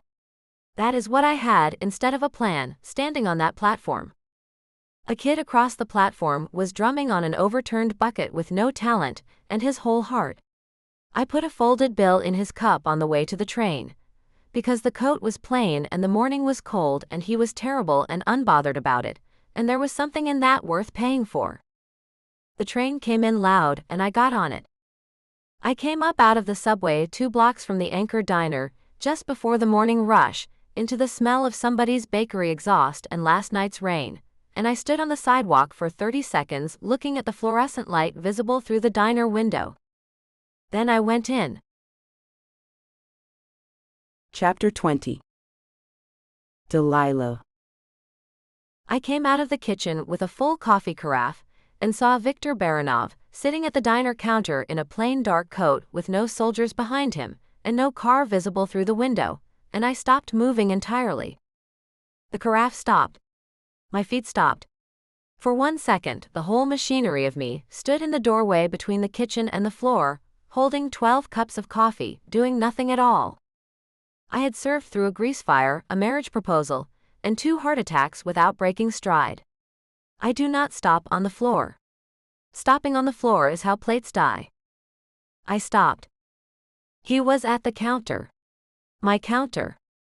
3rd stool from the register, between a regular reading box scores and the coat rack, in a coat I had never seen, plain and dark and ordinary, the kind of coat that stands in line at a pharmacy. No suit. No watchband glinting under a cuff, shot to the exact centimeter. No Misha at the door, no idling black car, no perimeter of large men pretending not to be a perimeter. I checked, the way he had taught me to check without ever meaning to teach me. Nothing. He had brought nobody. The last time I had been in a room with this man, he had spoken to a window, about Montreal. And under that, further down, in the place I was not looking, a lamp and a couch and a hand held open in both of mine. Both of those men were sitting on the 3rd stool, and I stood there with my carafe and did not know which one I was going to get. He did not stand. That was the first thing. He saw me, and everything in him registered me. I watched it land, and he stayed on the stool with his hands on the counter in front of him, still contained, taking up as little space as a man that size can take up. Viktor Baranov was trying to make himself smaller. I had seen him fill doorways on purpose. I had seen whole rooms make space for his stillness. I had never once seen him try to subtract. The counter had gone quiet around him without knowing why. The regular with the box scores had angled himself away, some animal instinct steering his shoulders. The diner kept its noise up everywhere else, dishes and griddle and the radio, all of it standing around us like a fence. I made my feet work, because the alternative was standing in a doorway holding coffee until one of us died. I walked the line of the counter the way I have walked it 10,000 times, topped off the regular who did not look up, and stopped across from the 3rd stool with the carafe between us like a very small shield. Delilah, he said. My name and nothing after it, and then he waited, giving me the room, letting me decide the distance. Not you. Not her. Not a title, not a summons. My name, first, before anything else, and the shape of it in his mouth was different from every other time he had ever used it. He said it the way you set down something you know you have already cracked. I am not here to offer terms, he said. I did not say anything. I had promised myself, somewhere between the register and stool 3, that he would do the work. All of it. I was done meeting this man halfway across anything. He looked at his own hands on my counter, and then he did the thing I had walked into his office needing him to do, and had watched him fail to do at a window. He looked at me while he said it. You handed me the most frightening thing anyone has ever put in my hands, he said. And I turned to a window and converted it into a property decision. His voice did not perform anything. It was level the way a floor is level, built that way on purpose and holding. I heard about my child, and I reached for real estate. My father taught me that needing someone is the same as handing them the blade. I believed him for 26 years. He paused. The pause cost him. I watched it cost him, and I did not help. And then I proved him right by holding it myself, he said. I used it on you, in my office, in the language of protection. I am not here to explain that away. You deserve to hear a man say it plain once, without a window. The griddle hissed behind me. Somebody's toast came up. The world going about its business while a Bratva boss took himself apart, quiet at my counter, in front of the sugar dispensers with his hands where I could see them. Then he reached into his coat pocket and took something out, and set it on the counter between us, between the napkin holder and the sugar, on the spot where 40,000 plates have landed. A watch. Not the broken one. The broken one was on my nightstand 3 blocks away, next to a ring. This one I had never seen. Older or better kept or both, its case worn to a soft glow, the kind of object that has been handled with care for a long time. I have been repairing this one for 17 years, he said. It is the closest to finished. It wants one part and one steady evening, and it has wanted them for some time. He looked up from it. I would like to finish it. If you will let me stay long enough. The pull came from somewhere behind my sternum, low and old and inconvenient, the same pull that had been dragging me toward this impossible man since a coat room I never talked about, and I stood there in my apron and let myself feel the whole weight of it without moving one muscle of my face. 17 years on one watch. And he had told me once, in a kitchen at night, that he had been repairing them since he was 17. The number lived in him twice, and I did not know what it meant, and I knew exactly what it meant both at once. Whatever had happened to that boy, whatever put the first broken watch into those hands, this one had been with him for 17 winters, and he had just brought it here on the subway, in a plain coat, to a diner, to me, and put it down between the napkins and the sugar like an offer of everything he had no words for. Misha had sent me a text at 7:40 that morning. I had not answered it. It sat in my phone like a lit window. 3 properties surrendered to the council, the review closed, my name pulled out of the center of Volkov's move, a third of everything this man had spent 20 years building gone before the diner even filled. He did not mention it. Not one word, not one gesture toward it, nothing held out for me to admire. He just sat at my counter in a plain coat next to an unfinished watch, being a smaller man than the one I had met in an alley. And I understood that Misha had told me just so this man would never have to, and that both of them had known that. I set the carafe down. Carla was watching from the kitchen window. The whole diner was pretending not to listen, which in a diner means everyone was listening. Fine. Let them. Some things deserve witnesses. Here is what is going to happen, I said. His eyes came up. You will not relocate me. Not to Montreal. Not to a safe house. Not anywhere. I live where I decide to live, and right now I have decided it is Greenpoint, and if that changes, it changes because I changed it. Yes, he said. Then I leaned in and dropped my voice, down under the griddle and the radio, down to the frequency only he was going to get, because the diner had earned the show but it had not earned this part. This child is mine. My hand wanted to go to my stomach and I let it, low behind the counter where only he could see. Mine to carry, mine to raise, mine to keep safe. Not a Baranov asset. Not a placement. Not a line item in anybody's structure. You can be in this child's life, and part of me is standing here hoping you will be, but you come in as a father or you do not come in at all. I am not a property to be secured, and neither is this baby. Something moved through his face. Not the control arriving. The opposite of the control arriving. The first second, the one I had learned to read at his office door, except this time it stayed unmanaged for anyone to see. Yes, he said again, and it came out lower, rougher, from somewhere the measured voice has never lived. You will fix the watch. I nodded at it, sitting there between us, patient as everything else he had ever fixed. That one, and the one on my nightstand, and as many of the rest of them as it takes. You do not get to keep a drawer of almost any more. Not with me. Not with us. Yes. And one more thing. Both hands on my side of the counter now, close enough to see the frost gray of his eyes, the same eyes that had found me in a dark February alley and done something irreversible to my whole life.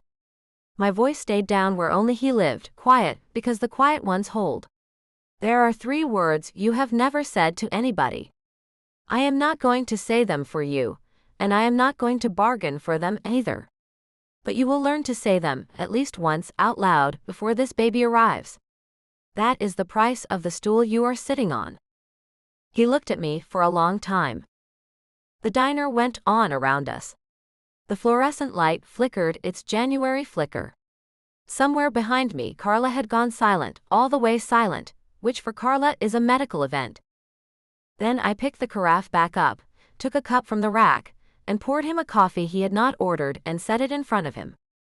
The first thing I ever served this man was a glass of water he did not order, in a club I did not know he owned, in a life neither of us saw coming. He looked at the cup, and he knew exactly what it was, because he has never once missed the meaning of an object placed in front of him. He drank it. Black. No performance. Then Viktor Baranov put his index finger down on my counter, next to a watch he had carried for 17 years, and tapped it twice. Misha told me once on a crate in a yard what that gesture ends. Negotiations. Arguments. Men.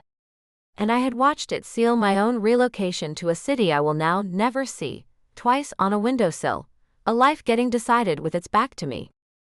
This time it meant something different. I watched it mean something different, and he watched me watch, and neither of us needed one word of translation, because the two of us had always had one language we never misunderstood each other in, and it had never once been logistics. Somewhere behind the pass-through window, a plate that had been ready for a full minute sat dying under the heat lamp, and nobody in the entire diner cared. And then Carla came out of the kitchen. She looked at Viktor. She looked at me. She looked at the watch sitting on her counter, between the napkins and the sugar, like a museum had made a delivery.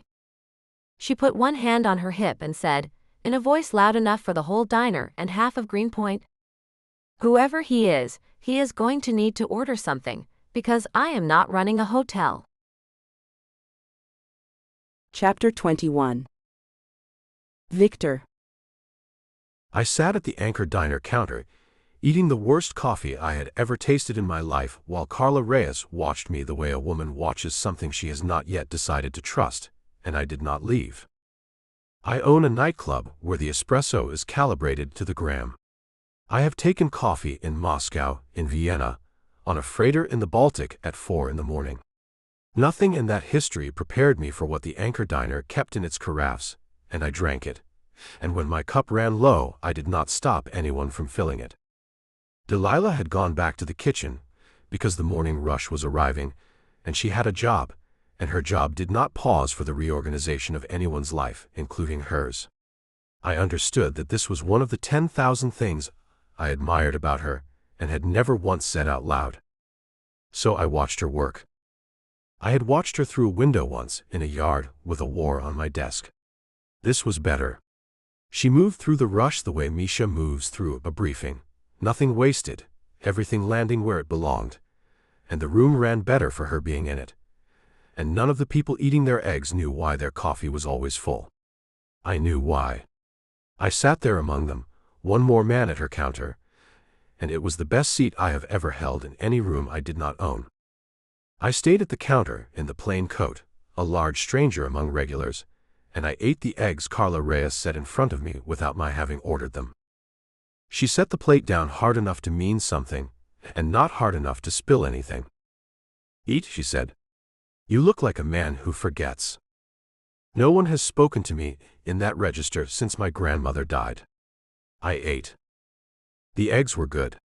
I would learn in time that everything Carla Reyes cooks is good, and everything the day cook makes is an apology, and that this knowledge separates the regulars from the tourists. She watched me eat with her arms crossed, and when the rush thinned, she planted herself across the counter from me, and lowered her voice to a register that did not carry, and I understood the eggs had been the fee for what came next. In February, my best friend disappeared behind a letter that was written scared, she said. She came back this week looking like a woman who has been through something that does not leave marks where you can see them. Nobody will tell me anything, and I have stopped asking her because she protects people by lying, and she has had a lot of practice. Her chin came up and stayed up. So I am asking you. What kind of man is responsible for that? I set down the fork. There was a version of the answer built for civilians, and a version built for police, and a version built for the council. And I stood in the middle of all my versions for a moment and chose none of them. She witnessed something that put her in danger, I said. The danger was real. It came from my world, not from her, and none of it was her doing. I made decisions about her situation that I believed protected her. I turned the cup a quarter turn on its saucer. They were decisions that were mine to make, and not hers to consent to. That is the kind of man who is responsible. I am here because I was wrong about which decisions were mine. Carla Reyes looked at me for a long time. She has the eyes of a woman who has heard 10,000 men explain themselves across this counter and has kept score. Then she picked up the carafe and refilled my terrible coffee without a word and walked away. And I understood I had been issued a visa. Provisional. Renewable on conduct. Misha called while I was still at the counter. I took it because his calls do not wait, and because I had told a woman at a kitchen table that I would be a man who takes the call where she can see him take it. 3 items, Misha said. The lawyer was picked up this morning. A separate matter, unrelated on paper. It will hold long enough. Arranged then. Somewhere in the night, between everything else, Misha had found the one loose thread in Volkov's lawyer's life and pulled it at the exact useful moment. I did not ask how. There are questions a man does not ask, so that later answers can stay honest. The packet. Contested evidence in an active obstruction inquiry, as of 9 this morning. Frozen. It cannot move against you while the inquiry lives, and the inquiry will live a long time. Volkov has gone to ground. New Jersey, we believe. He cannot make a 5th move without surfacing, and surfacing costs him more than it costs you. I sat with that, in the noise of the diner, with the eggs finished in front of me. The external pressure was gone. The shipment, the federal paper, the council, the packet, answered all 4 in their own languages. For the first time since a photograph landed on my desk beside a broken watch, no one was coming. Which meant that everything that remained was in this room, wearing an apron, calling an order back to the kitchen in a voice that could cut through a lunch crowd like a boat horn. And the 3rd item? I asked. There is no 3rd item, Misha said. I wanted to know if you were still at the diner. A pause. You are still at the diner. Good. He hung up. I put the phone in the coat pocket, next to the cloth the watch had written in, and the cloth was empty, and I left it that way. 11 years, and he had spent a phone call to confirm that I was sitting still in a diner. I understood by degrees that this was Misha celebrating. The man has no other instrument for it. He verifies the good news himself and calls the verification work. Delilah came back out during the lull, wiping her hands on her apron, and stopped across from me with the look of a woman checking whether the strange fact of me was still sitting at her counter. I told her then. The thing I had not told her earlier, because earlier belonged to the apology, and this belonged to what she was owed. This morning, before I came here, I signed 3 properties over to council administration. The warehouse on Van Brunt. The commercial holding on Atlantic. The parking structure by the pier. I set it level without slope. 1/3 of my operating ground. It closes the review, and it takes you out of the center of Volkov's paper.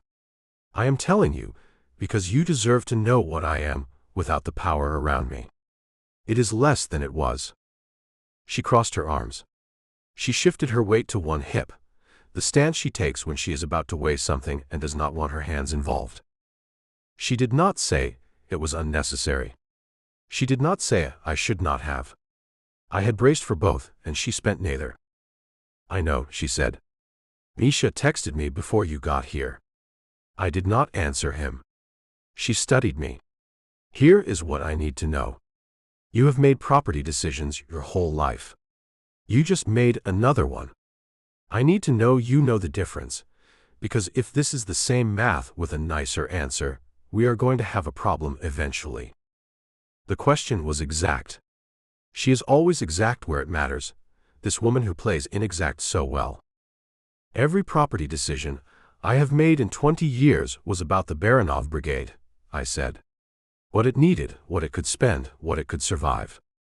This one was about you. I know the difference because this one cost me something I did not want to lose, and I signed anyway, and I would sign it again this afternoon. She looked at me for a moment longer. Something in her face came down off its guard by 1 degree, which from her, in daylight, at work, was a parade. Okay, she said, and refilled my cup, and the coffee was still terrible, and I drank it. Before I left, I asked her one more thing, because I had spent the walk from the subway understanding that the currency she used was not the currency I had spent my life printing. Your car, I said. The rear tire has a slow leak. It has been sitting for 2 months. I would like to have someone look at it. I am asking. She heard the last 2 words. I watched her hear them, and I watched her decide they were real, which took a moment, because the last man who asked her permission for anything was, at a guess, a customer requesting extra napkins. She looked at me across the counter, and the fluorescent light caught the freckles across her nose, and I permitted myself to notice one last time, without a single operational excuse, because there was no operation left to hide inside. Dmitri has been starting it twice a week, she said. Which I know about. He can fix the tire. Fixing the tire is different from managing my situation, and you are going to tell me which one he is doing before he does it. He will take it to a garage, I said, and leave the keys with you. She nodded once. The nod she gives when a thing has been done right, and she is not going to make a ceremony out of it. I paid for the eggs.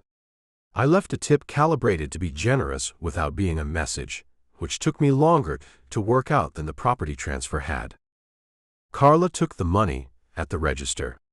She looked at the tip, then at me, and rang it in.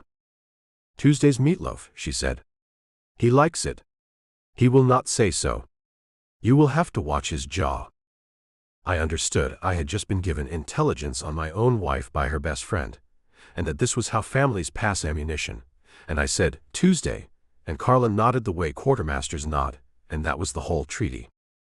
Then I walked out of the Anchor Diner into the cold, an ordinary man in an ordinary coat, and turned toward the subway. Half a block down, my hand went to the coat pocket and found the cloth, and the cloth was empty, and I stopped walking. The watch.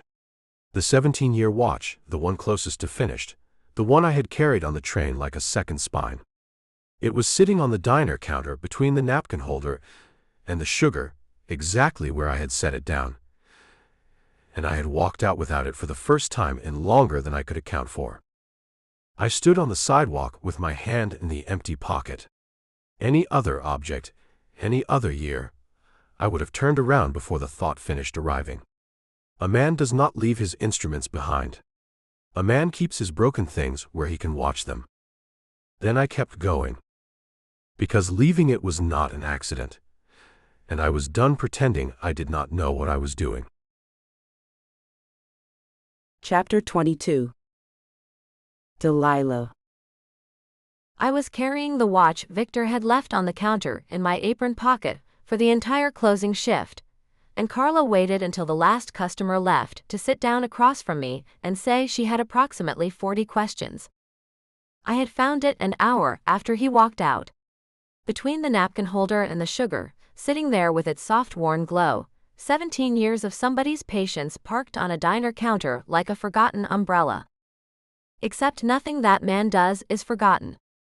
I stood there looking at it and understood I was being trusted with something, and that he had left before I could refuse, which was either cowardice or wisdom, and with Viktor the line between those two had always run thin.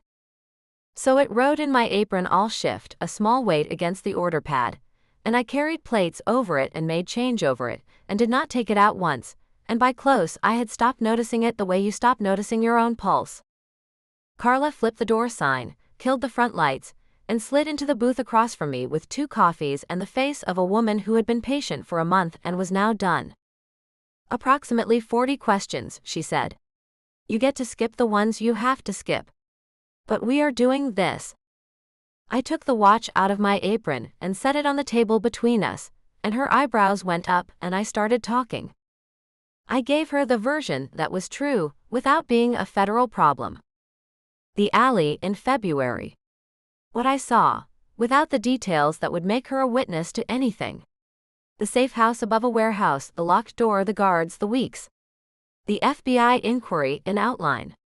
The marriage, 14 minutes in a municipal building in Staten Island, a plain band and a laminated card, real signatures on a real certificate, for reasons that were about keeping me out of a federal file. Carla did not interrupt once. She let the whole thing come out in order, and the diner sat empty and humming around us, chairs up on tables, the floor still wet in the corners, the after-close smell of bleach losing its argument with 40 years of bacon. That was how I knew she understood it was serious. Carla interrupts weather reports. She sat with her hands around her mug, and let me get all the way to the end, to the plain coat at the counter and the watch on the table between us, and then she was quiet for a moment, sorting it. Okay, she said. One question first, and it is the whole ballgame. You are in love with a man who does terrible things, and you have already decided to stay. I watched you decide it this morning over a coffee pot. Her voice did not have any drama in it at all, which is how Carla sounds when she is being titanium. So the question is the only one that matters. Are you safe?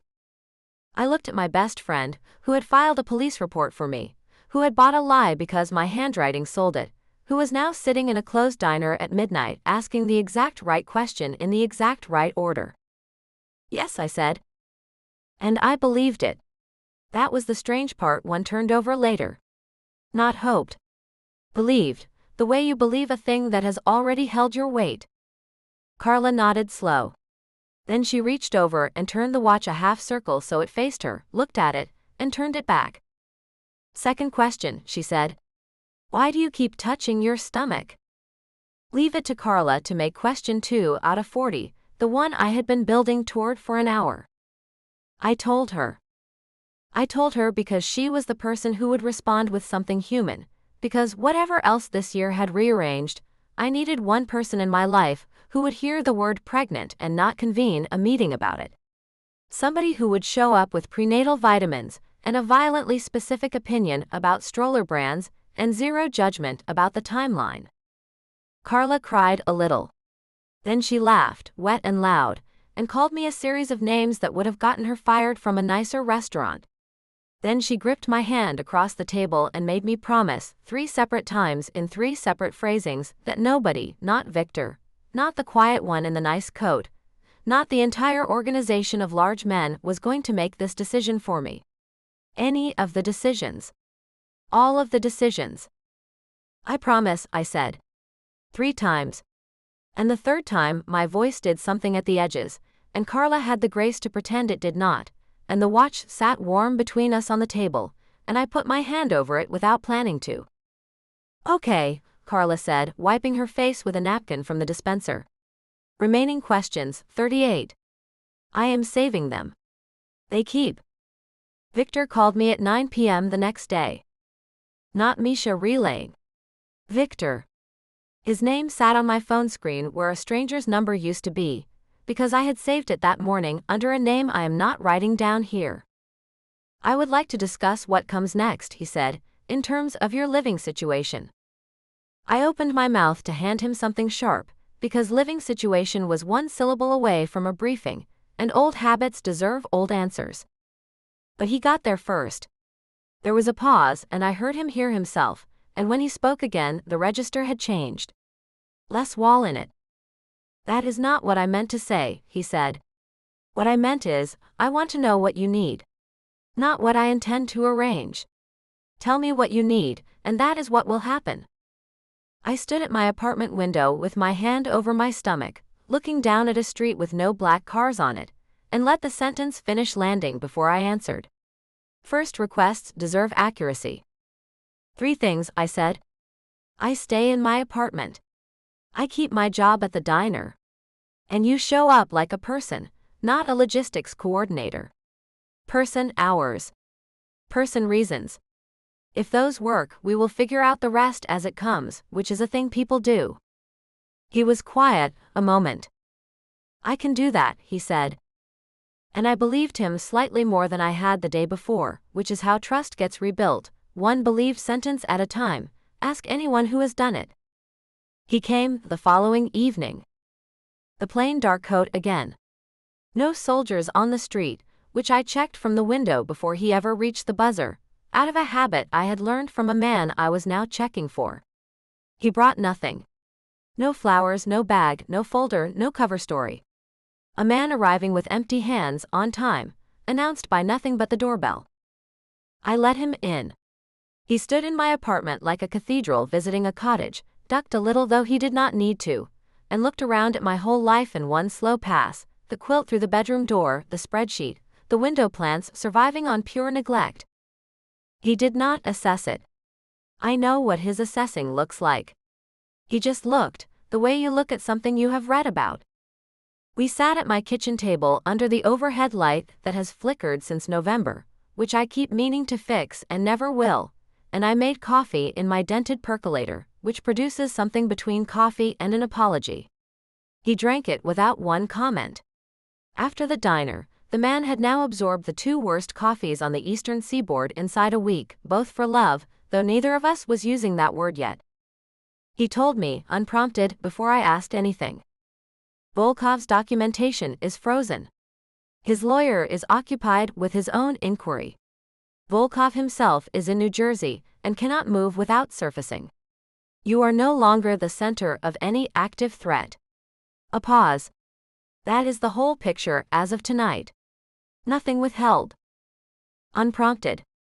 As it happened, not after. I sat with how different that felt. Information arriving as weather arrives on everyone at the same time. Thank you, I said. Keep doing that. When things change, tell me while they're changing. Not after. Not as a briefing. While. He looked at me across my little table, in my bad light, with my terrible coffee in front of him, and he put his index finger down on the wood. He tapped it twice. And this time I knew what it meant. Not finality. Not a life decided over my head. A signature, put where I could watch him sign it.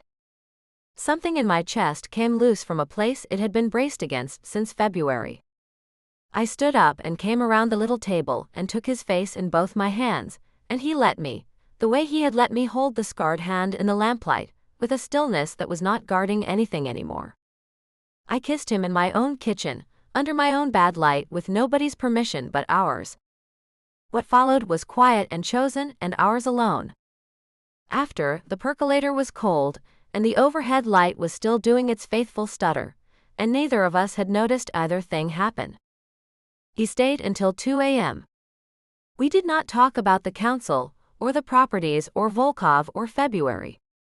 We talked about nothing, actual nothing, the household kind, Carla's 40 questions, the regular who reads box scores, whether a diner or a nightclub has the worst Saturday crowd, which he defended with statistics and lost anyway.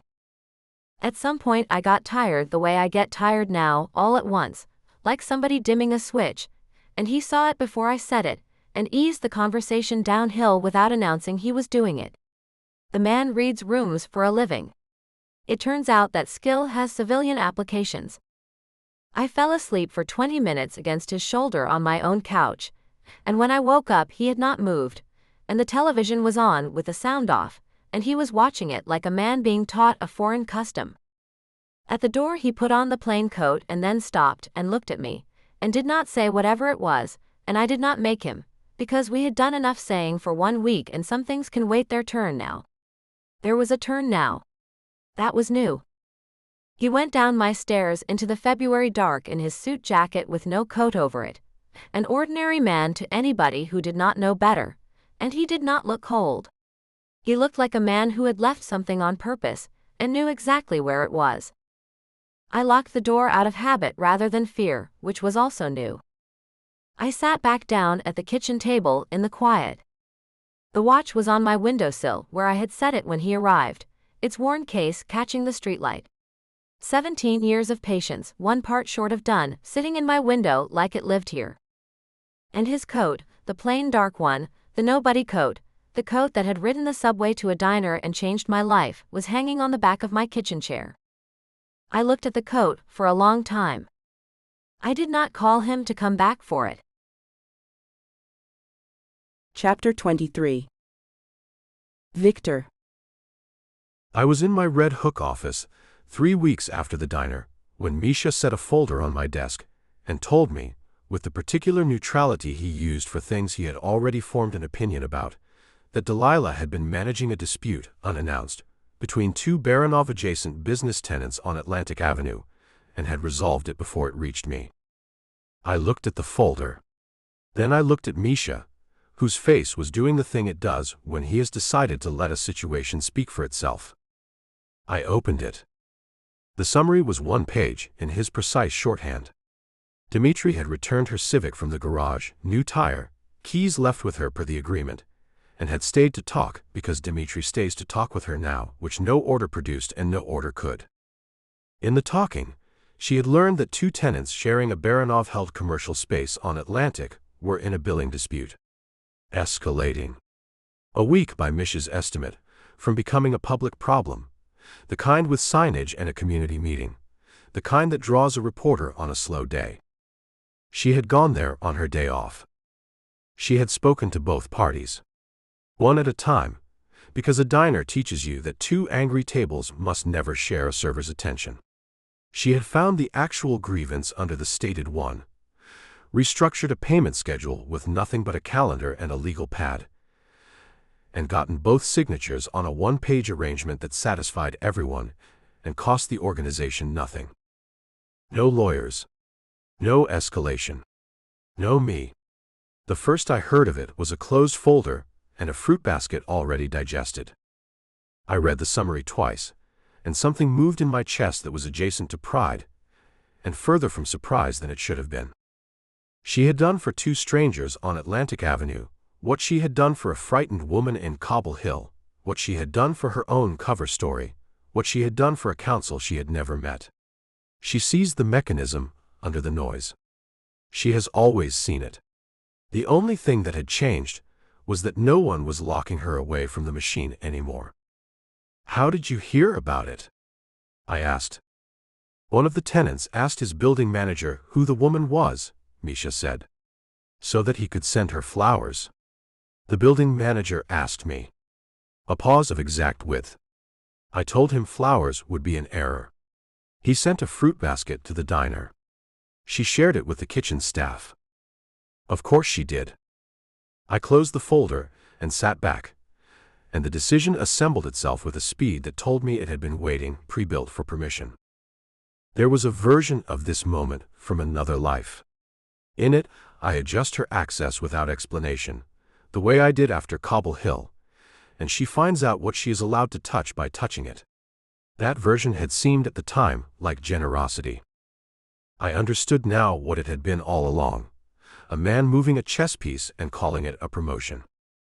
Going forward, I said, she is designated as civilian liaison for the commercial side holdings. Defined scope in writing. The 2 Atlantic properties, and whatever else she and I agree to, nothing operational, ever. A direct line to you for anything that so much as leans toward operational. And a retainer. Market rate for a consultant, paid monthly, clean paper. I looked at him. She is compensated, not conscripted. The difference is the entire arrangement. I will prepare the paperwork, Misha said. Prepare it as a proposal. This was the part that mattered, and I said it slow enough to be unmistakable. I will discuss it with her before anything is signed or announced. She will not accept a role presented as a decision already made. And she will be right not to. Misha looked at me then, and something went through his face that I have seen exactly twice in 11 years, both times new. It is the expression of a man revising an assessment upward and declining to say so. He took the folder and left, and closed the door without a sound, and I sat in my office over the water and understood that I had just, for the first time in my adult life, designed a structure around a person instead of fitting the person into the structure. She was at her kitchen table that evening, going over the spreadsheet. Her personal one, the neat brutal columns of a life run on 2 jobs and no margin.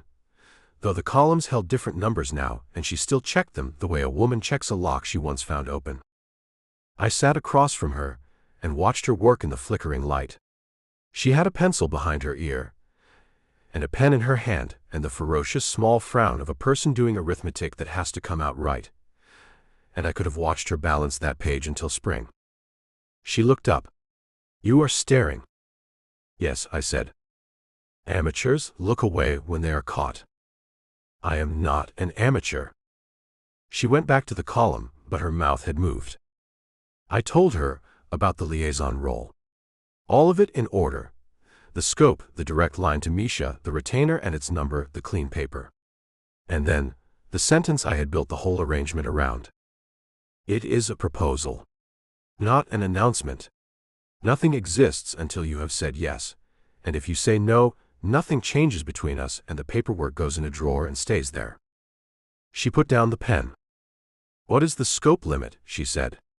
"Specifically, where is the line where it stops being commercial and starts being the other thing?" I told her in exact terms. 2 properties, their tenants, their maintenance contracts, their books. The moment anything touched movement, protection, personnel beyond the janitorial, or any name she had never heard in daylight, it crossed the line and went to Misha, and her part of it ended at the crossing. Who decides when something has crossed it? You flag anything that feels wrong. Misha rules on it. His ruling controls. If you disagree with his ruling, you tell me, and I will side with him, because that is what the line is for. She asked one more, about the retainer and what it obligated. I answered that too, nothing but the scope, it was payment, not leash. "I will think about it," she said. Good. And then she did the thing she does.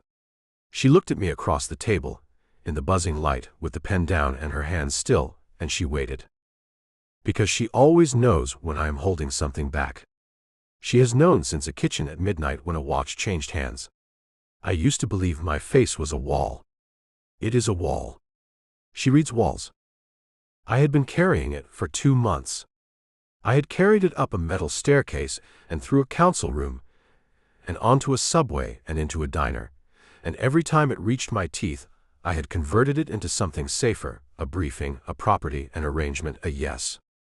There was nothing left to convert it into. That was the discovery of those weeks. I had run out of other shapes. So I said the 3 words I had been building toward for 2 months. Out loud, across her kitchen table, under her broken light, in English, plain, with my hands open on the wood. Not as a transaction. Not as a tactic. Not to secure a yes on a proposal, or to settle anything between us. Just as a fact, because it had been true for longer than I had been willing to name it. And because she had spent months teaching me that a true thing managed is a true thing wasted. She held very still. The light buzzed. Somewhere below her window, Greenpoint went about its Tuesday. She looked at me and did not move. And the silence stretched long enough that I understood she might not say it back tonight, might not say it back at all. And I did not reach for the silence and use it against myself. That was the other discovery.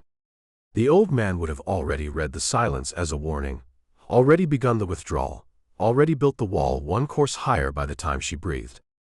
I sat there instead with the words out in the room, unguarded, and let them stand in the open where anyone could see them. They did not fall. She reached across the table and put her hand over mine. The left one. The same hand she had turned over in the lamplight to read the scars, the hand that does the one honest thing I do. She set it back. Quiet, in the same register I had used, matching me word for word, no garnish, and I will not be writing what the sound of it did to me, because some things a man is at last allowed to keep.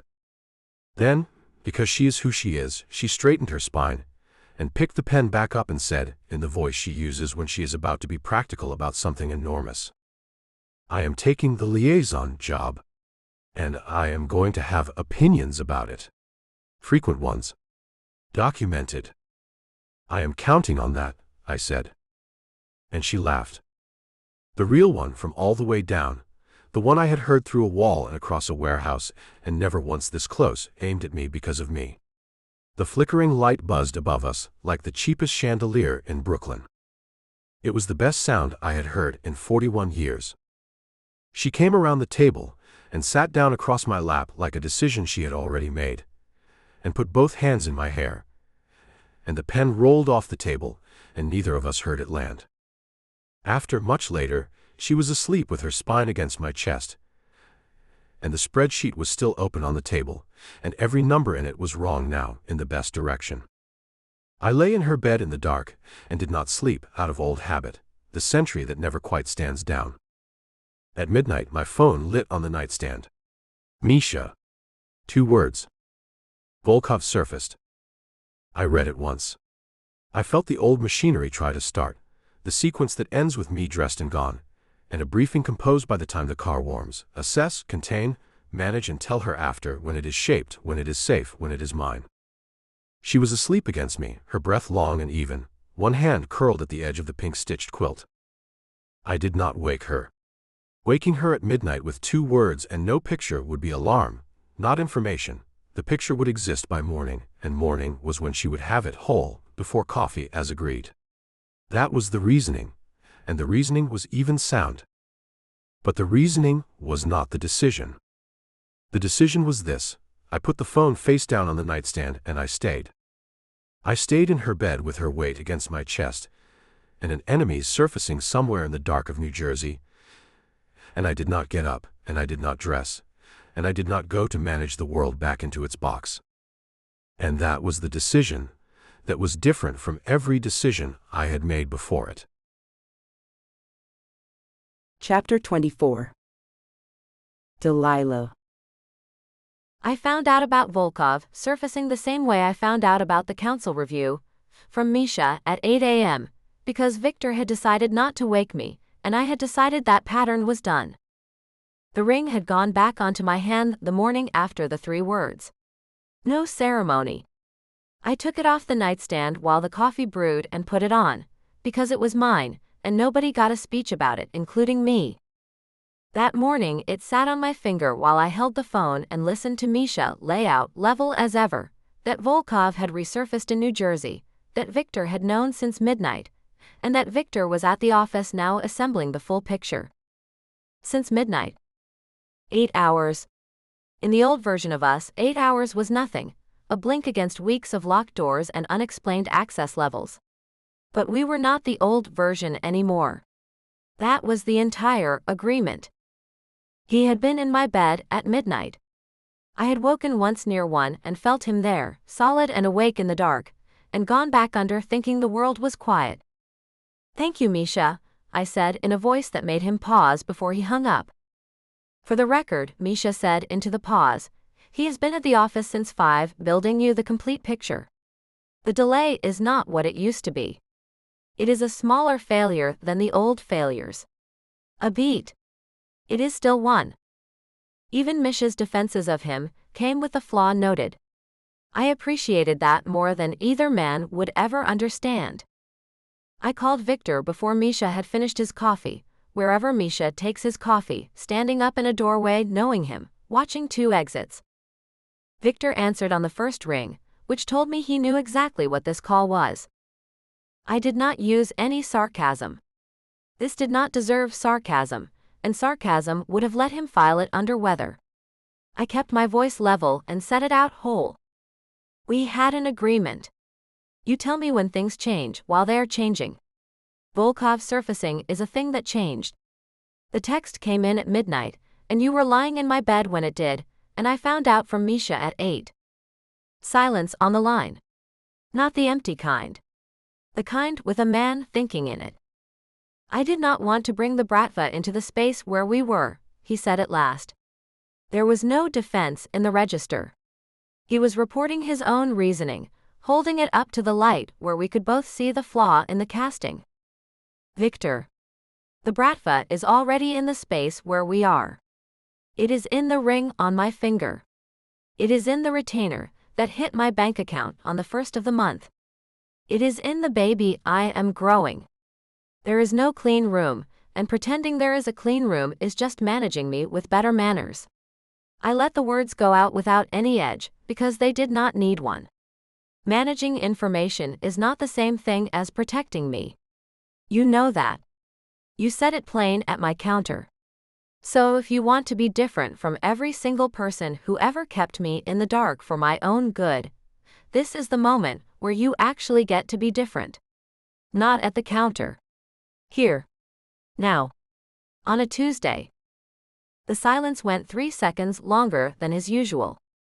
I know his silences now, the whole catalog of them, and this one was the one where something old gets overruled. I will tell you now, he said. And he did.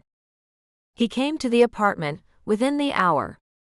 He took off the coat and sat down at my kitchen table and put his phone on the table between us, face up, which I understood was a policy statement. Then he told me the full picture the way Misha had always told me things, flat and complete with no softened edges and nothing saved for a better moment. Volkov had surfaced in New Jersey with a new backer. A Philly-connected crew, ambitious and liquid, who had watched a Brooklyn organization shed a third of its territory and read it as an opening. There was no operational move yet. No shipment touched, no address named, no man followed. Instead, there had been an interview. A journalist with known organized crime sources, the kind whose stories never run in daylight outlets but circulate hard in the channels where reputation is the actual currency. Volkov, unnamed but unmistakable, describing a Bratva boss who had compromised his own operation for a woman. No specifics. No evidence. Just the shape of a man gone soft, drawn for the people whose business depends on knowing which men have. The council is not alarmed, Viktor said. The property transfer reads to them as measured judgment, and Grekov has said so where it matters.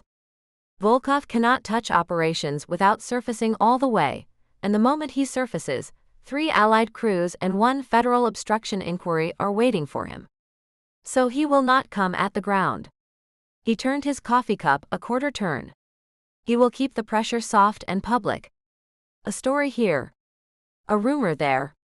It is the one kind of attack that force cannot answer, because answering it with force proves it false by proving it true. I sat with all of it. He let me. He did not fill the quiet with reassurance, because he knows by now that I chew information slower when someone sugars it. A man was trying to end us with a story. Not with guns, not with paper, with a story told in rooms I would never sit in, to men who would never say my name. It was almost funny. I had spent February being the witness nobody could allow to talk, and now the most dangerous thing about me was that the truth was on my side, organized and signed in my own hand. The old fear checked in, took one look around, and found the room changed. A man was sitting at my table telling me the whole thing, while it was still moving. Whatever else was out there in New Jersey, in here the agreement was holding. Okay, I said. What can I do? He looked at me when I asked that with the expression he gets when I have surprised him, which happens less than it used to, and which I have therefore started collecting. You are already doing it, he said. The liaison work.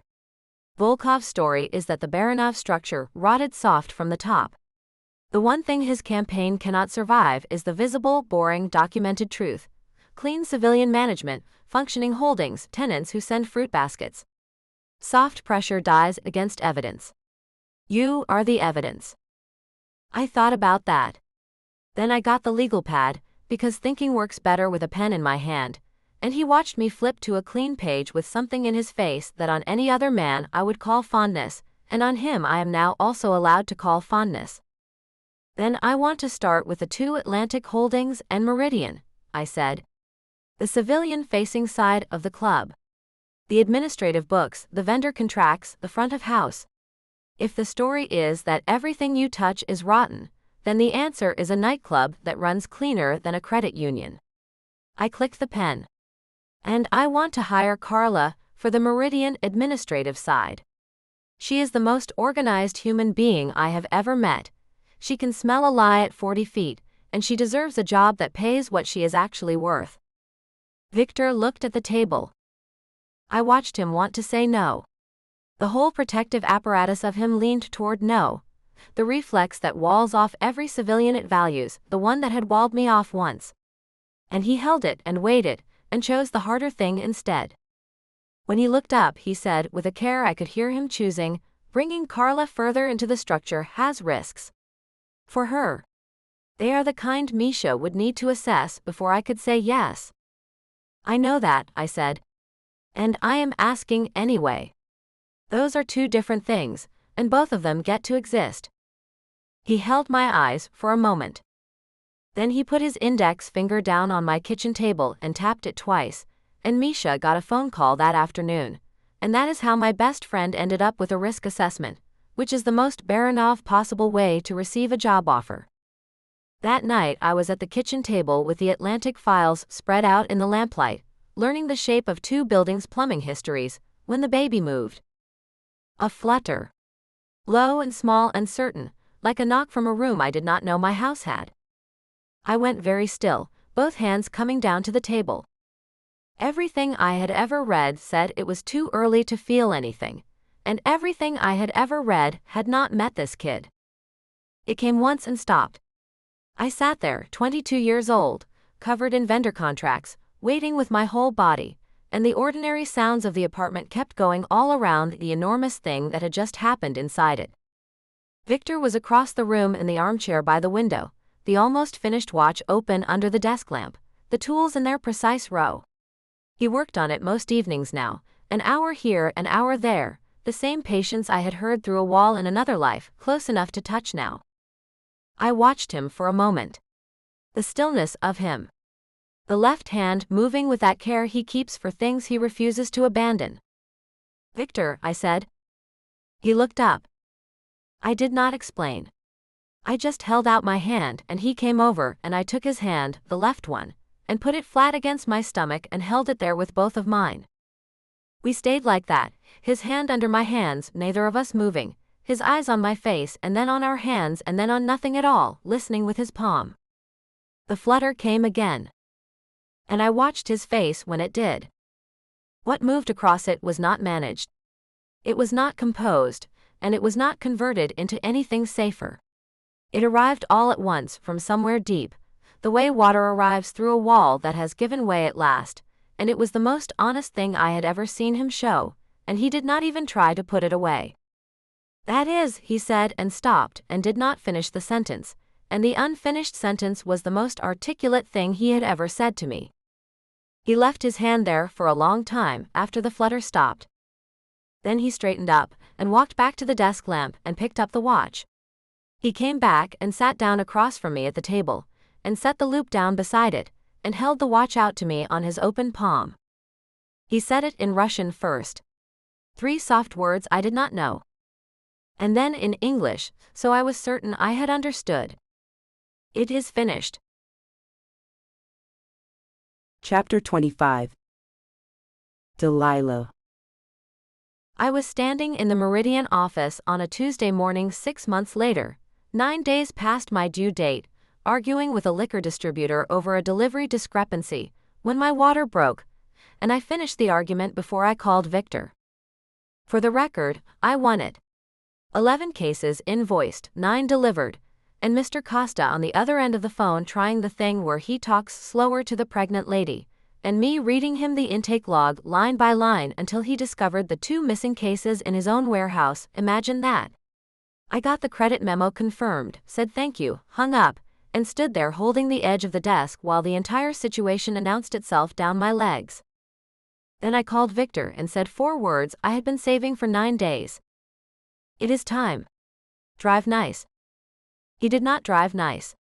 He drove from Red Hook to Greenpoint and then to the hospital at speeds I chose not to look at, one hand on the wheel and one hand holding mine, saying nothing, because the man prepares for everything and there is no preparing for this, and I watched the pulse going in his jaw and loved him so much it beat the contractions for attention. Dmitri drove behind us the whole way. Then he waited in the hall for 11 hours in a plastic chair built for no human body, and every time the doors opened I could see him through the gap, sitting at attention like the hallway might be graded. Misha confiscated Viktor's phone at the door. I had asked for that days earlier, relayed through Dmitri because some requests work better arriving sideways. Misha took the phone with both hands, the way you accept a weapon for safekeeping, and said one sentence. The organization will survive 11 hours. He would not survive missing this. Which is the closest thing to poetry Misha has ever committed, and I was in too much pain to write it down, and I am writing it down now. Carla arrived at hour 6 with a bag of contraband snacks and got exactly as far as the hallway, where, per the nurses, she and Dmitri sat in adjacent plastic chairs in total silence for 5 hours like two agencies maintaining a truce. She braided a lanyard. He watched the door. My people. 11 hours. Viktor sat beside me the whole time, phoneless, jacketless, his sleeves rolled, and let me crush the scarred hand flat in mine through every contraction without once mentioning it.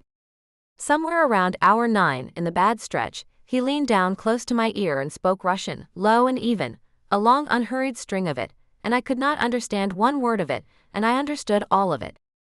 Our daughter arrived at 4 a.m. in the blue-gray light that belongs only to delivery rooms and docks, small and loud and absolutely certain of her own presence, furious about the change in management exactly on brand for this family.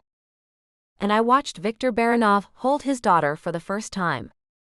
He held her the way he handles the watches. Both hands, total attention, a stillness that was not tension but its opposite, some enormous engine going quiet at last around something small and not broken and not needing to be fixed, only kept. He looked at her for a long time. His left thumb moved once across the edge of her blanket, the small worn arc, the tell with no table.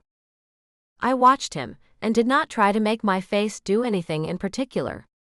There was nobody left in that room I was performing for. That was the whole prize right there, if you want it in one sentence. By the time our daughter was 6 weeks old, the world had reorganized itself around her, the way rooms had always gone quiet around her father, except gentler and with more laundry. The Baranov brigade was smaller than it had been in 20 years, and it ran cleaner than it ever had. The 3 allied crews had formalized their arrangements with Viktor, in part because the council had decided the property transfer was measured judgment rather than weakness, and measured judgment was now a thing worth allying with. Fewer men, fewer fronts, nothing that could not survive daylight or an ambush. The civilian side was mine. The 2 Atlantic holdings, running quiet and profitable, tenants who now called me before problems became problems. And Meridian's front of house, which was Carla's now. Carla had negotiated her own retainer with Misha, in a 40-minute meeting I was not allowed to attend, and afterward Misha described it, unprompted, as the most efficient negotiation he had conducted in 3 years. Carla described it as, we understood each other. The Meridian vendor files have never been the same, in the sense that they are now correct. Volkov's soft pressure campaign had stalled the way a rumor stalls when the world keeps failing to supply it evidence. He was still out there somewhere, a voice looking for a room getting quieter. The story needed a rotten operation, and kept finding fruit baskets. There is no interview that survives boring, clean, and documented, and boring, clean, and documented was now the family business. Viktor's soldiers said my name without being told to. Not the pecan's wife. Delilah. Dmitri had been promoted, which he accepted with a nod, and which the men celebrated for him since he would not, and he stood post at our daughter's first doctor visit with the gravity of a man guarding a head of state, which, in his cosmology, he was. And the watch, the 17-year watch, finished at my kitchen table on the night our daughter first moved, sat on my side of the bathroom vanity. Running. On time. I checked it every morning against my phone out of old habit, the way I used to check my Civic like a pulse, and it had not drifted 1 minute in 6 months. Some things, once a patient man gets them finished, stay finished. The broken one, the Elgin, lived on my nightstand still. He had offered once to repair it. I said no. Every household needs one unfinished thing to remind it what the finished ones cost. He tapped nothing when I said that. He just looked at me for a moment, and then he nodded, the way you nod at a rule you recognize. Some nights I still wake at 3 and hear small patient clicks from the kitchen, and I know he has another one out of the office drawer, working under the lamp, one repair at a time through that long inventory of broken years. He brings them home now. He fixes them where I can hear it. The sound goes through the wall of the bedroom like it went through the wall of a safe house, and I fall back asleep inside it, because it turns out that sound was never the sound of a man alone. It was the sound of a man keeping things. It just took both of us a while to know it. I still wore the ring from the municipal building in Staten Island. The plain wholesaler band, a half-size loose, bought by Misha on a morning's notice for a 14-minute ceremony that was supposed to dissolve with the paperwork. I had thought about replacing it. Viktor asked me once with care over the long table if I wanted something different on my hand. I told him no, and I told him my terms instead. He would keep telling me things first while they were still moving, forever, no expiration. And he would take our daughter to the park on Sundays. Himself. No detail, no perimeter she could see from the swings. Those were my terms, and the ring stayed, because it was mine and I decided what it meant, and what it meant had changed owners. It did not belong to the paperwork anymore. It belonged to me. He put his finger down on the long table and tapped it twice, and kept both terms, and has kept them since. In the 7th month of my pregnancy, at that same table, after a long ordinary silence, he had said the 3 words again. Unprompted. No occasion, no negotiation nearby, nothing to seal. Just set them down between us like a man who had learned where things go. I said them back. Neither of us made anything smaller of it by commenting. And the bread got passed, and that was that, and it was everything. The night that closed it all was ordinary, which is the point of everything we built. Our daughter was asleep against Viktor's chest in the armchair, milk-drunk and boneless, one small fist closed around nothing, the way babies hold the air like it belongs to them. He had one hand spread across her back, the whole of her fitting under it. His left thumb was moving along the edge of his watchband. The slow arc one direction, then back, worn smooth by decades. He still does not know he does it. I have never told him. Some things are mine. The finished watch sat on the vanity through the open bathroom door, catching the hall light, keeping the family time. I was across the room with the Atlantic paperwork on my knees, not reading it, and the song came up out of me the way it does when I am at ease, low and unintentional. My grandmother's song, Patsy Cline, threading through a Brooklyn apartment over a sleeping child's head, the way it once threaded through a record player in Flatbush over mine. I did not notice I was doing it. I never notice. That is the entire mechanism of that song in my life. But he noticed. He looked up from our daughter's sleeping face, and he found me across the room, and there was something in his eyes I have chosen never to ask about. Because whatever he knows about that song, however many midnights it kept him company through a wall, it is his the way the watchband is mine. I looked back. The apartment held all of it at once, the whole improbable inventory of us, 3 miles and one changed life from a diner where a girl once took out the trash at 2 a.m. and met the rest of everything in an alley. Neither of us looked away, and the song kept going, and the light through the bathroom door caught the watch, and our daughter breathed against his chest, 12 pounds of proof that the math came out. I had not fixed him. I want that understood by whoever ends up telling the story of us. He is not fixed. He is a man with a drawer full of decades and hands that have done things I will spend my life choosing to know about. And there are rooms in him with no lights in them yet, and there may always be. I had not waited for him to become something safe, either. Safe was never on the menu. Anyone who tells you different is selling you a softer book. I chose him. With every scar visible in full light, on my own terms, at my own counter. And he chose me back the only way that counts, which is over and over in small hours with his hands. And we built something brutal and beautiful inside what remained. And the watch was finished, and the door was open, and the song kept going. His phone lit on the side table at midnight. Misha, the quarterly territory report, because empires do not sleep even when their daughters do. Viktor read it one-handed, the other hand steady on our daughter's back, his thumb never leaving its arc on the watchband. Then he set the phone down and looked up at me, and said in English, without being asked, in the moment and not after. Everything is fine. The end. Thank you for reading Guarded Vows. If Viktor and Delilah earned a place on your shelf, a short review helps more than you know. This has been Guarded Vows. An age gap secret baby mafia romance, written by M. Love. Narrated by Google Play, auto-narrated audiobook. Copyright 2026 by Blessings for All LLC. Production copyright 2026 by Blessings for All LLC.